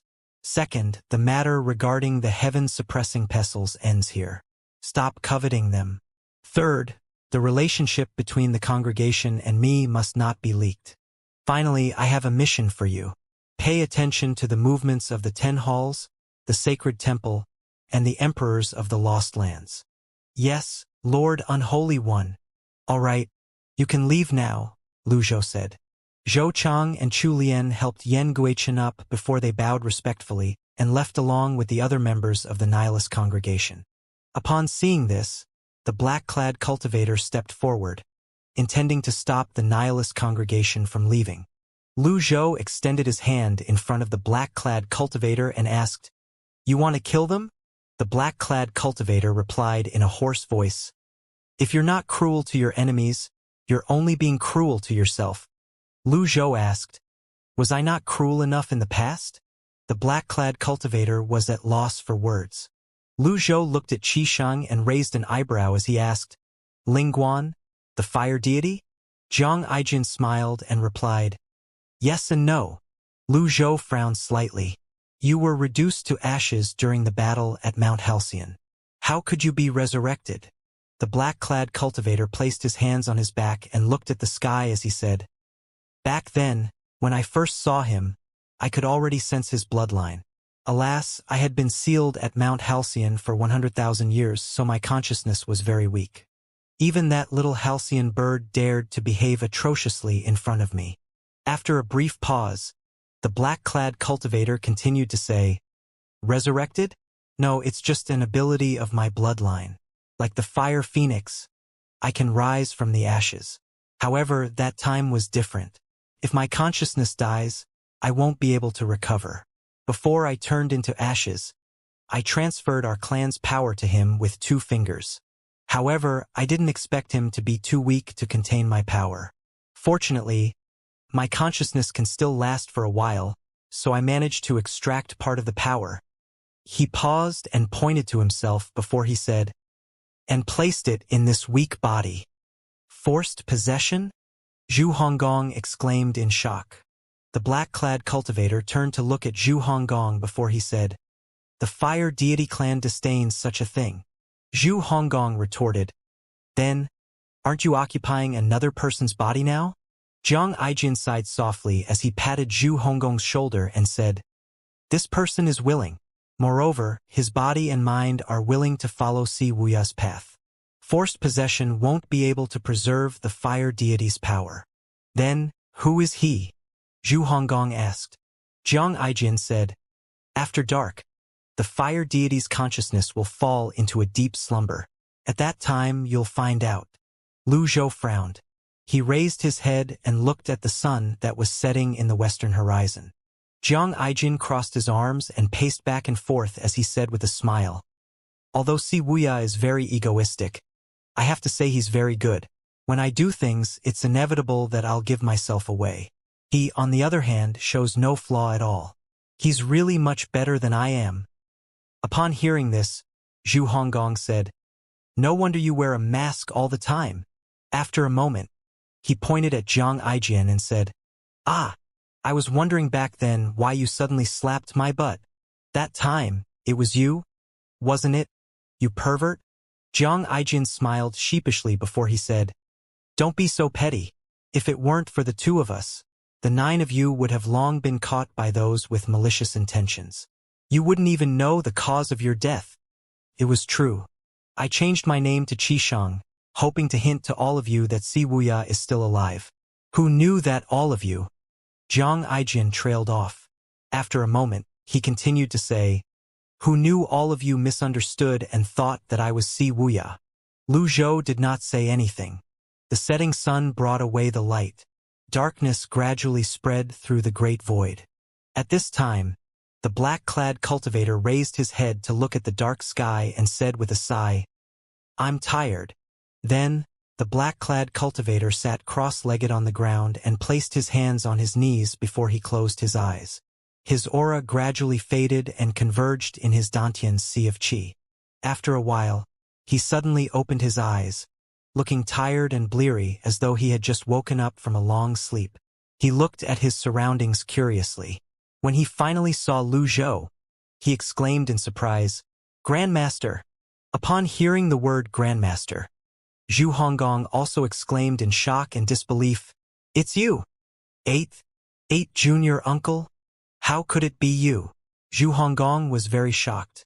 Jiang Aijin explained with a smile, "The fire deity used his remaining consciousness to kill the sea beasts in the endless ocean. Fortunately, the White Emperor came to his rescue. The White Emperor took 10 years to heal him after that. During those 10 years, the fire deity fell into a deep sleep. In order to regain his strength, he had to find a body. A willing body. Moreover, the person has to be highly talented, has an empty Dantian sea of qi, and a weak cultivation base. In this world, only Li Yunzheng meets the criteria. And in this world, only Li Yunzheng alone is willing to do such a thing. Only Li Yunzheng, who's like his teacher, can remain firm and not give himself away during critical moments." Jiang Aijin gave Li Yunzheng a thumbs up and said, "In any case, I couldn't do it. The person who knows his own heart, holds a high position, was born from adversity, and can remain clear-headed amidst confusion is the Emperor of the Red Lotus domain, who's also his only student." Jiang Aijin recounted the entire process in a very casual manner, but all of them knew very well how difficult it must have been to make this decision. Li Yunzheng looked to the left and right, looking confused. He did not know why he was here or why his grandmaster was here. His face that seemed like it was made out of tree bark did not have any expression. Only his constantly shifting eyes revealed his emotions. His body was thin, and his skin looked like they were covered in mud. It was unbearable and too heart-wrenching to look at him. In the past, Li Yunzheng, the Emperor of the Red Lotus domain, was like Si Wuya. He had the air of a scholar. He was polite, refined, and elegant. Now that he had become like this, it made everyone sigh. Jiang Aijin patted Li Yunzheng's shoulder and said, "It's been hard on you. Senior Ji already knows." Li Yunzheng turned to look at Lu Zhou. His demeanor now was completely different from Ling Guang. He called out, "Grandmaster." Lu Zhou sighed softly. "Stand up and speak." "Yes." After Li Yunzheng rose to his feet, Lu Zhou asked, "Is it worth it for you to do this?" Li Yunzheng said, "A teacher for a day, a father for life." Teacher treated me well back then. How could I do nothing when something happened to him? If it weren't for him, I would have long died in the Red Lotus domain. All the days I live after that are just extras and a blessing. Jiang Aijin was filled with admiration for Li Yunjing's attitude. In a way, he understood Li Yunjing's feelings. After all, Si Wuya had also helped him to change his fate. Similar to Li Yunjing, since he lost his life and came back to life again, the days after that are just extras. Lu Zhou stared at Li Yunjing intently. After he walked over, he raised his hand. Li Yunjing instinctively took a step back, but he quickly realized his reaction was a little extreme. He smiled sheepishly and scratched his head. Lu Zhou patted Li Yunjing's shoulder gently and said, "In my life, I only have 10 disciples. I've never interfered in the matters of them accepting disciples of their own or not. I know old Seventh preferred to define your relationship as teacher and student, but in my eyes, you're old Seventh's disciple. This means that you're my grand disciple. From now on, your business is the Evil Sky Pavilion's business." In the past, when Li Yunjing met Lu Zhou, he felt that Lu Zhou was strange. After witnessing Lu Zhou's cultivation, he wanted to acknowledge Lu Zhou as his master but was rejected. Later, Lu Zhou recommended him to become Si Wuya's disciple. But Si Wuya had defined their relationship as teacher and student. There was no formal ceremony of acknowledgement. The relationships between a master and a disciple and a teacher and a student were very different. One was like that of a parent and children, while the other was that of a superior and a subordinate. Hence, Li Yunjing was very moved upon hearing Lu Zhou's words. He was about to bow when Lu Zhou stopped him. Lu Zhou said, "You're an emperor of a country, so there's no need for formalities." Li Yunjing said, "I'm only the emperor of the Red Lotus domain. Outside of the Red Lotus domain, I'm just your grand disciple." At this time, Zhu Honggong moved to stand next to Li Yunjing and put his arm around Li Yunjing's shoulders and said with a laugh, "Kid, I didn't expect it to be you. Not bad. When I first came to the Great Void, the person I saw you was you, right?" Li Yunjing nodded and said, "Junior uncle, please don't take offense. At the time, I had no choice. I couldn't reveal any flaws and could only deceive you." Zhu Honggong laughed. "Your acting was very good. I couldn't tell it was you at all." Li Yunjing smiled. "No. I could feel you were getting suspicious, so I found a way to distance myself. Fourth senior uncle is the most suspicious. It gave me quite a headache for a long time." "Well, your fourth senior uncle is a smart man," Zhu Honggong said before he asked. "Then, he's appeared before, right?" Li Yunjing nodded. "Yes. To be precise, he appeared thrice. The first time, he left the White Emperor's Lost Land to find me in the Red Lotus domain. The second time is when he first entered the Great Void and met Great Emperor Ming Xian. The third time is he visited the 10 Pillars of Destruction to gain one of its recognition." Zhu Honggong looked surprised. "Ah, this means that 7th senior brother has been planning for a long time. No wonder the White Emperor's token was given to Master. No wonder Emperor you was so respectful." Li Yunjing nodded and said, "I followed Master to the Evil Sky Pavilion then, but we couldn't find anyone. Based on the various clues, Master deduced that all of you have gone to the Unknown Land, so we went to the Unknown Land as well. After he obtained the recognition from the pillar, he left a few seals at various runic passages he knew all of you were going to use." "Seal?" Zhu Honggong looked confused. Li Yunjing smiled and said, "He wrote, 'You can't escape' on the seals. I don't know why he wrote that." Zhu Honggong was speechless. When he reacted, he said, "So it was him. I was wondering who knew us so well. It's really him. The 4 elders were right." Li Yunjing said, "If it weren't for Master, how could the people of the Great Void let the 4 elders go?" "I see." Zhu Honggong nodded. Li Yunjing said, "Master would frequently fall into a deep slumber, so most of the time Uncle Aijian and I will take turns to pretend to be Master and carry out his plans." Jiang Aijin coughed before he said, I'm still very young. I can't bear this title of uncle." "Don't be so pretentious. Since he calls me uncle, do you think it makes sense for him to call you brother?" Zhu Honggong asked. You have a point. Very well. You can continue addressing me as uncle, Xianxia said. Lu Zhou finally asked, "What's the plan that requires so much effort?" Li Yunzheng said, "Master said that it's related to the collapse of the pillars of destruction and eternal life. The Great Void is already in the process of collapsing. In less than 300 years, it'll definitely collapse. Before that happens, we have to think of a way to protect the 9 domains." Lu Zhou frowned. He had also expected that the Great Void's collapse was inevitable. However, his prediction was not as detailed as Si Wuya's. Si Wuya had even calculated that the collapse would affect the 9 domains. Li Yunzhang continued to say, "The heaven-suppressing pestles come from the earth, can stabilize the land. Only Master knows how to use them. He asked us to think of ways to obtain all 10 heaven-suppressing pestles. Apart from that, we're to help my senior uncles and aunts and junior uncle and aunts comprehend the great Tao and become supreme beings." Where is he now? After speaking for such a long time, Lu Zhou finally asked this question.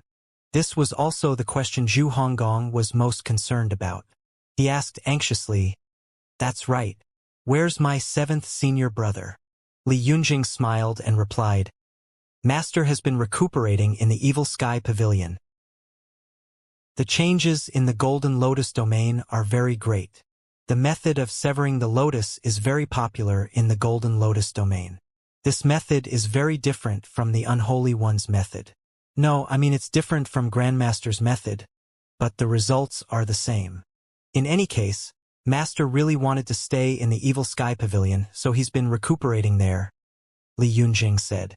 No matter how hard Lu Zhou thought, he never expected Si Wuya to stay in the Evil Sky Pavilion. It was truly unexpected.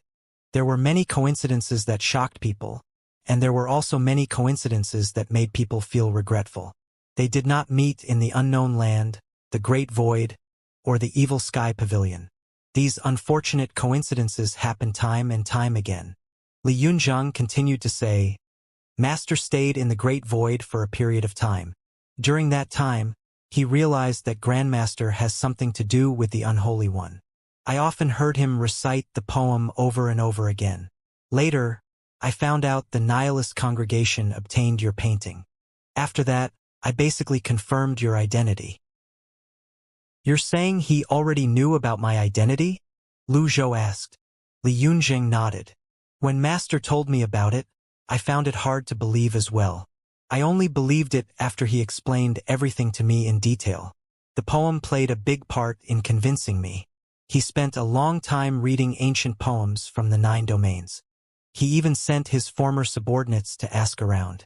However, in the end, no one could find the origin of the poem. From that, we concluded that Grandmaster was the one who wrote the poem. Since it was written by Grandmaster, and it appeared on the painting, there was no doubt that Grandmaster is the Unholy One." Lu Zhou nodded slightly. He had thought about this as well, and he was not sure what to believe.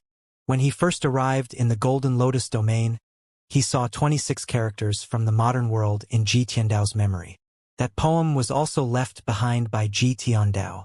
However, the poem had existed since ancient times. Was the Unholy One and Ji Tiandao one and the same? Or were they both transmigrators like him? If they were transmigrators, what were the chances of them using the same poem and also cultivating the heavenly writing? It should be low. In the end, Lu Zhou still did not know what to think. "Grandmaster." Li Yunjing's voice pulled Lu Zhou away from his complicated thoughts.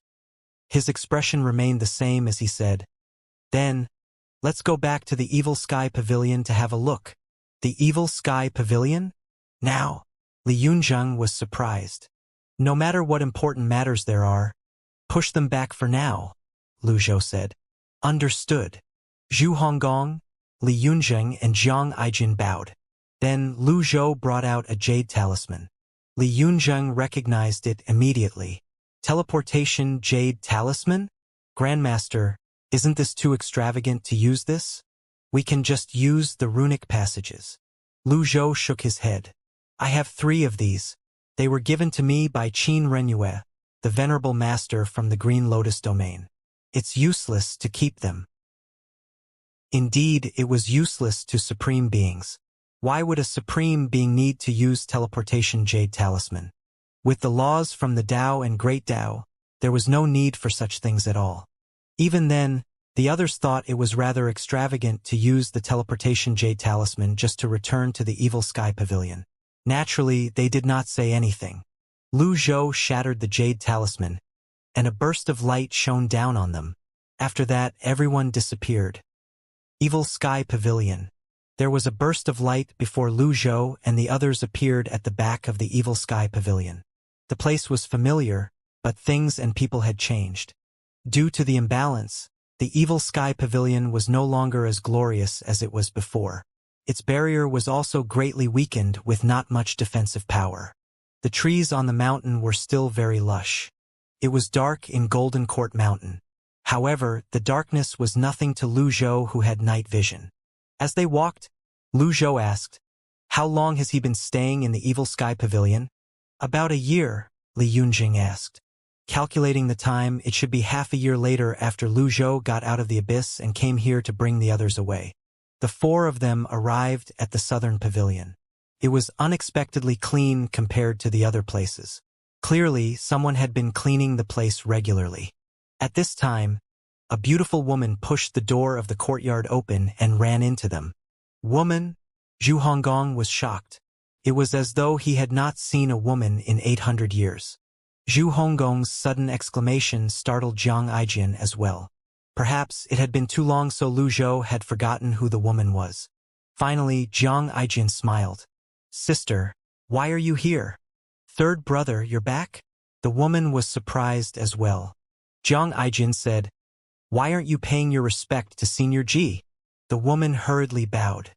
"Greetings, Senior Ji." Realization dawned on Zhu Honggong at this moment. "Oh, I remember now. Aren't you Princess Yongning?" "Ah, so many years have passed, but your appearance hasn't changed. You're still very beautiful." With this, Lu Zhou finally recognized the woman. He nodded and said, "So it's you. No need for formalities." Princess Yongning said respectfully, "Thank you." Then, she said gratefully, "Back then, I was seriously injured.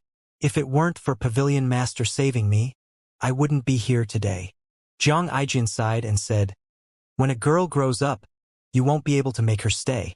As her brother, I can't stop her. Since she wants to stay and take care of Si Wuya, I can only agree." Zhu Honggong rolled his eyes and said, "Does she still need your permission? You're an unknown prince who refuses to participate in the court affairs." Seeing that Jiang Aijian had no comeback, Zhu Honggong smiled and asked, "Sister-in-law, how's my 7th senior brother?" Princess Yongning blushed as she stammered, He's in there. He drifts in and out of sleep. You can go in and take a look. I'll prepare the tea." With that, Princess Yongning turned around and left quickly. "Okay, sister-in-law. Take care." Zhu Honggong looked at Princess Yongning's back and nodded repeatedly. He said with an envious look, "Sister-in-law is indeed from the royal family. She is generous and gentle." Jiang Aijian, Lu Zhou walked into the southern pavilion and pushed the familiar door open. The room was clean and tidy. It was like a peaceful training hall. It was spacious and comfortable. There was a long brown table in the room, and on the table were the 4 treasures of the study. All kinds of books, scrolls, and paintings were piled up on the table.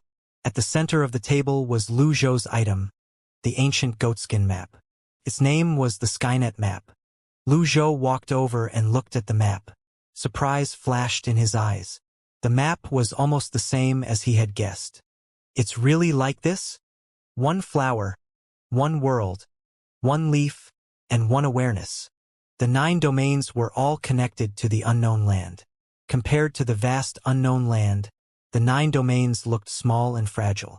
On the Skynet map, their sizes were smaller than that of a fingernail. The difference in size was too big. In contrast, the unknown land was so big that it occupied almost the entire Skynet map. The positions of the 10 pillars of destruction were marked on it.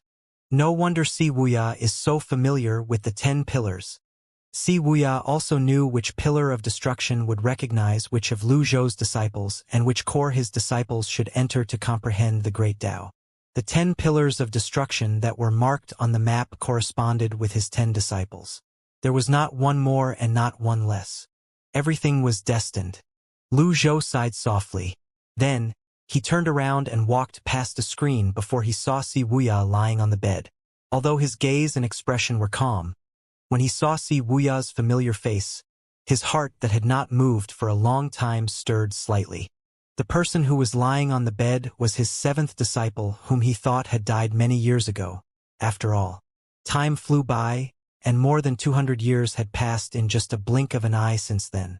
The master and disciple were finally reunited. Golden Court Mountain was a very special place.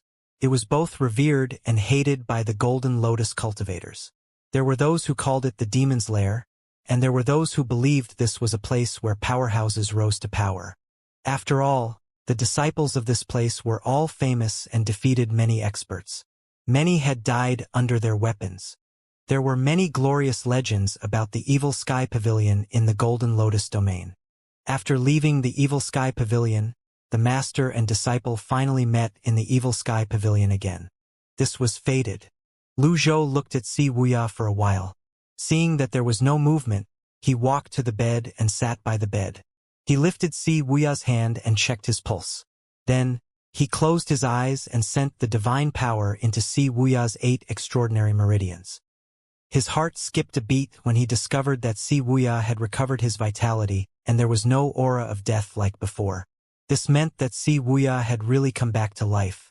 Lu Zhou's feelings now were even more intense than when he brought the Qin Yuan's daughter back to life with the resurrection scroll. His fingers trembled slightly as he withdrew his hand. Although Si Wuya had regained his vitality, his cultivation seemed to have been blocked by something. His Dantian Sea of Qi was very fragile like a newborn. Even ordinary primal Qi might shatter his Dantian Sea of Qi and his internal organs. How could he have contained Ling Guang's power? Even Lu Zhou's divine power could not stay for long in his body.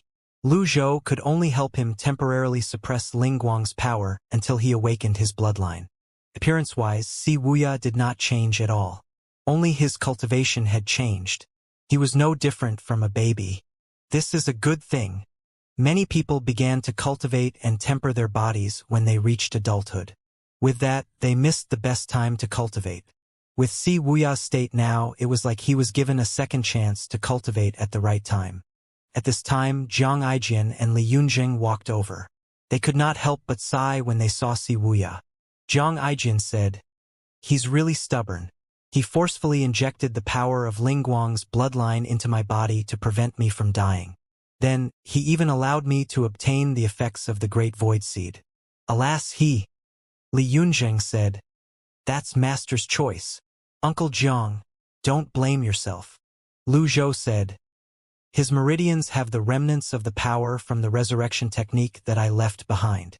You don't have to worry too much." "Resurrection technique?" Zhang Aijin said, "I thought it's because he has the blood of Ling Guang, and just like the phoenix, he can't die." Li Yunjing said, "No. There's no one who can't die. Even the fire deity can't continue to live if he's hurt enough times. Even if he can live forever, it doesn't mean he can't be killed." Zhang Aijin glanced at Li Yunjing and said, "Look, he really taught you well." Li Yunjing smiled and said modestly, "I've made a fool out of myself in front of Uncle Zhang." Zhang Aijin looked at Lu Zhou and asked, "Senior Ji, based on his current condition, how long will it take before he returns to normal?" "It's impossible for him to return to normal in a short time. It'll take at least 1,000 years, Lu Zhou said. 1,000 years? Master can't wait that long. The pillars of destruction can only hold up for another 300 years at most, Li Yunjing said worriedly. That's why we need to use some special methods to stimulate and strengthen his 8 extraordinary meridians and Dantian's Sea of Qi, Lu Zhou said. What kind of methods? Zhang Aijin asked, puzzled. The blood essence of the 4 divinities of heaven, Lu Zhou replied. This? Li Yunjing was surprised. After a while, he shook his head and said, The fire deity is one of the 4 divinities of heaven, but his true body is long gone. What to do? They had to either wait 1,000 years or obtain the blood essence of the 4 divinities of heaven. However, the true body of Ling Guang, the fire deity, was long gone. Jiang Aijin said helplessly, "This is indeed a very difficult problem to solve. Even someone as smart as me can't think of a solution at all." At this moment, Zhu Honggong finally rushed in. When he saw Si Wuya lying on the bed, he burst into tears after he pounced over to the bedside. "Seventh senior brother. You're finally back. Seventh senior brother. You really died pitifully back then. Seventh senior brother. During the time you were gone, I've dreamt about you every day and night. Every time I thought of you, I was overwhelmed with the urge to cry. Seventh senior brother, can you hear me?" Jiang Aijin could no longer endure it, so he said, "All right, stop being so loud. He needs to rest." The crying stopped abruptly. Zhu Honggong looked up and said, "Oh, is that so? You're right. He needs to rest." "Fuck. I thought he was crying for real." Jiang Aijin was speechless. Li Yunjing nodded. "Master is like a newborn now, so he needs a lot of sleep." Zhu Honggong looked at Lu Zhou and said, "Master, I heard you said you need the blood essence of the 4 divinities of heaven. Master, I know you must have a way." If there was no way, Lu Zhou would not be so bored as to bring up this idea. Lu Zhou nodded. "There's indeed a way." Everyone was overjoyed upon hearing these words. Zhu Honggong asked excitedly, "Master, what is it?" Lu Zhou brought out a feather and said, "This feather is left by the fire phoenix. Use it to summon it here." Zhu Honggong asked in confusion, "Master, didn't you say you need the blood essence of the 4 divinities of heaven? The fire phoenix is useless, right?" On the contrary, Li Yunjing's eyes lit up when he saw the feather. He smiled and explained, "Eighth junior uncle, you might not know this, but the fire phoenix's status is on par with the fire deity. It's just that, for some reason, the Phoenix clan fell into decline. In terms of bloodline and status, the fire phoenix in the ancient times isn't inferior to the fire deity. In fact, the fire phoenix's true fire is superior to the fire deities.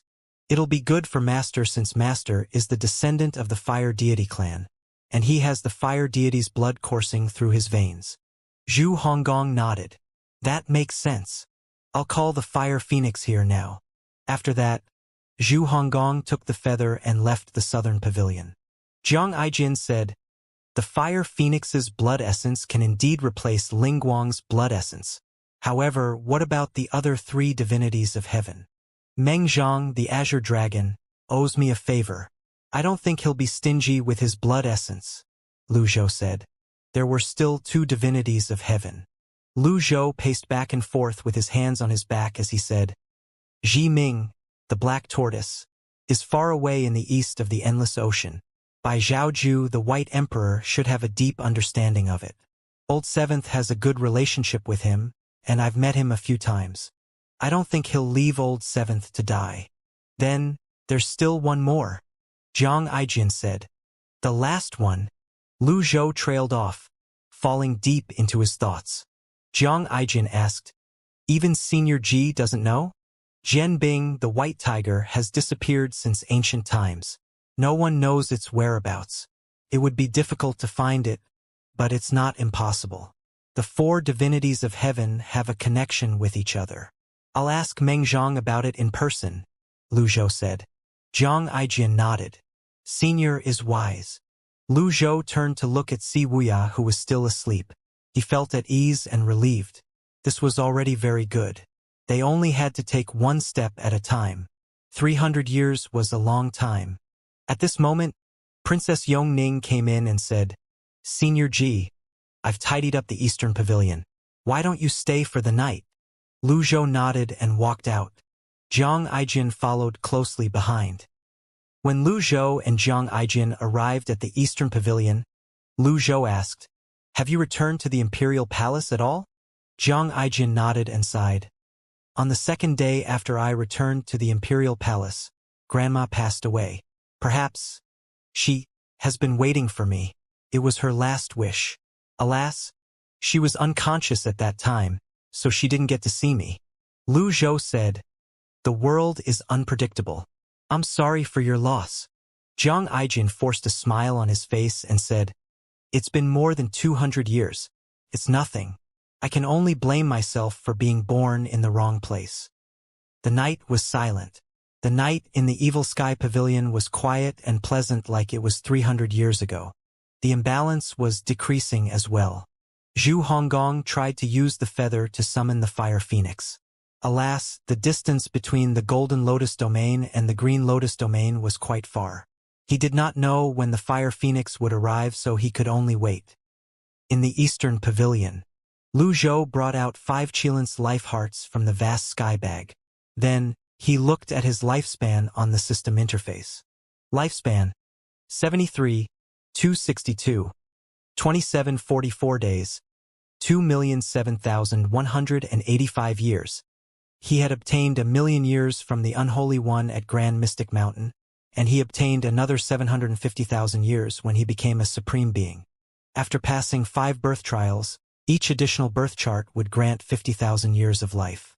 From there, after activating 3 birth charts, one would be able to activate a great birth chart which would grant 100,000 years. The final birth chart would grant one even more life. There were also the light discs that increased one's lifespan. It could be seen that the improvement from the last 4 great birth charts was tremendous. Lu Zhou was fortunate that he obtained the Unholy One's 4 power cores. If he had followed the normal cultivation path, who knew how much time it would take him to progress to this stage? Apart from the 2,000,000 years of lifespan, Lu Zhou also had 366,000 reversal cards. In short, he had no problems with his lifespan for now.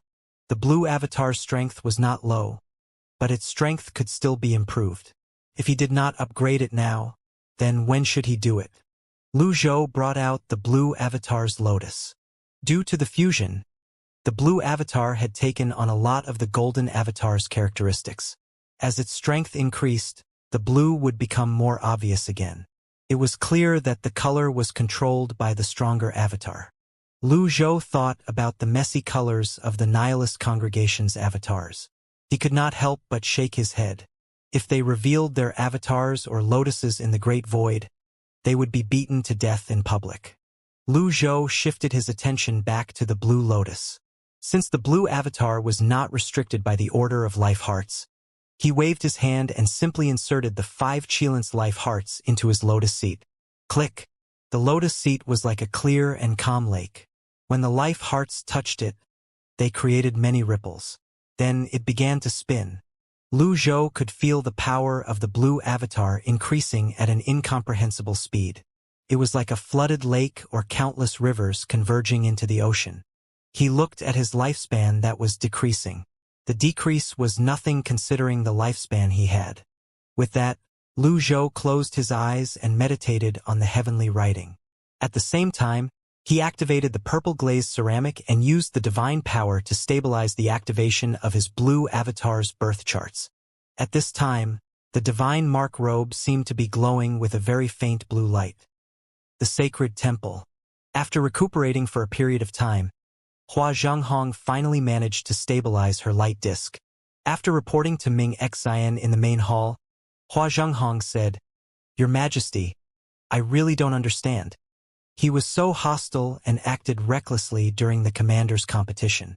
Not only did you not punish him, but you also killed the beast tamer. Why?" Hua Zhenghong did not understand Ming Xian's actions at all. A figure sat on the throne in the main hall. "Hua Zhenghong, are you doubting me?" "I don't dare." Hua Zhenghong bowed and said, "I just want to continue serving your Majesty. I don't want to be like Zue Kan. Zue Kan's death is really mysterious. There's an expert in the Great Void now who's not any weaker than the 10 Hall Masters. It's really too strange." At this time, when Ruqing and Guanzhou appeared in the hall, they bowed at the same time and said, "Your Majesty, Hua Zhenghong has a point." They were not fools. The sacred temple was above the 10 halls, and it had always been ruled by Ming Xian's powerful fist. On the surface, they obeyed the temple master of the sacred temple, but inwardly, they were filled with complaints and dissatisfaction. The commander's competition was clearly important. They did not understand why Ming Xian did not care about it. Ming Xian said, "I don't care about these trivial matters because I have more important matters to attend to." More important matters? Is there anything more important than what's in front of us? The trio was perplexed. Ming Xian said, "You've followed me for 100,000 years. Have I ever let you down in the past 100,000 years? Your Majesty, naturally. We trust you completely in regard to this," Hua Zhanghong said. Ming Xian nodded before he waved his hand. The scales of justice flew out of his sleeve and hovered in front of everyone. The scales of justice creaked and tilted back and forth. Hua Zhanghong was surprised when she saw the scales moving so much. Ever since the imbalance started, the scales had never really recovered their balance or stopped moving. Recently, the imbalance looked as though it's decreasing, but in fact, it has grown worse. Under such circumstances, the lower one's cultivation was, the harder it would be to sense the changes in the balance. Hua Zhanghong frowned. "What do you mean, Your Majesty? Is the Great Void really going to collapse?" Ming Xian remained silent. When Ruqing and Guanzhou were stunned. Suddenly, the scales creaked loudly and turned 30 degrees, pointing at a specific direction. "Ha! This direction. It should be in the direction of the Golden Lotus domain and the Yellow Lotus domain. I guess another expert has been born." The Golden Lotus domain's limit was originally 8 leaves, and it was almost at the bottom among the domains. However, in the past few hundred years, it has improved by leaps and bounds. "Your Majesty, I'm willing to go to the Golden Lotus domain to investigate." The trio looked at Ming Xian. Contrary to their expectations, Ming Xian shook his head and said, "It's not important." Ming Xian continued to say, "Make sure the 10 hall commanders get the heaven-suppressing pestle and comprehend the Great Tao as soon as possible. This will be your priority. Don't neglect your duties." Ming Xian did not put much pressure on the trio. With Zuekan's death, it was reasonable that they were worried. After giving them their mission, he disappeared. The trio could only sigh and leave the main hall. They did not dare to question or doubt Ming Xian. 100,000 years had passed. What would it be like over the next 100,000 years? No one knew what the future would be like or how heaven and earth would change. The next morning, a pillar of blue light shot out of the Golden Lotus domain's Evil Sky Pavilion to the horizon. Boom! The impact shook almost the entire Great Yen. The cultivation world in Great Yen had long called the Evil Sky Pavilion the Saint Sky Pavilion. Golden Court Mountain had long been regarded as the best cultivation ground in Great Yen. The pillar of light naturally stirred up a commotion. Many cultivators passers-by near Golden Court Mountain approached to have a look. They hovered in the air and looked at the pillar of light in awe. The pillar of light finally dissipated after 15 minutes. As expected of Great Yan's Saint Sky Pavilion, "We can see a miracle here." The young cultivators were all excited. "Uncle, I've heard many legends and stories about the Saint Sky Pavilion since I was young. I heard that the pavilion master of the Saint Sky Pavilion is invincible, and his 10 disciples are also very amazing. Are they still around?" An elder turned around and said, "Of course, they're still around. It's said that they went to a place called the Great Void where experts and fierce beasts gather." "Wow! It'd be great if I could meet them. I really want to know what they look like." The elder continued to say, "Well, you have to work hard if you want to see them. The Great Void isn't a place where everyone can enter." "All right, we'll definitely work hard and use the pavilion master as our example." Suddenly, boom! Another pillar of blue light shot out from the Evil Sky Pavilion's eastern pavilion. When it pierced through the clouds toward the horizon, it created powerful ripples in the air. All the cultivators were astonished. "What's that? Strange. Let's go and take a look." It was not just cultivators nearby. Cultivators from different directions were all making their way to Golden Court Mountain. Boom! The third pillar of light shot into the sky. This time, the shockwave was extremely fierce, causing the wind to blow violently. "Be careful. Stop. Don't go any closer." Most cultivators stopped advancing. Even those who did not stop were forced to stop by the surging and violent wind. At the same time, Zhu Honggong, Li Yunjing, and Jiang Aijin arrived outside of the eastern pavilion. They looked at the beam of light in confusion. Jiang Aijin said, "Senior Ji is really good at creating commotions. Fortunately, we're in the Evil Sky Pavilion. No one would be able to cover for him if we were in the Great Void." Li Yunjing shook his head and said, "That's not necessarily true. Grandmaster's cultivation should have broken through again. The balance in the 9 domains will be affected for sure, and that might attract the Great Void's attention. On the contrary, the Great Void and Unknown Land are so vast that we just might be able to avoid detection." "Did your master teach you to contradict others all the time?"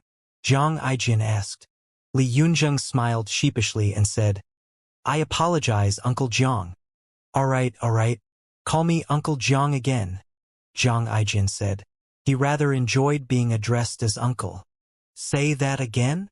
Jiang Aijin did not expect that he not only did not hear Li Yunjing calling him uncle, but he heard a deep and hoarse voice saying, "Say that again." He shivered before he turned around. He watched as the look in Li Yunjing's eyes changed. Apart from that, Li Yunjing's aura and temperament changed as well as he straightened his back. I was just joking," Jiang Aijin said awkwardly. Then he straightened his back and asked seriously, "Since we're in the Evil Sky Pavilion, I'm going to leave for a few days. What do you think? If you want to leave, then leave. What does it have to do with me?" Ling Guang flashed and appeared at the top of the archway outside of the Eastern Pavilion. He placed his hands on his back as he looked at the pillar of light. "Jiang Aijin," Zhu Honggong patted his chest and said, "I'm really a fucking genius. Fortunately, I didn't joke too much with him." Zhu Honggong said, "Don't think too much about it. I have more experience after all.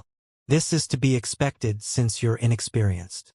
Jiang Aijin's voice and tone seemed to change in an instant as he said sternly, "Eighth junior brother? Say that again?" Zhu Honggong was briefly stunned, and he instinctively took 2 steps back. When he regained his senses, he said, "You dare to play tricks on me? Take this punch from me." Zhu Honggong rushed over and began to exchange blows with Jiang Aijin. Jiang Aijin said, "It was just a joke. Why are you petty? It seems like you're still very afraid of Wuxia." "It's none of your business." The duo fought fiercely for a long time, but there was no victor. Suddenly, the southern horizon began to burn. It was a magnificent scene. The duo stopped fighting and looked at the horizon, puzzled. After a moment, Ling Guang asked, "Fire Phoenix?" Upon hearing this, realization dawned on Zhu Honggong. He said, ecstatic, "The Fire Phoenix is here?" Zhu Honggong had expected that it would take some time before the Fire Phoenix arrived. He did not expect it to be so fast. When the duo flew closer to the horizon, Ling Guang appeared in front of them. As expected, they saw the Fire Phoenix flapping its wings, which spanned miles, flying over. It left true fire burning in its wake as it flew. Many cultivators quickly fled. They were all shocked by the Fire Phoenix's sudden appearance. How strange. Why are there so many miraculous phenomena in Saint Sky Pavilion today? Why did such a powerful divine beast appear here? Divine beasts were not something ordinary cultivators could compare to, let alone the immortal bird, the Fire Phoenix. Ling Guang looked at the Fire Phoenix with his profound eyes and said, "It seems like it's now a divine lord." "Divine lord? So it's now comparable to a saint slayer?" Jiang Aijin exclaimed. "The immortal bird and my fire deity clan have a long history. They were originally one and the same before they split into different branches. One branch is the Vermilion Bird clan, which is also my fire deity clan, and the other is the Phoenix clan. They don't just control fire, but they control the law of life and death. They can rise from the ashes," Ling Guang said. Jiang Aijin asked in confusion, "Isn't that the same for you?" "No." Ling Guang shook his head and said, "If that's the case, how could I have died so easily? The fire deity clan's life is tenacious. Although our bloodline gives us a chance to come back to life, the conditions are very harsh. There are other clans with this ability as well. However, the Fire Phoenix is different. Even if they were truly killed, as long as they had enough time, they will be reborn for sure. There are no conditions.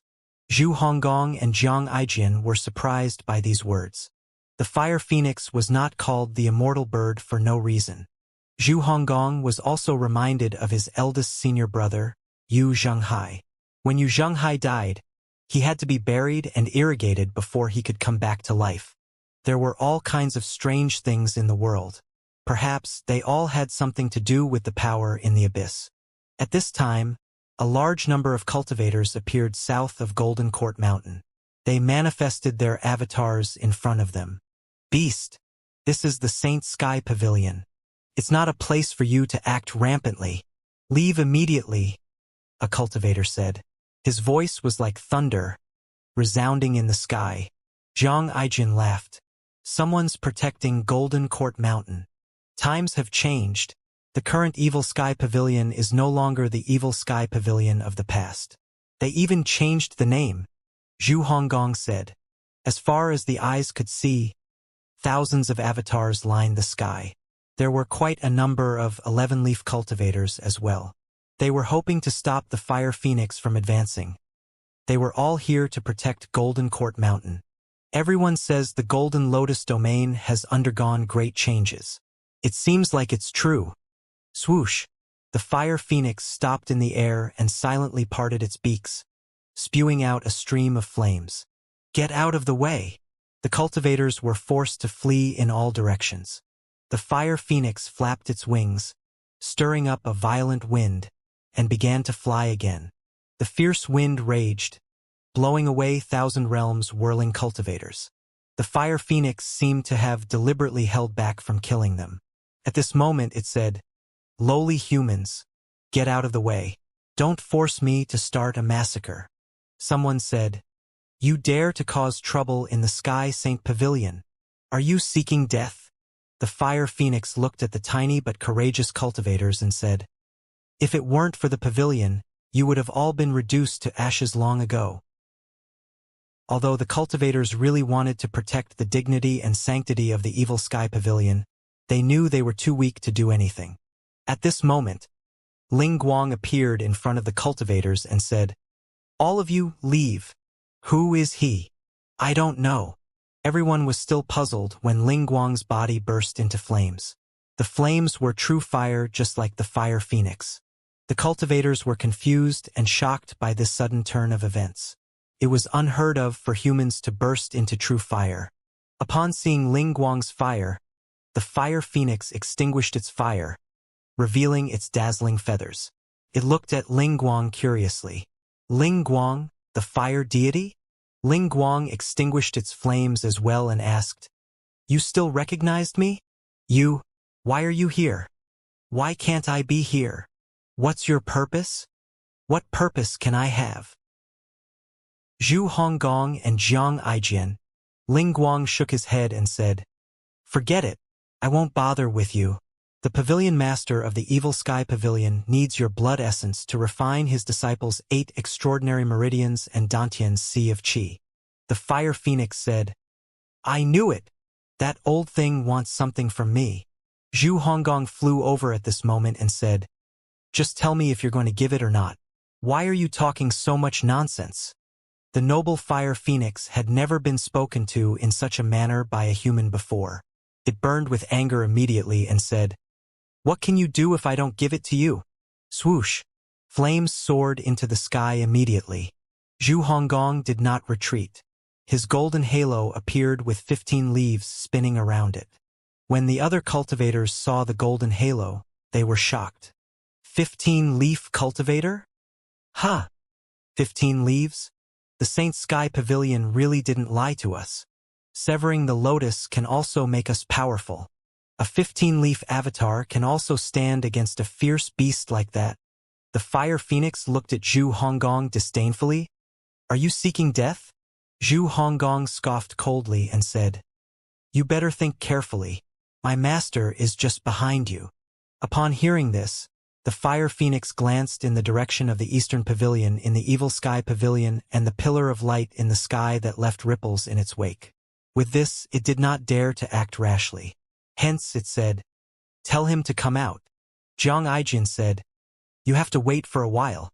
You're really impulsive and you have no conscience. Senior G raised the little fire phoenix for you for so many years, and it's much stronger than before. After being nourished by the great void energy, its future is limitless. Giving us a bit of your blood essence is just like asking a chicken for a feather. You're insulting me?" The fire phoenix's temper flared up again. It hated being compared to chickens the most. They were not the same species at all, and they were in a completely different league. A fierce beast is a fierce beast after all. You don't understand human language at all. That was just a metaphor, not an insult. You're already a divine lord. Can you act nobler? Zhang Aijin said. At this time, Ling Guang soared higher into the sky. Flames surged around him immediately as he spread his arms. Swoosh! Ling Guang's wings, which spanned thousands of feet, covered the sky immediately. The cultivators in the surroundings were dumbfounded. What are all these things I'm seeing today? The huge fiery wings refreshed the cultivators' worldview. Most of the young cultivators' understanding of fierce beasts was limited to what their elders told them and the books. Although the passages between the Golden Lotus domain and the unknown land had opened, it did not mean the cultivators could go there as they pleased. Hence, they were very curious about beast emperors, divine beasts, and even saint slayers. Even if they had seen pictures in the books, it could not compare to seeing them with their own eyes. After the 8-leaf limit had been broken in the Golden Lotus domain, the fierce beasts and the birth chart beasts that appeared in the Golden Lotus domain had also been very shocking in the beginning. Naturally, they were shocked when they saw Fire Phoenix and Ling Guang.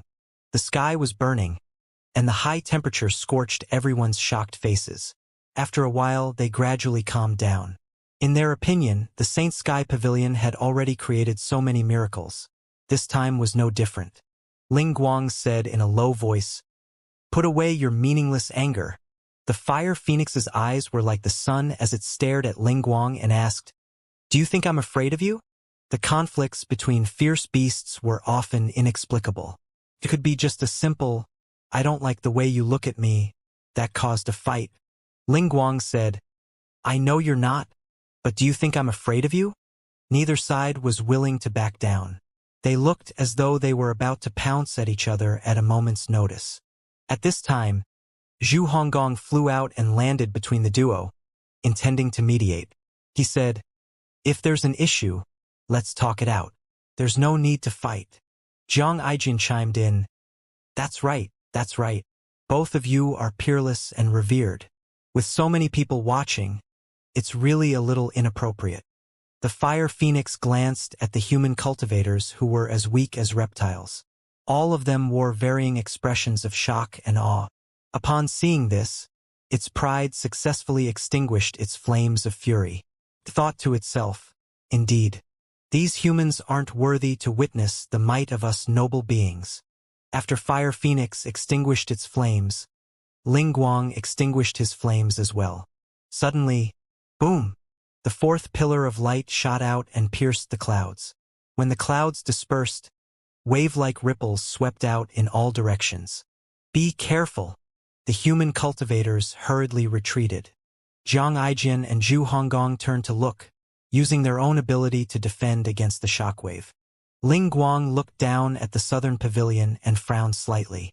Then, he flew toward the southern pavilion and used his flaming wings to block the shockwave. The Fire Phoenix looked at the pillar of light and said, "Powerful human." "It's good that you know," Zhu Honggong said. The Fire Phoenix suddenly lowered its head and said to Zhu Honggong, "Hand over the little Fire Phoenix." Zhu Honggong frowned and said, "Are you kidding me? We helped you take care of it. Why are you so aggressive? Are you asking to be punished?" Naturally, the Fire Phoenix knew that the little Fire Phoenix was very well taken care of. However, its hatred toward humans was too deep-rooted. It said disdainfully, "You take care of the little Fire Phoenix because you want it for yourself. Humans are all hypocrites. Do they think they're superior just because they have divine beasts as their mounts? Oh, you know a lot, Zhang Aijin said. Then, he pointed at the eastern pavilion and added, in any case, Senior Ji invited you here. You can speak to him. Okay. The fire phoenix flapped its wings and rose high up into the sky. Swoosh!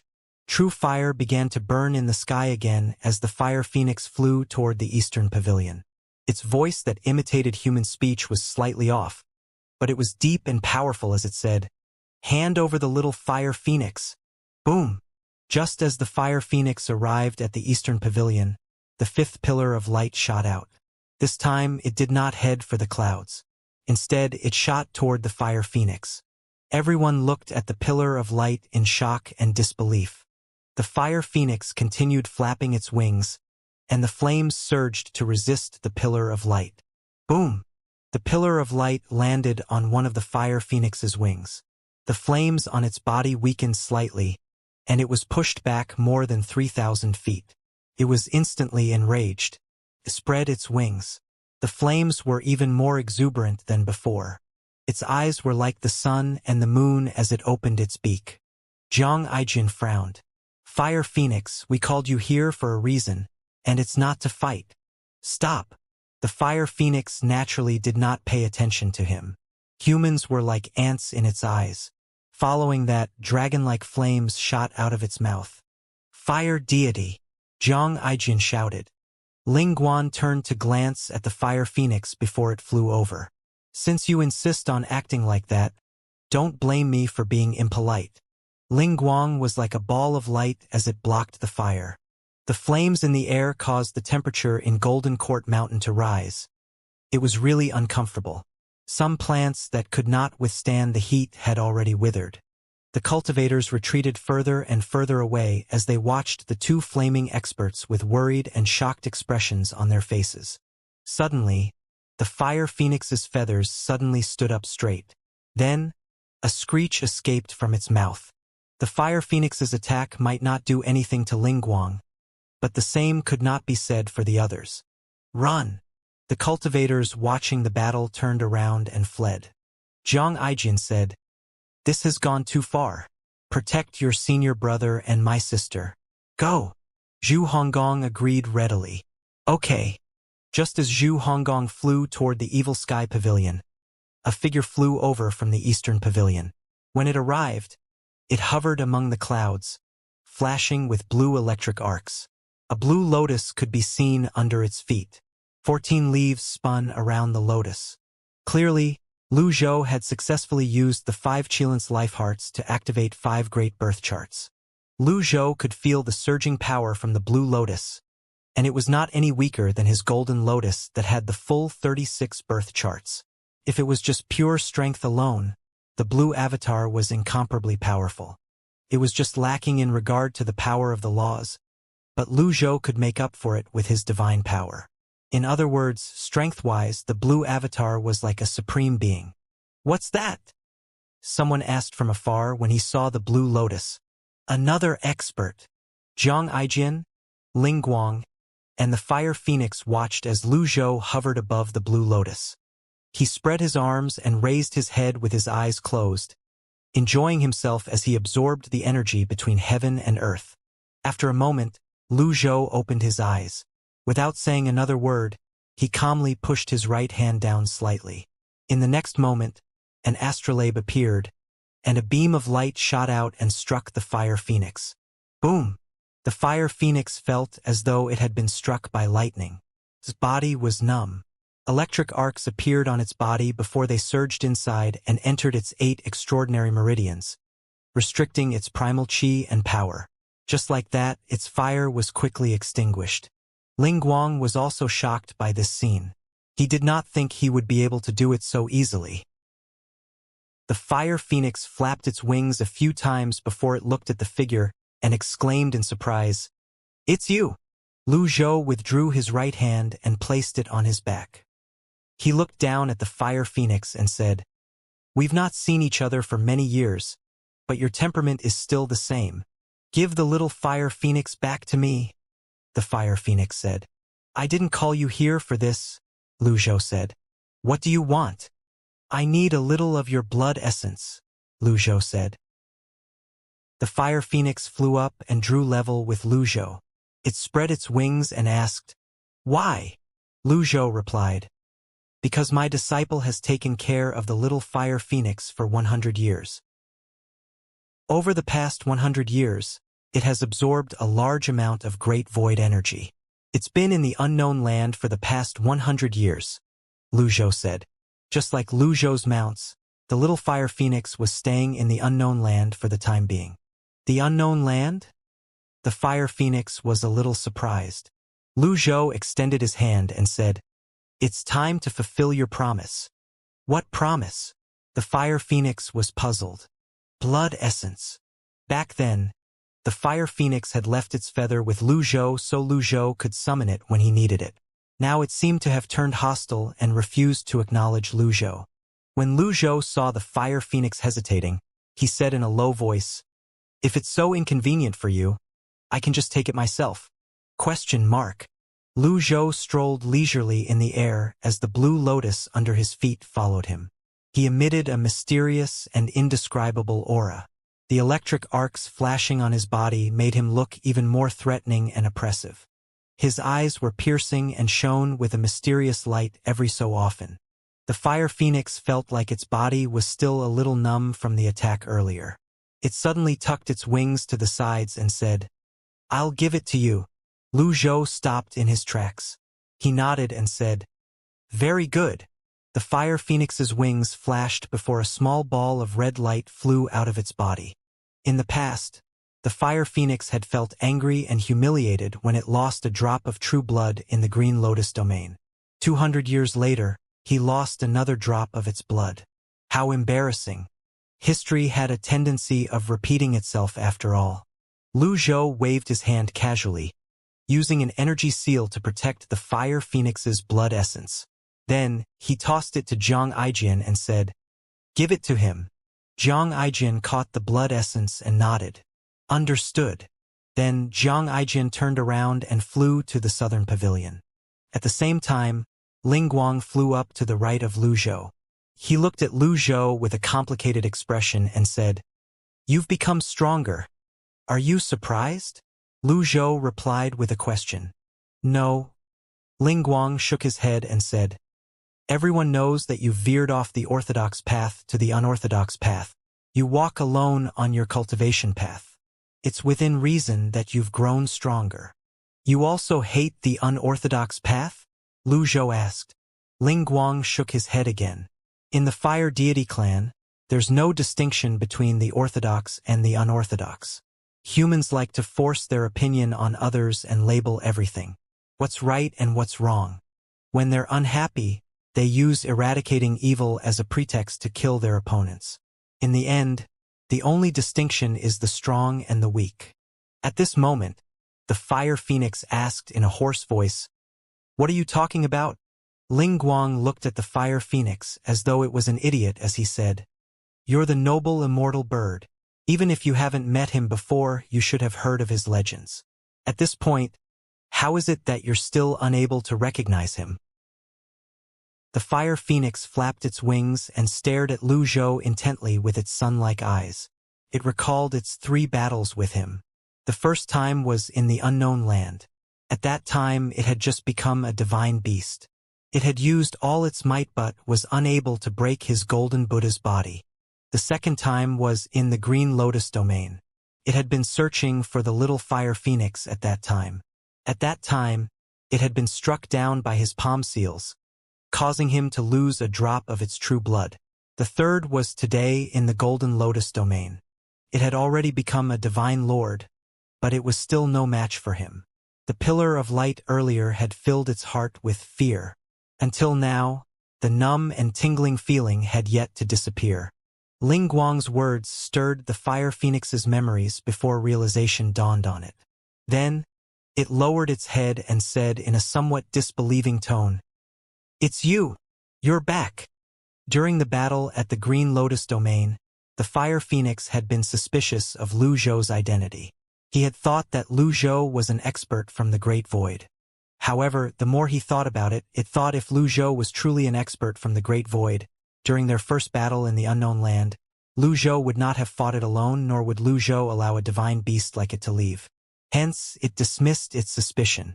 Later on, apart from ensuring its own safety, the Fire Phoenix also had to consider the little Fire Phoenix's safety. In the end, it had no choice but to entrust the little Fire Phoenix to Lu Zhou's disciple, Little Yuaner. After that, it had no other chance to determine Lu Zhou's identity. The Fire Phoenix was born in ancient times. It shared the same lineage as the Lingguang, the vermilion bird. It was one of the beasts with the highest and noblest bloodline. In ancient times, they had never bothered to interact with humans.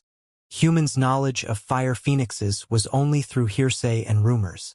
No one had ever subdued or come close to a fire phoenix, after all. Conversely, the fire phoenix's knowledge of humans was also limited, and this included the high and mighty Unholy One. It had only heard about the peerless Unholy One in the Great Void and his unbelievable deeds like creating the first mountain, Grand Mystic Mountain in the Great Void, defeating many supreme beings in the Great Void, crossing the endless ocean, and circling the Great Maelstrom. There were too many legends about the Unholy One in the world that they could not be counted. Lu Zhou nodded. He looked at the Fire Phoenix and asked, "Can't you tell?" The Fire Phoenix was still shocked. "Do you have a problem with lending me a drop of your blood essence?" Lu Zhou asked. The Fire Phoenix thought to itself, "Lend? What a word to use. Are you going to return it to me?" Seeing that the Fire Phoenix did not protest, Lu Zhou nodded in satisfaction and said, "Fire Phoenix, I have a few words for you. Please speak." The Fire Phoenix said somewhat timidly, "First of all, humans are the elders of all living things. Even if there's inequality, humans are on top, not the other way around. If it's not necessary, it's best for you to put away your arrogance. Second, the little Fire Phoenix is staying in the unknown land with my mounts. All of them are very safe. In the future, they'll all become a force to reckon with. Third, cultivate well and don't let down your bloodline. If you want respect, you should learn to respect others, and that includes humans." After saying these words, he waved his hand and said, "You can go now." The Fire Phoenix wanted to complain, but when it sensed Lu Zhou's oppressive aura, it gave up on the idea. It flapped its wings and said, "I hope what you said is true. Thank you for your words of advice." The Fire Phoenix said again before it flapped its wings and flew away in just a blink of an eye, disappearing into the clouds. With this, the cultivators in the distance heaved a huge sigh of relief. Then they rushed over. A cultivator asked loudly, "Senior, may I ask if you know anyone from the Evil Sky Pavilion?" Lu Zhou glanced at the cultivators and said, "You have the heart to protect Golden Court Mountain. Your courage is commendable, but you must only act within your means. Everyone, please leave." The cultivators naturally understood Lu Zhou's meaning. They could only look at Lu Zhou and Lingguang regretfully and bow. Just as they were about to leave, "Wait," Lu Zhou said. He waved his hand, using the heavenly writing's power of healing. The blue lotuses flew out toward the cultivators and the surroundings. Those who were injured were healed in a blink of an eye, and the overwhelming vitality energy immediately revived the withered plants that had been roasted by the true fire. A few of the young cultivators who were rather talented could sense that the vitality energy not only healed their injuries, but it also strengthened their 8 extraordinary meridians and Danshan seas of qi, increasing the limit of the cultivation. They were overjoyed and hurriedly bowed to Lu Zhou one after another. "Thank you, Senior." Lu Zhou waved his hand, indicating that everyone should leave. This had always been his way of doing things. If people respected him, he would return the favor. After everyone left, Lu Zhou flashed and appeared in the southern pavilion. He saw that Jiang Aijin had already given the Fire Phoenix's blood essence to Si Wuya, and Princess Yongning was carefully taking care of Si Wuya. Si Wuya, who had consumed the blood essence, glowed red. At this time, Zhu Honggong and Lingguang also came to the southern pavilion. Lingguang said, "Although I don't care much about the Fire Phoenix, I have to admit its blood essence is not bad." Jiang Aijin nodded. "If we can get all the blood essence for him, I believe it won't be long before he can withstand your power. It's just that I'll be going to sleep forever soon, Ling Guang said bluntly. Haven't you thought about continuing to exist? Ling Guang sighed. I have, but it's impossible. My consciousness has to exist in my true body. I'm already very satisfied that I can survive until now. The longer it takes, the more my consciousness will weaken. If I can transfer my power to him, my death will be worth it. Zhu Honggong said, Senior, you look great now. Don't die so easily. Ling Guang looked at Zhu Honggong and said, I'm different from the Fire Phoenix. I have been on Mount Halcyon for 100,000 years.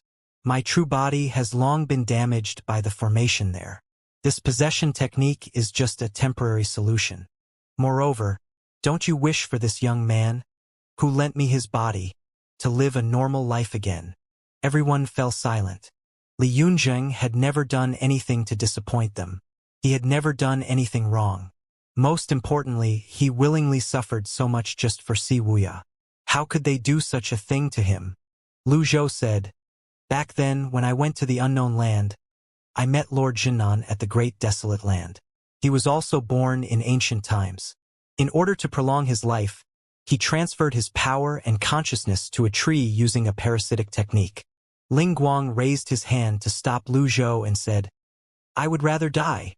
To Ling Guang, this kind of evil technique was more repulsive than eating a few pounds of flies. All right, I respect your decision.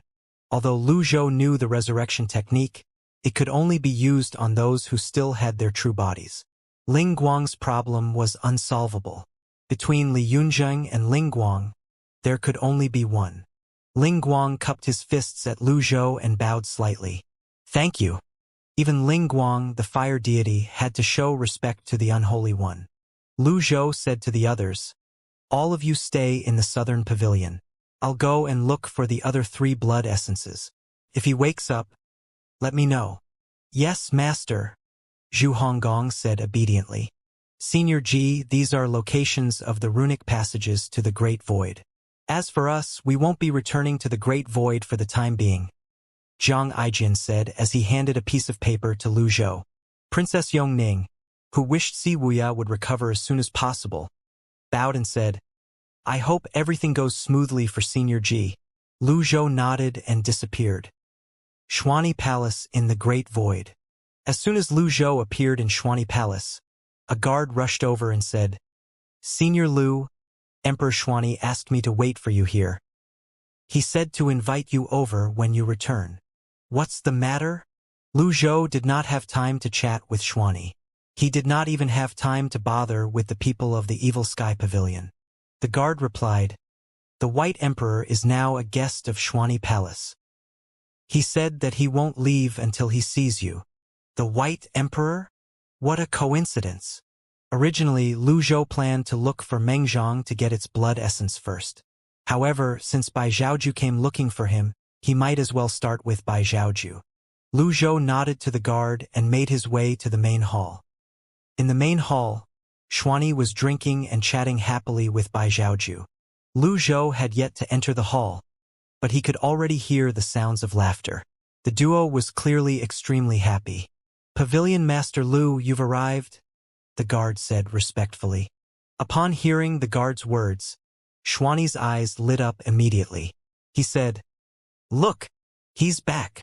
Bai Zhaoju set his wine cup down and looked outside the hall. Lu Zhou walked in slowly. Xuani smiled and rose to his feet before he greeted, Pavilion Master Lu, the White Emperor has been waiting for you for a long time. Lu Zhou glanced at Bai Zhaoju before he walked over and took a seat in front of the large table. Bai Zhaoju looked a little awkward at this time. He's sitting down just like that? It's fine if he doesn't flatter me. But he's not even going to greet me? Who cares? If he's not embarrassed, then I shouldn't feel embarrassed. With that, Bai Zhaoju sat down as well. Then he said with a smile, Pavilion Master Lu, meeting you is better than just hearing about you. Lu Zhou did not beat around the bush. He said, You protected my disciples for 100 years on the Eastern Lost Island. Tell me, what do you want? I didn't think it could get even more awkward. No matter what, I'm still the highly respected White Emperor. Why did you make it seem like I'm here to ask for charity? Bai Zhaoju coughed. He straightened his back and said solemnly, when I do things, I don't expect anything in return. Lu Zhou nodded. I admire such people. Back then, you left your jade token behind to help me enter the great abyss land. Apart from that, you also made your cultivators wait near the pillar of destruction. Now, you don't even ask for anything in return. It's truly admirable. Everyone knew the unholy one had many treasures. Any one of them would make people go crazy. Lu Zhou poured a cup of wine and said, since you're not going to ask for anything in return, let me toast you at least. Just a cup of wine? This was Bai Zhaoju's inner monologue. Contrary to Bai Zhaoju, Xuanyi, the superfan, was surprised and slightly envious. What was just a cup of wine to Bai Zhaoju was an honor to him. He had never heard of anyone who had been toasted by the unholy one. The 4 emperors of the Lost Lands were greatly respected when they were in the Great Void. Even after they left, they were still very much respected. However, in Xuanyi's eyes, the quartet was just children in front of his teacher. In the cultivation world, the strong preyed on the weak. There was no reason for the strong to bow down to the weak. Thinking of this, Bai Zhaoju only sighed inwardly and raised his cup as he said, very well. The duo clinked their cups and drained the wine in the cups. Thousands of words were contained in this toast. Xuanyi looked at Lu Zhou unblinkingly as he tried his hardest to project his thoughts to Lu Zhou. Teacher, why didn't you clink cups with me? After the 2 seniors finished drinking, Xuanyi lowered his head and drank his cup of wine as well. He thought to himself, the wine is also fragrant even though I'm drinking alone. At this time, Lu Zhou suddenly said, in fact, I have something to ask you. Bai Zhaoju was stunned. For some reason, he felt like he had walked into a trap. It was fine that he did not receive a reward, but he still had to work for another person. However, the word ask sounded very pleasant to his ears. After all, the other party was a powerful expert. He was naturally very happy to have a powerful expert ask him something. And so, Bai Zhaoju smiled and said, please speak. Do you know Zhi Ming's current whereabouts? Lu Zhou asked. Bai Zhaoju's smile stiffened before it vanished completely. He asked, Pavilion Master Lu, what is this about? Lu Zhou replied frankly, it's for an extremely important matter. I have to find it. I'm afraid I can't help you with this matter, Bai Zhaoju said. Reason? Lu Zhou asked. I owe Zhi Ming a debt of gratitude. I promised it that I would never reveal its whereabouts. Bai Zhaoju replied. Lu Zhou's heart skipped a beat. So you really do know Zhi Ming's whereabouts? Bai Zhaoju? Bai Zhaoju really wished he could take back his words, but it was too late. He felt like the cup of wine was no longer fragrant. He said, so what if I know? No matter the reason, I won't reveal its whereabouts. Lu Zhou did not respond to those words. Instead, he said slowly, when Si Wuya died, his eldest senior brother personally made the coffin for him. He also followed Si Wuya's wishes and dropped the coffin into the sea. Unexpectedly, Si Wuya didn't die. You saved my 7th disciple. In a way, this grace is no less than that of parents. Bai Zhaoju was puzzled. He did not understand why Lu Zhou suddenly mentioned this matter. Lu Zhou continued to say, although he regained his life, he's extremely weak. He doesn't have long to live. Bai Zhaohu frowned slightly. Who would curse their disciples like that? Then Bai Zhaoju said, I saw him just a few days ago. His aura is stable, and his cultivation is fine as well. How can you say he doesn't have long to live? Lu Zhou said, what you saw is only the surface of things. Lu Zhou naturally did not say Qisheng was not Si Wuya at that time. At this moment, Xuanyi suddenly interjected, I believe in Pavilion Master Lu's judgment. Bai Zhaoju glanced at Xuanyi but did not say anything. Lu Zhou said, to remedy the situation, we need Zhi Ming's blood essence to refine and strengthen his 8 extraordinary meridians.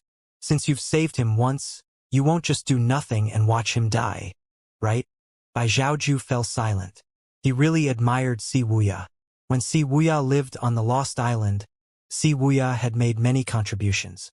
If it was true that Si Wuya's life was in danger, he indeed could not sit idly. However, the matter was very complicated. If he was not careful, he might be doomed. Seeing Bai Zhaoju's grave expression, Xuanyi asked curiously, "What is it you're worried about, White Emperor?" Bai Zhaoju continued to keep quiet. Xuanyi said, "With Pavilion Master Lu's ability, it's not difficult for him to find Zhi Ming. During ancient times, Zhi Ming left the Great Void and set off east of the Endless Ocean. Zhi Ming is one of the 4 divinities of heaven. In order to avoid being detected by the scales of justice, it won't return easily, and it won't leave easily. As long as we look in the Endless Ocean, we're bound to find some clues." Bai Zhaoju? Bai Zhaoju's expression was not very good. Clearly, he was displeased with Xuanyi's words. Xuanyi only looked at Bai Zhaoju with a smile after he finished speaking. His expression seemed to say, "This is a great chance for you to improve your relationship with my teacher. Don't waste this chance." Bai Zhaoju was the White Emperor after all. How could he not understand Xuanyi's words? However, he still remained silent. The matter was complicated after all. Lu Zhou drained another cup of wine.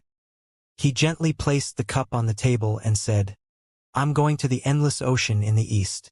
Both of you can continue chatting." Xuanyi and Bai Zhaoju. Xuanyi hurriedly rose to his feet and said, "The Endless Ocean is vast. Pavilion Master Lu, how do you plan to find Zhi Ming?" Lu Zhou said, "My disciple is in grave danger. A master for a day, a father for life. My disciples treat me as their father. How can I do nothing? No matter how long it takes, no matter how far it is, even if it's at the end of the world, I'll still find Zhi Ming." Bai Zhaoju, Xuanyi said, "Since Pavilion Master Lu is determined, Xuanyi Palace is willing to do its best to help. Pavilion Master Lu, the Dark Guards will be at your disposal." Bai Zhaoju looked at Xuanyi in confusion. Why is he so ready and quick to help? The Dark Guards are the core strength of Xuanyi Palace, and he's just handing the command over to another person. Xuanyi naturally knew what Bai Zhaoju was thinking. He said, "Duan Mushang, who used to be with the Scarlet Emperor, is now the commander of Xuanyi Palace. Duan Mushang is Pavilion Master Lu's disciple. It's only natural for him to help Pavilion Master Lu." These words were reasonable. Lu Zhou nodded. "That's good. If Duan Mushang doesn't do his job well as the commander of Xuanyi Palace, just tell me." A dazzling smile blossomed on Xuanyi's face and said, "I will." It made one wonder what Qi Biaonu, the Scarlet Emperor, would think if he was present. "All right, I don't want to waste time.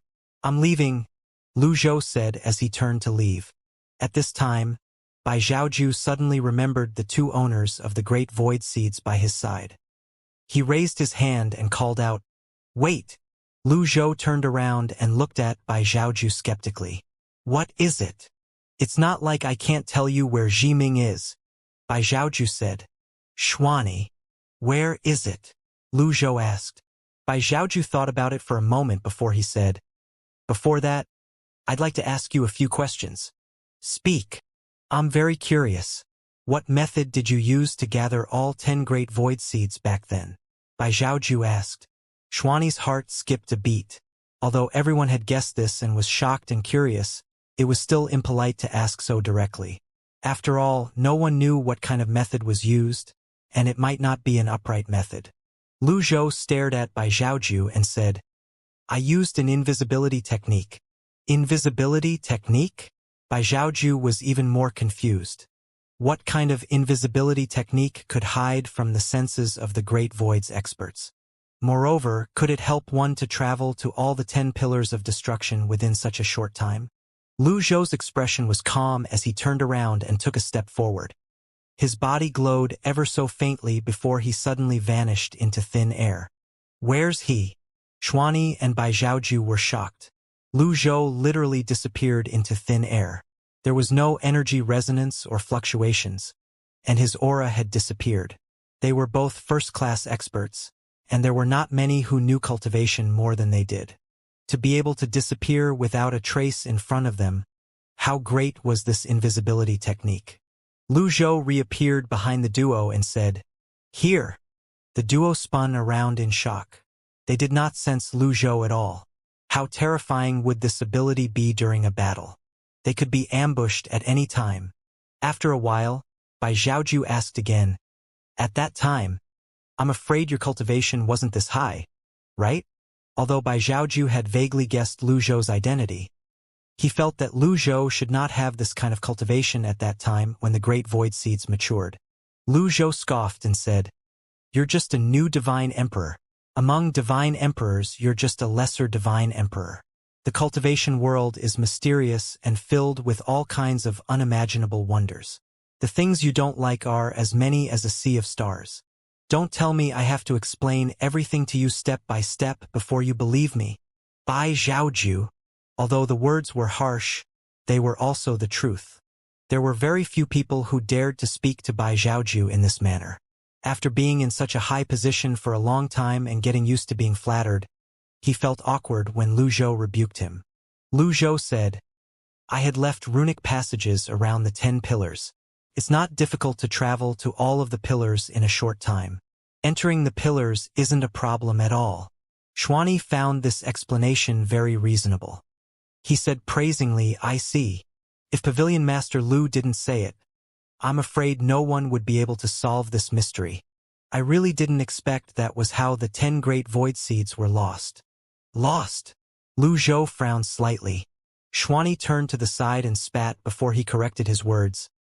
I didn't expect that was how the 10 seeds were harvested. The earth gives birth to all things. The great void seeds came from the earth and did not belong to any one person. What right did the great void have to claim the great void seeds? Bai Zhaoju deeply agreed with this. Finally, he said, "All right, I'll bring you to Ximing. However, before that, I have a few conditions." Xuani said, "White Emperor, don't you think you're too much? It was just leading Lu Zhou to Ximing. Was there a need to go this far?" Bai Zhaoju said, "I have no other choice. I hope you can forgive me."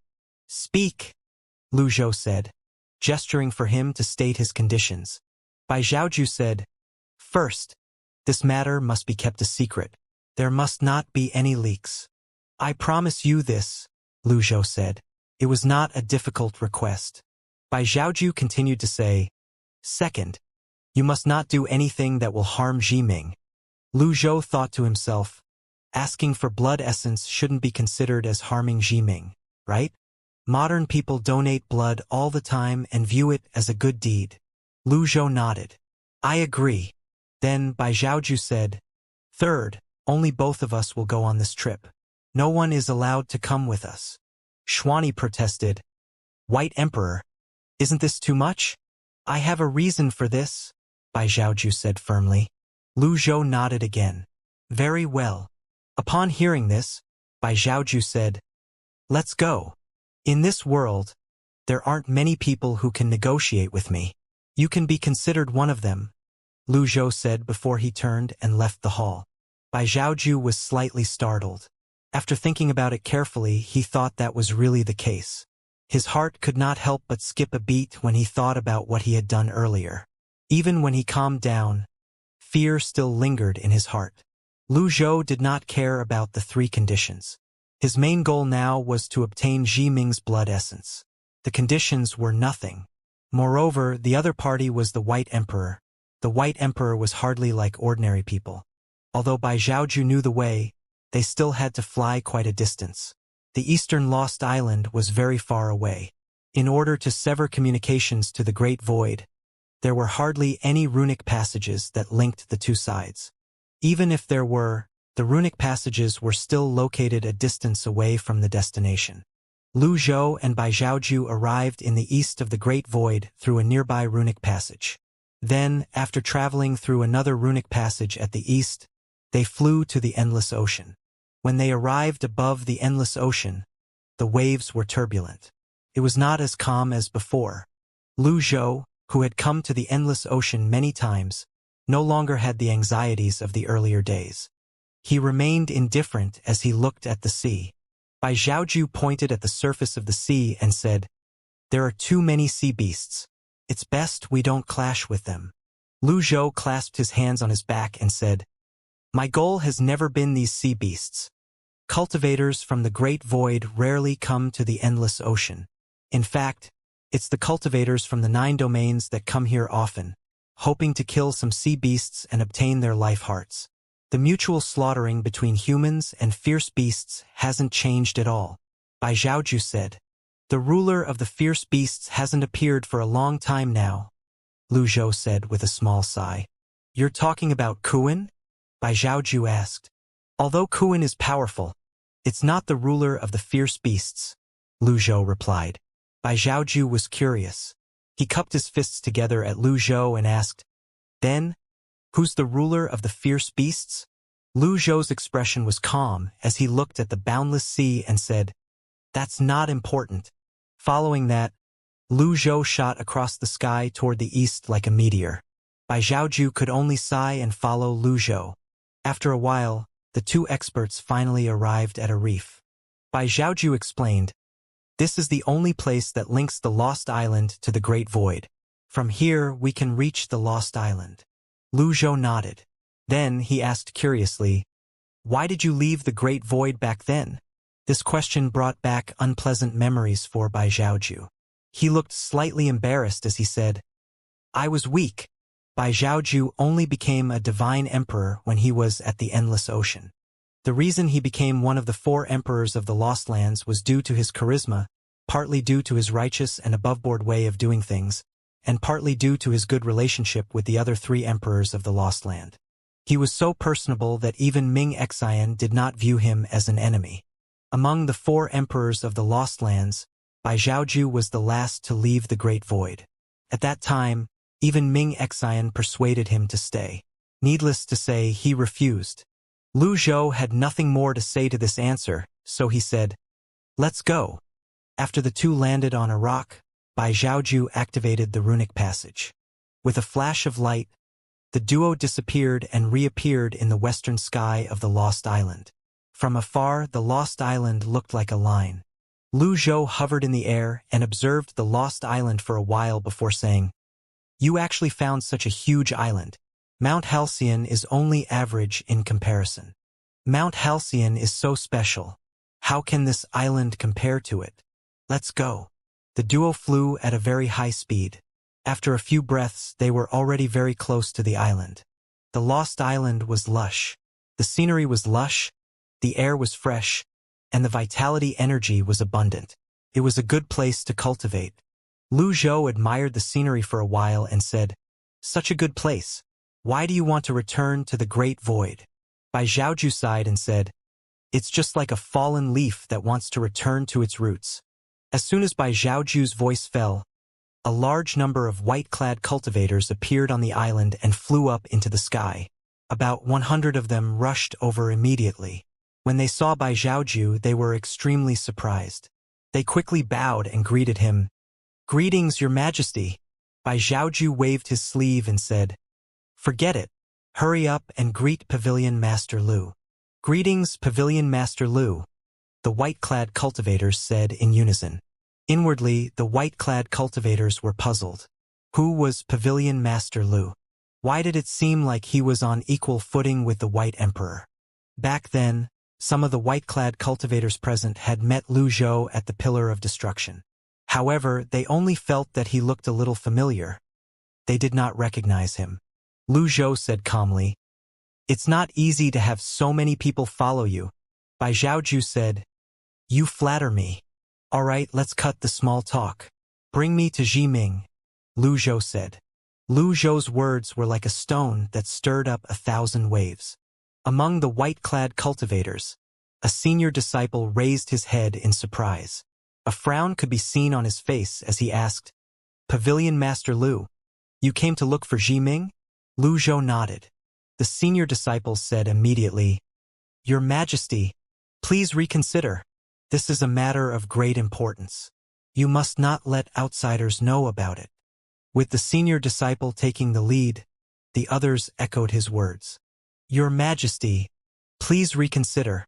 Lu Zhou did not care about the attitude and opinions of these people. Only Bai Zhaoju's attitude was important. Bai Zhaoju flashed forward and clasped his hands on his back. He stood in front of the white-clad cultivators and said, "Pavilion Master Lu is not an outsider." The white-clad cultivators looked at each other in dismay. "How could we not know if he's an outsider or not? Your Majesty, you're treating us like fools. This matter is too important. It concerns the lives of thousands of the Lost Kingdom. Your Majesty, please reconsider." Lost Kingdom. Long before Bai Zhaoju became a divine emperor, he had already decided to spend a long life on the Lost Island. He built his own kingdom here. It was rumored that the Lost Island used to be part of the land before it split. The land split into pieces, and some of them drifted on the endless ocean. Bai Zhaoju's Lost Island, Qi Biaonu's Southern Flaming Sea, and Mount Halcyon were just a few of them. That was why they were referred to as the Lost Lands or Lost Islands. The 4 emperors of the Lost Land enjoyed very high prestige and status in the respective areas they ruled. They were like Chun Fu, who had the highest cultivation in the Green Lotus domain. In fact, they were even more influential than Chun Fu. Bai Zhaoju looked at everyone and said, "I know what to do. Pavilion Master Lu is not an outsider. He's Qi Sheng's master." Qi Sheng's master? The white-clad cultivator was surprised. Qi Sheng has a master? Qi Sheng is such a talented figure, so his master can't be weak. The white-clad cultivators carefully examined the calm Lu Zhou again. Bai Zhaoju continued to say, "I have a close relationship with Qi Sheng, and Qi Sheng's contribution to the Lost Kingdom is obvious. There's no need to discuss this matter anymore." Everyone was puzzled. They did not understand why Bai Zhaoju was so insistent about this. Some of the core disciples wanted to protest, but they were stopped by the elders. After all, it was not appropriate to contradict the White Emperor in public. No matter how even-tempered the White Emperor was, he still had a bottom line that could not be crossed. Moreover, it was obvious that Bai Zhaoju and Lu Zhou had come to an agreement. If they still protested, they would definitely have a taste of Bai Zhaoju's fury. Bai Zhao gestured to Lu Zhou and said, "Please." Lu Zhou flew with one hand on his back. The white-clad cultivators made way for the duo and watched them fly toward an enclosed platform on the island. "That's the enclosed platform," Bai Zhaoju said like a guide. "The enclosed platform? Zhi Ming has been in your territory all along." Lu Zhou was slightly surprised. Zhi Ming was one of the 4 divinities of heaven. It was surprising that it was willing to stay on the Lost Island. Soon enough, the duo arrived at the enclosed platform. The enclosed platform was supported by a huge pillar. The platform was circular. It was located next to a 90-degree vertical cliff. From above, one could see the violent waves of the endless ocean. "It's usually very quiet and calm here. The weather isn't very good today," Bai Zhaoju said. "Where's Zhi Ming?" Lu Zhou asked. He was not interested in other things now. At this moment, he only wanted to meet Zhi Ming as soon as possible. Bai Zhaoju smiled and said, "Pavilion Master Lu, there's no need to be anxious. We're already here. I won't go back on my words." Lu Zhou replied, "Some things have priority and can't be delayed." His disciple was lying in bed like a sickly child all day long. How could he, as a master, act leisurely? As though he did hear Lu Zhou's words, Bai Zhaoju asked, "Pavilion Master, what do you think of the scenery here? Are the waters clear? Are the skies blue?" Lu Zhou frowned slightly. He had never liked beating around the bush. He was just about to voice his displeasure when, swoosh, swoosh, swoosh, several white-clad cultivators flew over from behind. These white-clad cultivators' auras were distinctly different from the white-clad cultivators from earlier. They were not young, and their cultivation was not low. Lu Zhou pointed at the newcomers and asked, "What do you mean by this?" Bai Zhaoju sighed and said, "They're the 3 celestials of the Lost Island. Back then, they left the Great Void with me and helped me establish the Lost Kingdom here. They can be considered my most capable subordinates. The 3 celestials were divine lords, but it was unknown if they were greater or lesser divine lords. The three cultivators hovered in the air for a moment before the elderly cultivator in the middle bowed and said, Wangji greets your majesty, the White Emperor. I heard that your majesty is bringing someone to meet Jiming. I'm afraid this is inappropriate. Wangji spoke very bluntly. His eyes were fixed on Lu Zhou as he spoke. Lu Zhou shook his head and said, You're a divine emperor. And yet, you still have to obtain permission from others to act. Bai Zhaoju, whose authority was being questioned, was naturally displeased. He said in a low voice, Wangji, all of you leave now. No one's to come near without my orders. Your Majesty. The trio fell to their knees in unison. Bai Zhaoju said in a deep voice, So you're going to defy my orders? A halo appeared on Bai Zhaoju's body. Wangji said resolutely, Your Majesty, even if I lose my life, I still have to say it. The peace of the Lost Kingdom wasn't easy to come by.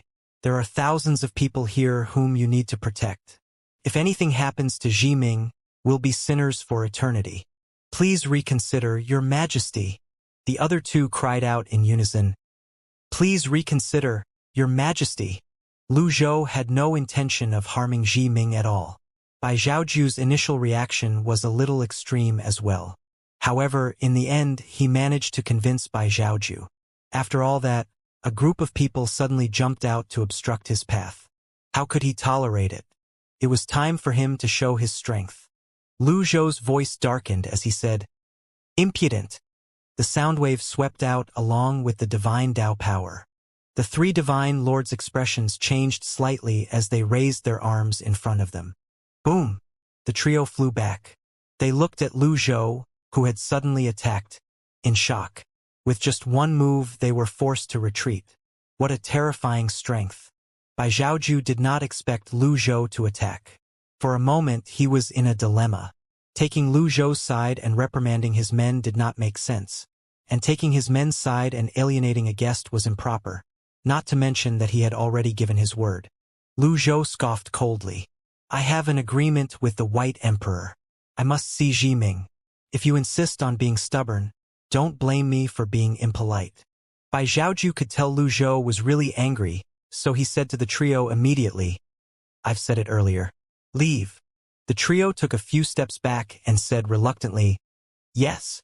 Seeing the reluctance on the trio's faces, Lu Zhou turned to Bai Zhaoju and said, In my opinion, you should abdicate your throne. It seems like there's someone more suitable to rule your lost kingdom. The three celestials were shocked when they heard Lu Zhou's sarcastic words. They fell to their knees at the same time and cried out, We don't dare. We're loyal, and we have no ill intentions. Bai Zhaoju looked slightly embarrassed and said, Pavilion Master Lu, don't joke. The three of them risked their lives for me and with me. If they really harbor ill intentions, they wouldn't have left the Great Void with me back then. Lu Zhou shook his head and said, You don't understand my words. Please explain. If the ruler of the Lost Kingdom isn't you, do you think I'd be wasting my time now? I'd kill everyone immediately. Boom! As soon as Lu Zhou finished speaking, he stomped his foot.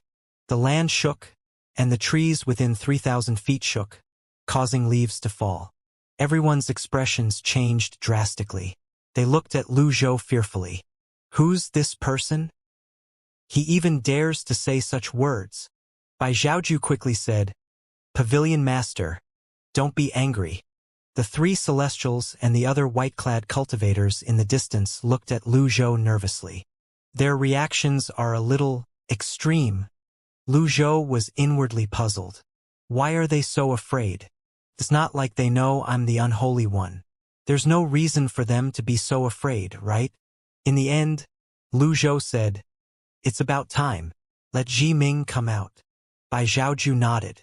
All right. This time, no one dared to protest. However, they did not leave either. They maintained a distance and watched. Bai Zhaoju pointed at the bottom of the platform and said, It's right below. Bai Zhaoju leaped out and slowly descended. Lu Zhou followed suit. After descending a certain distance, Lu Zhou saw a huge black hole at the bottom of the platform next to the sea. The opening was huge. Its diameter was over 1,000 feet. Lu Zhou asked, Ming is in that cave? Bai Zhaoju shook his head. Lu Zhou frowned, puzzled. How contradictory. Earlier, Bai Zhaoju had said Ming was there. Now he said it was not. Bai Zhaoju smiled slightly as he pushed his hand down. A ring of light fell into the sea. Following that, the sea began to bubble as though it was boiling. The three celestials were extremely nervous as they watched.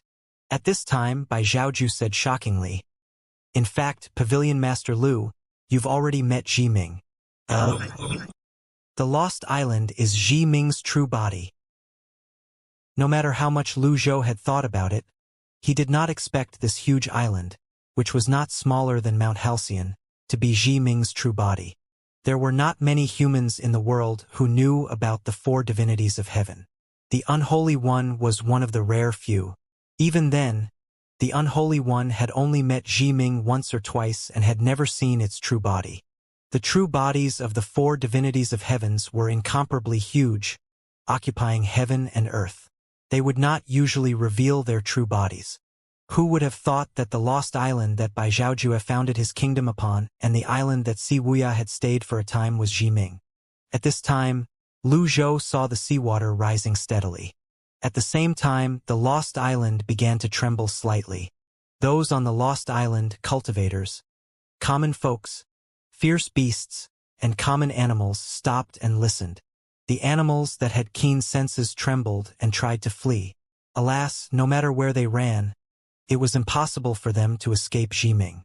Ming was literally their home. On some parts of the island, the tremors were more violent. The mountains in the area were shaking as well. Birds and flying beasts fared a little better. They were not helpless like the beasts and animals on land. They flew into the sky, flapping their wings and looking at the island where they lived their entire lives in surprise and confusion. Only a few people knew about Ming. Most of them did not know the secret and were confused and panicked. They did not understand what was going on. They assumed it was an earthquake. At this moment, Lu Zhou finally understood why Bai Zhaoju's reaction was so extreme in the beginning, and why Bai Zhaoju was adamant this matter could not be leaked. If he were in Bai Zhaoju's shoes, he did not know what he would do as well. Bai Zhaoju was the ruler of the Lost Island. His duty was to protect his people. The three celestials and the white-clad cultivators were trying to protect the lost kingdom. If anything happened to Ming, countless lives would be lost. Lu Zhou thought to himself, no wonder. Bai Zhaoju glanced at Lu Zhou from the corners of his eyes and seemed to have noticed something. He sighed and said, "Those three earlier, please don't take offense." Lu Zhou shook his head. "I've always been reasonable. This matter is understandable. All's forgiven." "That's good," Bai Zhaoju said. Swoosh. Following that, a loud noise rang out as two pillars of water shot up into the sky. They were like humongous fountains, and their height was unknown. Everyone looked up, but Lu Zhou looked down. In the clear and surging waters, a huge illusory figure slowly rose to the surface of the sea. Lu Zhou felt like the first time he had seen Kuan in the endless ocean. It was very shocking. Water splashed up into the sky. Then, from what Lu Zhou had thought was the mouth of a cave earlier, a black shadow that resembled a tortoise head slowly moved out following the illusory figure that surfaced to the sea. This was Ming whom Lu Zhou had been looking for. The waves continued surging into the sky until Ming's huge head emerged completely from the water. The white-clad cultivators flew over from all directions, which happened to be all parts of Ming, and landed behind Bai Zhaoju. Then, they bowed and called out, "Greetings, Lord Ming." Only Bai Zhaoju and Lu Zhou stood with their hands on their backs, silently looking at Ming. Both sides sized each other up. Ming did not move at all. It silently observed its surroundings. Blue sky, white clouds, and the surface of the endless ocean. Ming's eyes were brimming with curiosity and expectations as it looked around. At the same time, its eyes also looked confused as though it had just awakened after sleeping for a long time. Indeed, it had been 100,000 years since it began to slumber. Now that it woke up, it saw that the sky, the earth, and the sun were still the same as before. Nothing had changed. It seemed like the only change was that it had gotten older. After a long while, Zhiming finally said, "White Emperor? Why did you wake me up?" Zhiming's voice was sonorous and deep. It was like the sound of drums ringing from the depths of the sea. Bai Zhaoju said, "I have no choice. I have an extremely important matter that requires your help." "What is it?" Zhiming asked. Before Bai Zhaoju could reply, Lu Zhou said bluntly, "I need you to lend me a drop of your blood essence." The white-clad cultivators turned to look at Lu Zhou in shock. Such a bold request. Isn't this too much? Zhiming shifted its eyes to Lu Zhou and said, "Everyone in the world covets my body. 100,000 years have passed, but mankind hasn't changed." Zhiming sighed deeply. Lu Zhou said, "I'm asking for your blood essence to save a life, not for other uses. Birth, aging, illness, and death are the cycle of life. No one can avoid death, not even me," Zhiming said. Lu Zhou shook his head and said, "This person is different. His survival is related to the balance of heaven and earth and the collapse and destruction of the Great Void." "Oh!" Zhiming's eyes widened slightly. The white-clad cultivators, who had been filled with righteous indignation at Lu Zhou's request, grew extremely curious upon hearing his words. Qi Shang was very talented and capable. Everyone on the Lost Island knew this. However, it was still a little shocking to hear that he was tied to the balance of heaven and earth and the destruction of the Great Void. Lu Zhou continued to say, "He has probed into the secrets of the shackles of heaven and earth and has found a way to break them." These words were like a stone that stirred up 1,000 waves. As soon as the words were said, the Lost Island began to tremble violently. The mountain and land shook as though the entire world was shaking. Rocks fell and trees collapsed. The humans on the Lost Islands were terrified. Bai Zhaoju said to remind Zhiming. Zhiming seemed to realize its reaction had been a little too extreme, and it immediately sank into the water slightly to stabilize itself. Then it stopped moving just like before. In a few moments, the Lost Island regained its calm. Then, Zhiming asked, "Are you serious?" Lu Zhou said, "I never lie." As Lu Zhou spoke, he raised his right hand to the sky with his palm facing upward. The great abyss land's heaven-suppressing pestle shot out. Under the protection of an energy seal, it began to shine and spin in the air. The three celestials exclaimed in unison, "The heaven-suppressing pestle! It's the great abyss land's heaven-suppressing pestle." "Why is the heaven-suppressing pestle that Emperor you personally protected in your hand, senior?" Even Bai Zhaoju did not expect the great abyss land's heaven-suppressing pestle was in Lu Zhou's hand. He wondered if Lu Zhou had entered the great abyss land again with his jade token and stole the heaven-suppressing pestle. Then, doesn't this mean I'm an accomplice? Zhiming naturally recognized the heaven-suppressing pestle. It rolled his eyes and said, "This isn't enough for me to believe your words." Then, how about this? Lu Zhou took a step forward before a blue lotus bloomed under his feet. Lu Zhou silently mobilized the power in the Unholy One's painting and put away the heaven-suppressing pestle at the same time. Following that, the hourglass of time shot out, and the ancient dragon soul flew out of the divine mark robe. It roared, shaking heaven and earth. Subsequently, faint blue electric arcs appeared on his body and flashed like lightning bolts. Lu Zhou's eyes shone with a blue light. It was a soul-stirring sight. His long hair fluttered in the wind as his body flashed blue from the electric arcs. He looked majestic and imposing. With every step he took, the blue lotus followed him. The enormous ancient dragon soul circled in the sky and flew back into the divine mark robe. The hourglass of time flew back to Lu Zhou's side, looking as though it was ready to stop time at a moment's notice. Although Bai Zhaoju had already guessed Lu Zhou's identity, when he saw this display, he was still shocked. He muttered to himself, "It's really you." Lu Zhou believed this would convince Zhiming like many others. The Unholy One's identity was truly too useful. Although there were not many interactions between Zhiming and the Unholy One, when Zhiming saw this series of displays, it still cried out in surprise, "The Master of Grand Mystic Mountain?" Jiming knew Grand Mystic Mountain and its master. At that time, that person had built a world and created many cultivation paths. 100,000 years ago, the Unholy One fell. 100,000 years later, the Unholy One appeared in front of Jiming. There was only one possibility. The Unholy One had mastered life and death and broke the shackles of heaven and earth.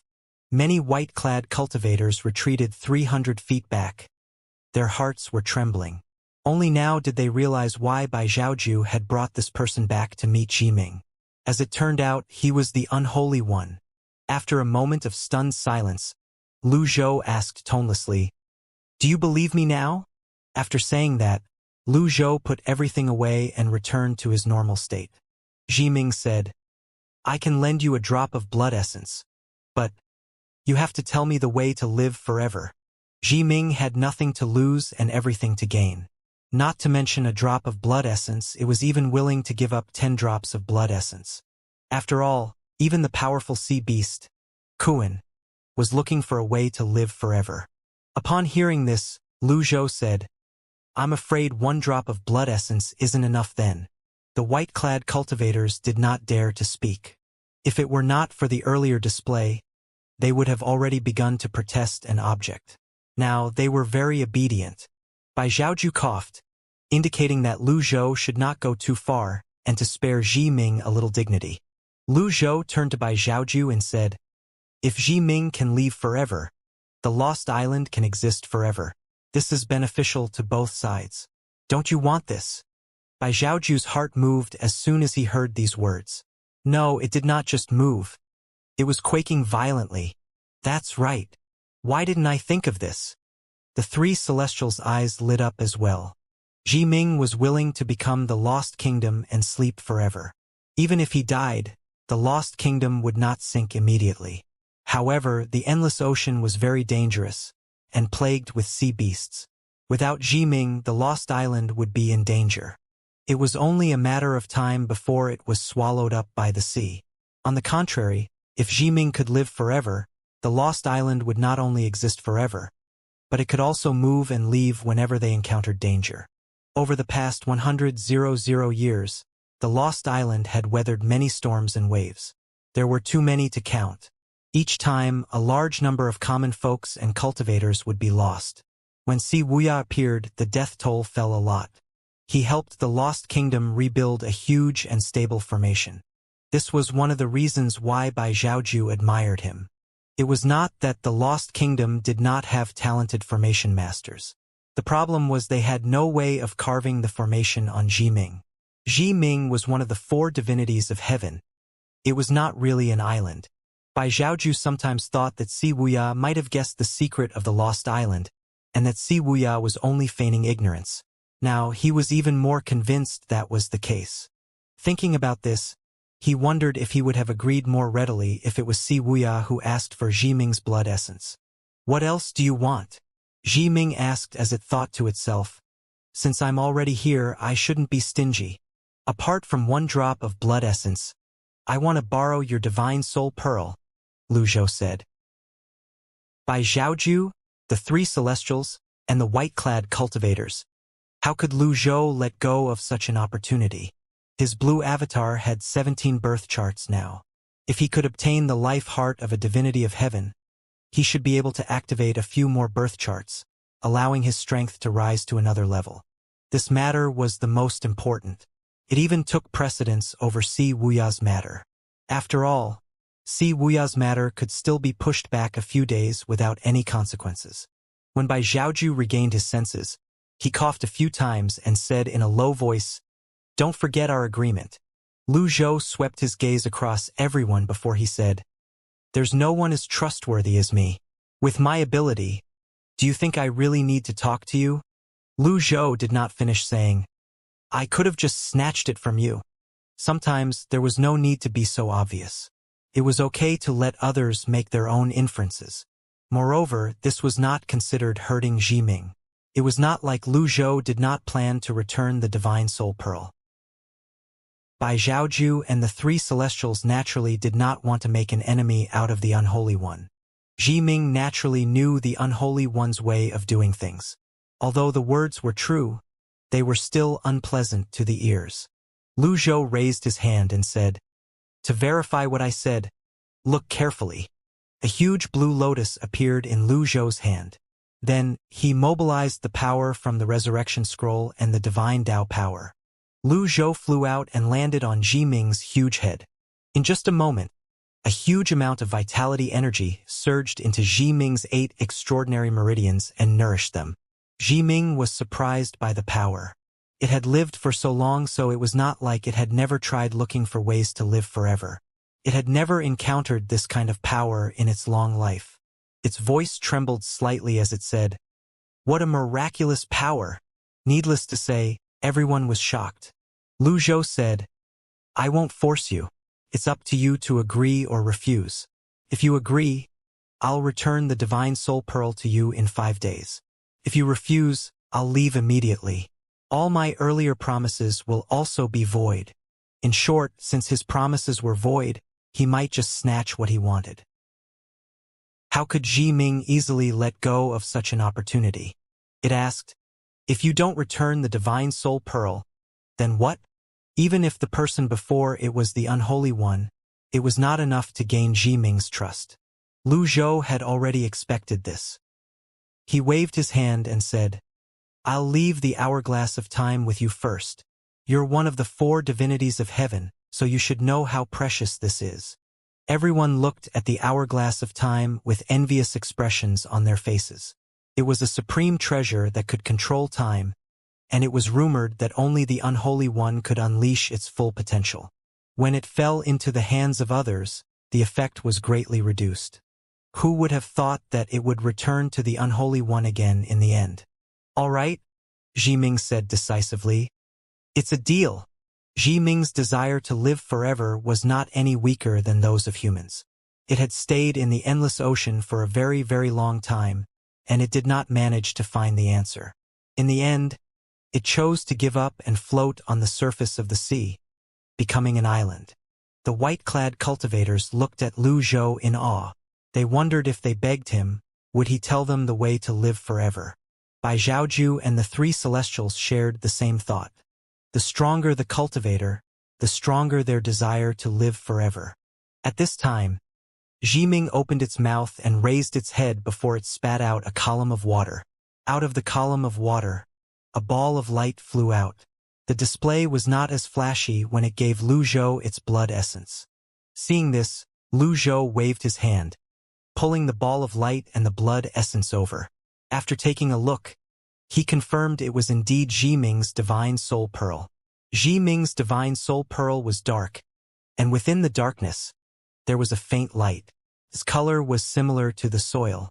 The power in the life heart was truly impressive. Lu Zhou admired Jiming's life heart for quite a while. Bai Zhaoju moved to Lu Zhou's side and asked curiously in a low voice, "Pavilion Master Lu, what use do you have for this Divine Soul Pearl?" Although Lu Zhou had already confirmed his identity, Bai Zhaoju still referred to Lu Zhou as Pavilion Master Lu. He did not quite understand why the Unholy One, who already reached the upper limit of birth charts, needed a Divine Soul Pearl. After thinking about it for a while, he thought it was likely for one of his disciples. Jiming asked, "When will you teach me how to live forever?" Lu Zhou calculated it for a moment before he said, "Within 300 years. As soon as Lu Zhou's words fell, Jiming, Bai Zhaoju, and the others felt like they had been deceived. They really did not expect the Unholy One to be shameless. Jiming really wanted his Divine Soul Pearl back at this moment. When it looked up, it saw Lu Zhou putting the Divine Soul Pearl away. "I'll keep my word," Lu Zhou said before he flew back up to the platform. Bai Zhaoju, despite being a divine emperor and the ruler of the Lost Kingdom, faced with such a situation, he could only shrug. There was nothing he could do. This was an agreement between Lu Zhou and Jiming. It was not his turn to say anything. He could only follow Lu Zhou and wait for 5 days. 5 days, Bai Zhaoju said to Jiming before he flew toward the platform. The 3 celestials and the white-clad cultivators did not leave immediately. Instead, they bowed to Jiming. When Lu Zhou saw Bai Zhaoju following him, he said, Your task has been completed. There's no need to continue following me. How ruthless. If you leave like this, how can I find the divine soul pearl? Lu Zhou added, don't worry.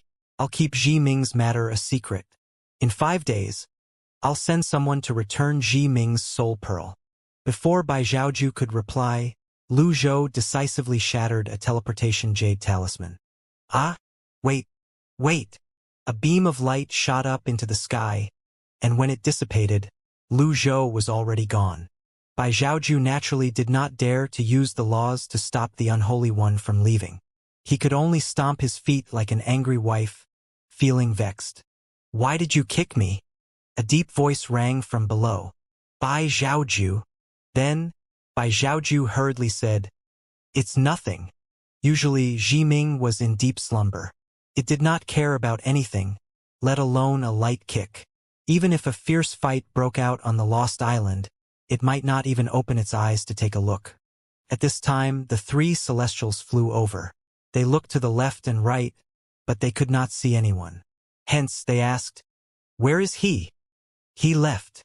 Ah, do you want to chase him? Bai Zhaoju asked unhappily. Everyone was speechless. Bai Zhaoju stood with his hands on his back, turned around, and scoffed before he left the platform. All of you publicly challenged my authority today. I'll deal with all of you after I retrieve the divine soul pearl. Evil Sky Pavilion. Lu Zhou appeared at the back of the Evil Sky Pavilion. He nodded in satisfaction. The teleportation jade talismans were rather useful, and he thought that he should gather more in the future.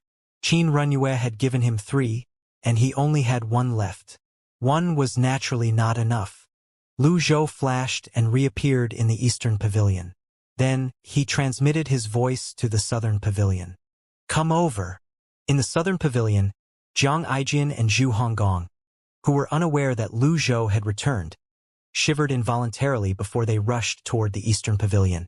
Senior Ji. Master. When the duo arrived, Lu Zhou waved his hand, sending the blood essence that was protected by an energy seal over. He said, this is Ji Ming's blood essence. Give it to him. Ji Ming. Jiang Aijian exclaimed in surprise as he looked at the blood essence. The White Emperor is privy to Ji Ming's whereabouts, Lu Zhou said. I see. The White Emperor truly has a good relationship with Ji Ming, Jiang Aijian said as he nodded. Lu Zhou asked, did he wake up while I was away? No, Jiang Aijian said with a sigh. Don't worry. I'll be staying in the Evil Sky Pavilion for 5 days, Lu Zhou said. Jiang Aijian and Zhu Honggong nodded before they returned to the Southern Pavilion to give Ji Ming's life heart to see Wuxia. In the Southern Pavilion, Princess Yongning was ecstatic when she saw that Ji Ming's blood essence had successfully been obtained. She wished Si Wuxia would wake up immediately. In the Eastern Pavilion, Lu Zhou brought the Divine Soul Pearl out. Divine Soul Pearls were much more convenient and effective than life hearts. After admiring it for a while, Lu Zhou brought out his blue lotus and placed it on the lotus seat. I hope it won't absorb too much of my lifespan, Lu Zhou muttered to himself. Lu Zhou guessed that Ji Ming's life heart would be able to help activate 3 birth charts at least. Click! A familiar crisp sound rang from the lotus seat. Lu Zhou's eyes lit up, as expected of the divine soul pearl of the divinity of heaven. It activates birth charts so easily. Lu Zhou fished the divine soul pearl out of his lotus seat and let the process progress to the 2nd stage. Then he sent a voice transmission. Jiang Aijian. At this time, Jiang Aijian had just fed Ji Ming's blood essence to Si Wuxia. When he heard Lu Zhou's voice transmission, he said to Princess Yongning, Sister, look after him. I'll be back in a moment. All right, Princess Yongning said. She could not wait to take care of Si Wuxia. In her opinion, her 3rd brother was too clumsy and rough with Si Wuxia. Before Jiang Aijian could make a move, Princess Yongning, who had seemed to have forgotten etiquette, pulled Jiang Aijian away from the bedside. Jiang Aijian, when girls grow up, they forget about their family. Jiang Aijian shook his head and left the Southern Pavilion. When Jiang Aijian arrived at the Eastern Pavilion, He asked curiously, Senior Ji, why did you call me? Lu Zhou waved the door open and sent Ji Ming's divine soul pearl out into Jiang Aijin's hand. Jiang Aijin looked down and exclaimed in surprise, Divine soul pearl? This is Ji Ming's divine soul pearl. I'm sure you know the way to the White Emperor's lost island. Return it to him, Lu Zhou said. Ji Ming's divine soul pearl? Jiang Aijin's eyes widened in shock and excitement. Don't even think about it. I promised the White Emperor that I'll return it. Go, Lu Zhou said. Aren't you afraid that I'll lose it? I believe in your ability. Lu Zhou was guarding his lotus seat, so he had no time to act as a courier. Jiang Aijin smiled. Senior Ji, you still trust me like before. You really didn't misjudge me. I promise to complete the mission. With that, Jiang Aijin brought the divine soul pearl with him and left the evil sky pavilion. Jiang Aijin arrived at a huge rock in the endless ocean through a runic passage. He did not waste time and flew directly to the lost island. In order to ensure that the divine soul pearl was safely returned, he did not dare to stir up trouble and focused on getting to the lost island. The journey was rather boring, which was good in this case, and he did not meet any cultivators. In order to become Si Wuya, Jiang Aijin studied the information regarding the White Emperor and the Great Void seriously, just like Li Yunzheng. Hence, he had a good understanding of the lost island. As soon as Jiang Aijin arrived at the lost island, white-clad cultivators flew over from all directions. One of them recognized him first and said, Qi Shang has returned. Quickly report to His Majesty. At this time, Jiang Aijin had donned his mask and was dressed as Qi Shang. Naturally, they would think he was Qi Shang. Upon hearing the cultivator's words, Jiang Aijin said, No need. I only came to return something today. Then Jiang Aijin tossed the divine soul pearl over. The white-clad cultivators were surprised and confused. They knew it was a divine soul pearl, but they did not know to whom it belonged. Jiang Aijin naturally understood their thoughts. He said, Hand it over to His Majesty. His Majesty naturally knows to whom it belongs. As soon as Qi Shang's voice fell, Bai Zhaoju appeared in front of everyone. He smiled and said, Qi Shang, you're fine. Jiang Aijin, what's with the slightly emotional and ambiguous gaze? Fuck. Your Majesty, the item has been returned. I still have something important to attend to, Jiang Aijin said before he turned to leave. Bai Zhaoju took the item from a white-clad cultivator, and when he saw that it was Ji Ming's divine soul pearl, he exclaimed, So fast! How long had been since Lu Zhou took Ji Ming's divine soul pearl away?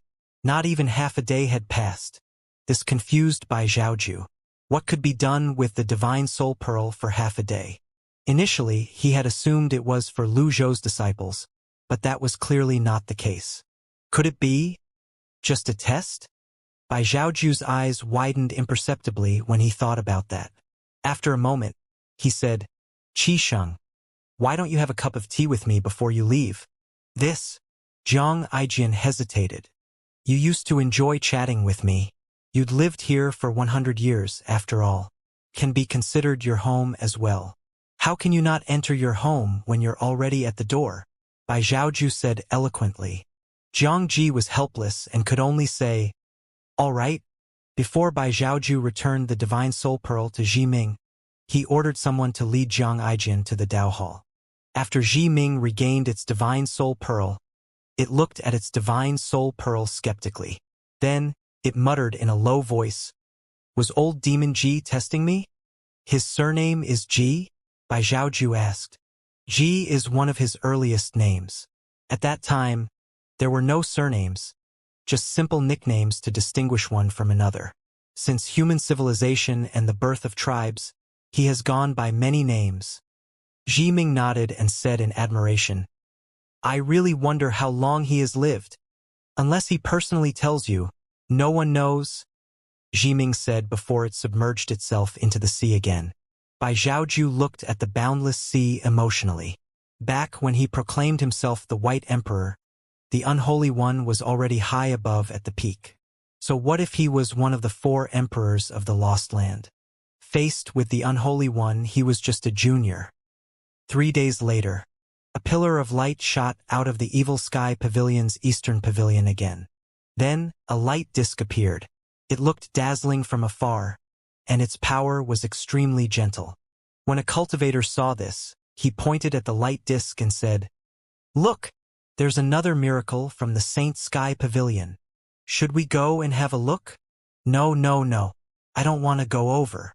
At this time, the second pillar of light shot out. With that, the light disk grew even brighter than before. Sometimes it looked like a halo and sometimes it looked like a light disk. In the eyes of the Golden Lotus cultivators, it was a miraculous phenomenon. They had never seen a light disk in their whole lives, so how could they identify it? Zhu Honggong flew up from the southern pavilion and hovered in the sky above the Evil Sky Pavilion. He naturally knew it was a light disk. Who's forming a light disk? Zhu Honggong shifted his gaze and saw the pillar of light from the eastern pavilion where his master was. In his heart, his master had long been a supreme being, so he did not understand why his master would form a light disk now. He scratched his head and said, "Master." Zhu Honggong thought about it for a moment before he nodded and muttered to himself, "Master is showing his strength to tell the others that the Evil Sky Pavilion isn't easy to bully." At this moment, Lu Zhou looked at his lotus in shock and disbelief. A cultivator could only form light disks after becoming a supreme being. A light disk granted one 300,000 years of life. Naturally, one's cultivation would also increase. Every 3 light disks corresponded to a major stage. To form a light disk, one had to activate all 36 birth charts. However, the blue avatar only had 19 birth charts now. Why did it suddenly form a light disk? Is it really an unrestrained avatar? Could it really be unrestrained to this extent? Previously, he had been surprised enough that he was able to activate 14 birth charts ahead of time. Now, he had also formed a light disk ahead of time. What kind of weird and unrestrained avatar was this? After a while, he thought to himself, "Who cares? As long as my strength increases, it's fine." Then, he closed his eyes and began to meditate on the heavenly writing. Part of the energy from the blue avatar was purified before it turned into the divine Tao power and lingered in his Dantian Sea of Qi. Currently, 1/4 of his divine power had already transformed into the divine Tao power. Lu Zhou also made another astonishing discovery. The speed at which the 4 power cores converted energy to the divine Tao power was too fast. With its speed, the first light disk from the golden avatar had already stabilized. This meant that he had now gained 300,000 years of life. However, these 300,000 years of life were offset when activating the blue avatar. Just activating 2 birth charts had already cost him 200,000 years of life. Fortunately, he had a strong foundation. Another day passed. The 3rd, 4th, and 5th pillars of light shot into the sky above the Evil Sky Pavilion. Lu Zhou did not care about the changes outside. He sensed the blue avatar's strength was increasing swiftly. He suddenly opened his eyes and looked at the blue avatar. He saw a light disk above the lotus seat. The blue avatar's sun disk has been formed. Lu Zhou was overjoyed. The blue avatar's sun disk aside, 22 birth chart zones linked up and shone dazzlingly. He had successfully activated his birth charts again. The divine Tao power that the blue avatar could provide had also increased significantly. Lu Zhou studied the blue avatar carefully and admired its changes. The blue had grown stronger and was almost evenly matched with the golden color. The 2 colors reflected off each other, making the light disk look even more distinct. Lu Zhou controlled the avatar to make all kinds of movements. Its mobility was exceptionally good, like an ordinary human. It was very agile as well. 22 birth charts. I still have another 14 birth charts to go. How do I activate them?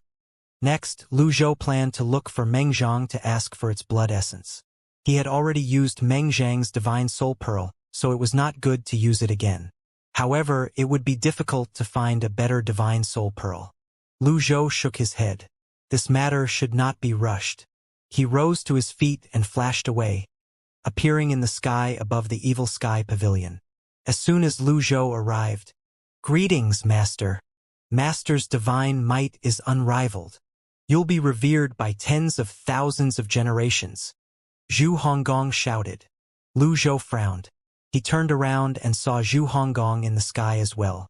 Bastard. He gave me a shock. What's the matter? Lu Zhou asked. Zhu Honggong replied. I was shocked when I saw Master's light disk. I didn't expect Master to be so powerful. Lu Zhou did not expect to cause such a huge commotion either. It seemed like he had to pay more attention when he cultivated in the future.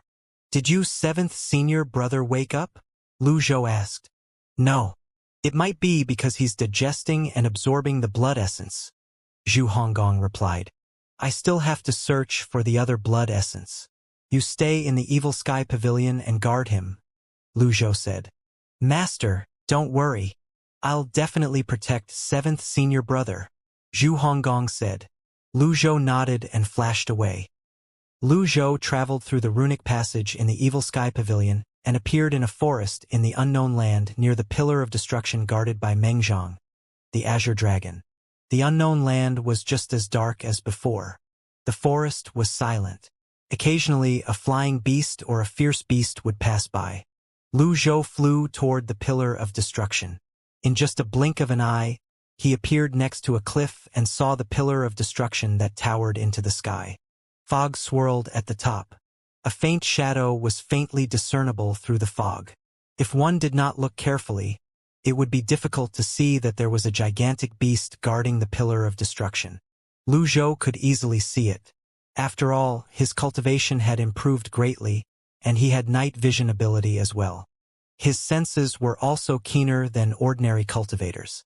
The surroundings were extremely quiet. Lu Zhou continued to fly. Halfway through his flight, the fog at the top of the Pillar of Destruction began to surge as something stirred within it. Soon enough, what looked like two moons appeared in the fog. The moons were Meng Zhang's eyes. Meng Zhang's eyes easily illuminated the area within a radius of 30,000 feet. After a moment, the eyes focused on Lu Zhou. Lu Zhou hovered in the air. He raised his head and said, Meng Zhang, long time no see. How could Meng Zhang not recognize Lu Zhou? The two moons suddenly disappeared, and darkness fell again. Meng Zhang, Lu Zhou called out. There was no movement within the fog at all. It was as though Meng Zhang did hear him. Lu Zhou? ? Lu Zhou continued flying forward as he said, I have something to talk to you about. Come out. It was still silent, and there was still no movement. Lu Zhou frowned slightly and said, If you don't come out, I'll stab the Pillar of Destruction.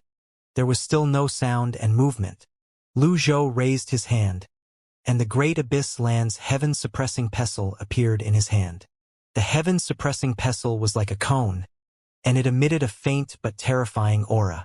When it spun, it seemed as though it could destroy everything that stood in its path. Rumble. Crackle. A bolt of lightning suddenly descended from the fog and accurately struck Lu Zhou. He did not even bother to dodge or defend. When the lightning struck him, not only did it not cause any damage, but it was also completely absorbed by his blue avatar. Previously, when he first met Meng Zhang, his blue avatar was as weak as an infant. Meng Zhang's attack was as fierce as the sea. It could strengthen his blue avatar at that time, but its power was too overbearing. Now, his blue avatar had grown stronger, and Meng Zhang's attack was just a cup of tea to quench its thirst. The more Meng Zhang attacked, the better it would be. Meng Zhang's figure stirred in the fog in front of the Pillar of Destruction. After a moment, it appeared in its human form. He said unhappily, It's you again. What do you mean by, you again? Unholy One, we don't have any intersections in our lives. You walk your path of eternal life, and I protect the balance of heaven and earth. We are unrelated. Why are you bothering me? Meng Zhang complained. Bothering you? Lu Zhou said in confusion. You owe me a favor. How can you say we're unrelated? I've already returned your favor, Meng Zhang said. Lu Zhou retorted. One divine soul pearl isn't enough. You're the unholy one who reigns supreme in the world. Can you be reasonable? Meng Zhang said with a hint of exasperation. I have always been reasonable. Lu Zhou saw Meng Zhang was speechless, so he said, I came here today not to make things difficult for you. I have 2 things to ask of you. Meng Zhang chuckled and said, Lord Unholy One, what can I, a divinity of heaven that has lost much of its power, do for you? You're the only one who can help me with this matter. If you don't help me today, I'll have no choice but to tear down this pillar of destruction. Let's die together, Lu Zhou said. Shameless old demon, is this what you call reasonable? Meng Zhang looked at the heaven-suppressing pestle in Lu Zhou's hand in confusion. That heaven-suppressing pestle was protected by Emperor Yu in the Great Abyss Land. He did not know why it was with Lu Zhou. Meng Zhang asked solemnly, Are you really planning to bring the sky down? Lu Zhou replied, You're one of the 4 divinities of heaven. You should know very well that even if I don't bring the sky down, the sky will collapse sooner or later. Emperor, you giving me this thing is just a despicable way to divert trouble and frame me. Meng Zhang fell silent. He had guarded the pillar of the destruction for many years. How could it not know the situation of the pillars of destruction? Lu Zhou continued to say, The 2 things are very simple for you. Meng Zhang said, I don't believe you. Tell me, what is it? First, lend me a drop of your blood essence. If I was unreasonable, I would have just forcefully taken it from you. Although it's true, why is it so unpleasant to the ears? Earlier, as soon as Meng Zhang opened his eyes, he could already sense that Lu Zhou was very powerful. If they fought, Lu Zhou might really gain the upper hand. Hence, he said, I'll give it to you. Let me tell you, after completing the 2 things, we will have no further interactions. We'll talk about the future another time. Meng Zhang raised his head and a strange noise came out of his mouth as though he was going to suffocate from anger. In the future, you might have things to ask of me. Are you sure you want nothing to do with me after this? Upon hearing this, Meng Zhang's heart skipped a beat. He could clearly sense Lu Zhou's strength had improved a lot. The earlier lightning bolt did not hurt him the slightest. On the contrary, it had made him stronger. Most importantly, he was the Unholy One. Who in the world dared to say they were not afraid of the Unholy One? Who in the world dared to refuse the Unholy One? Having connections to such a person was not a bad idea.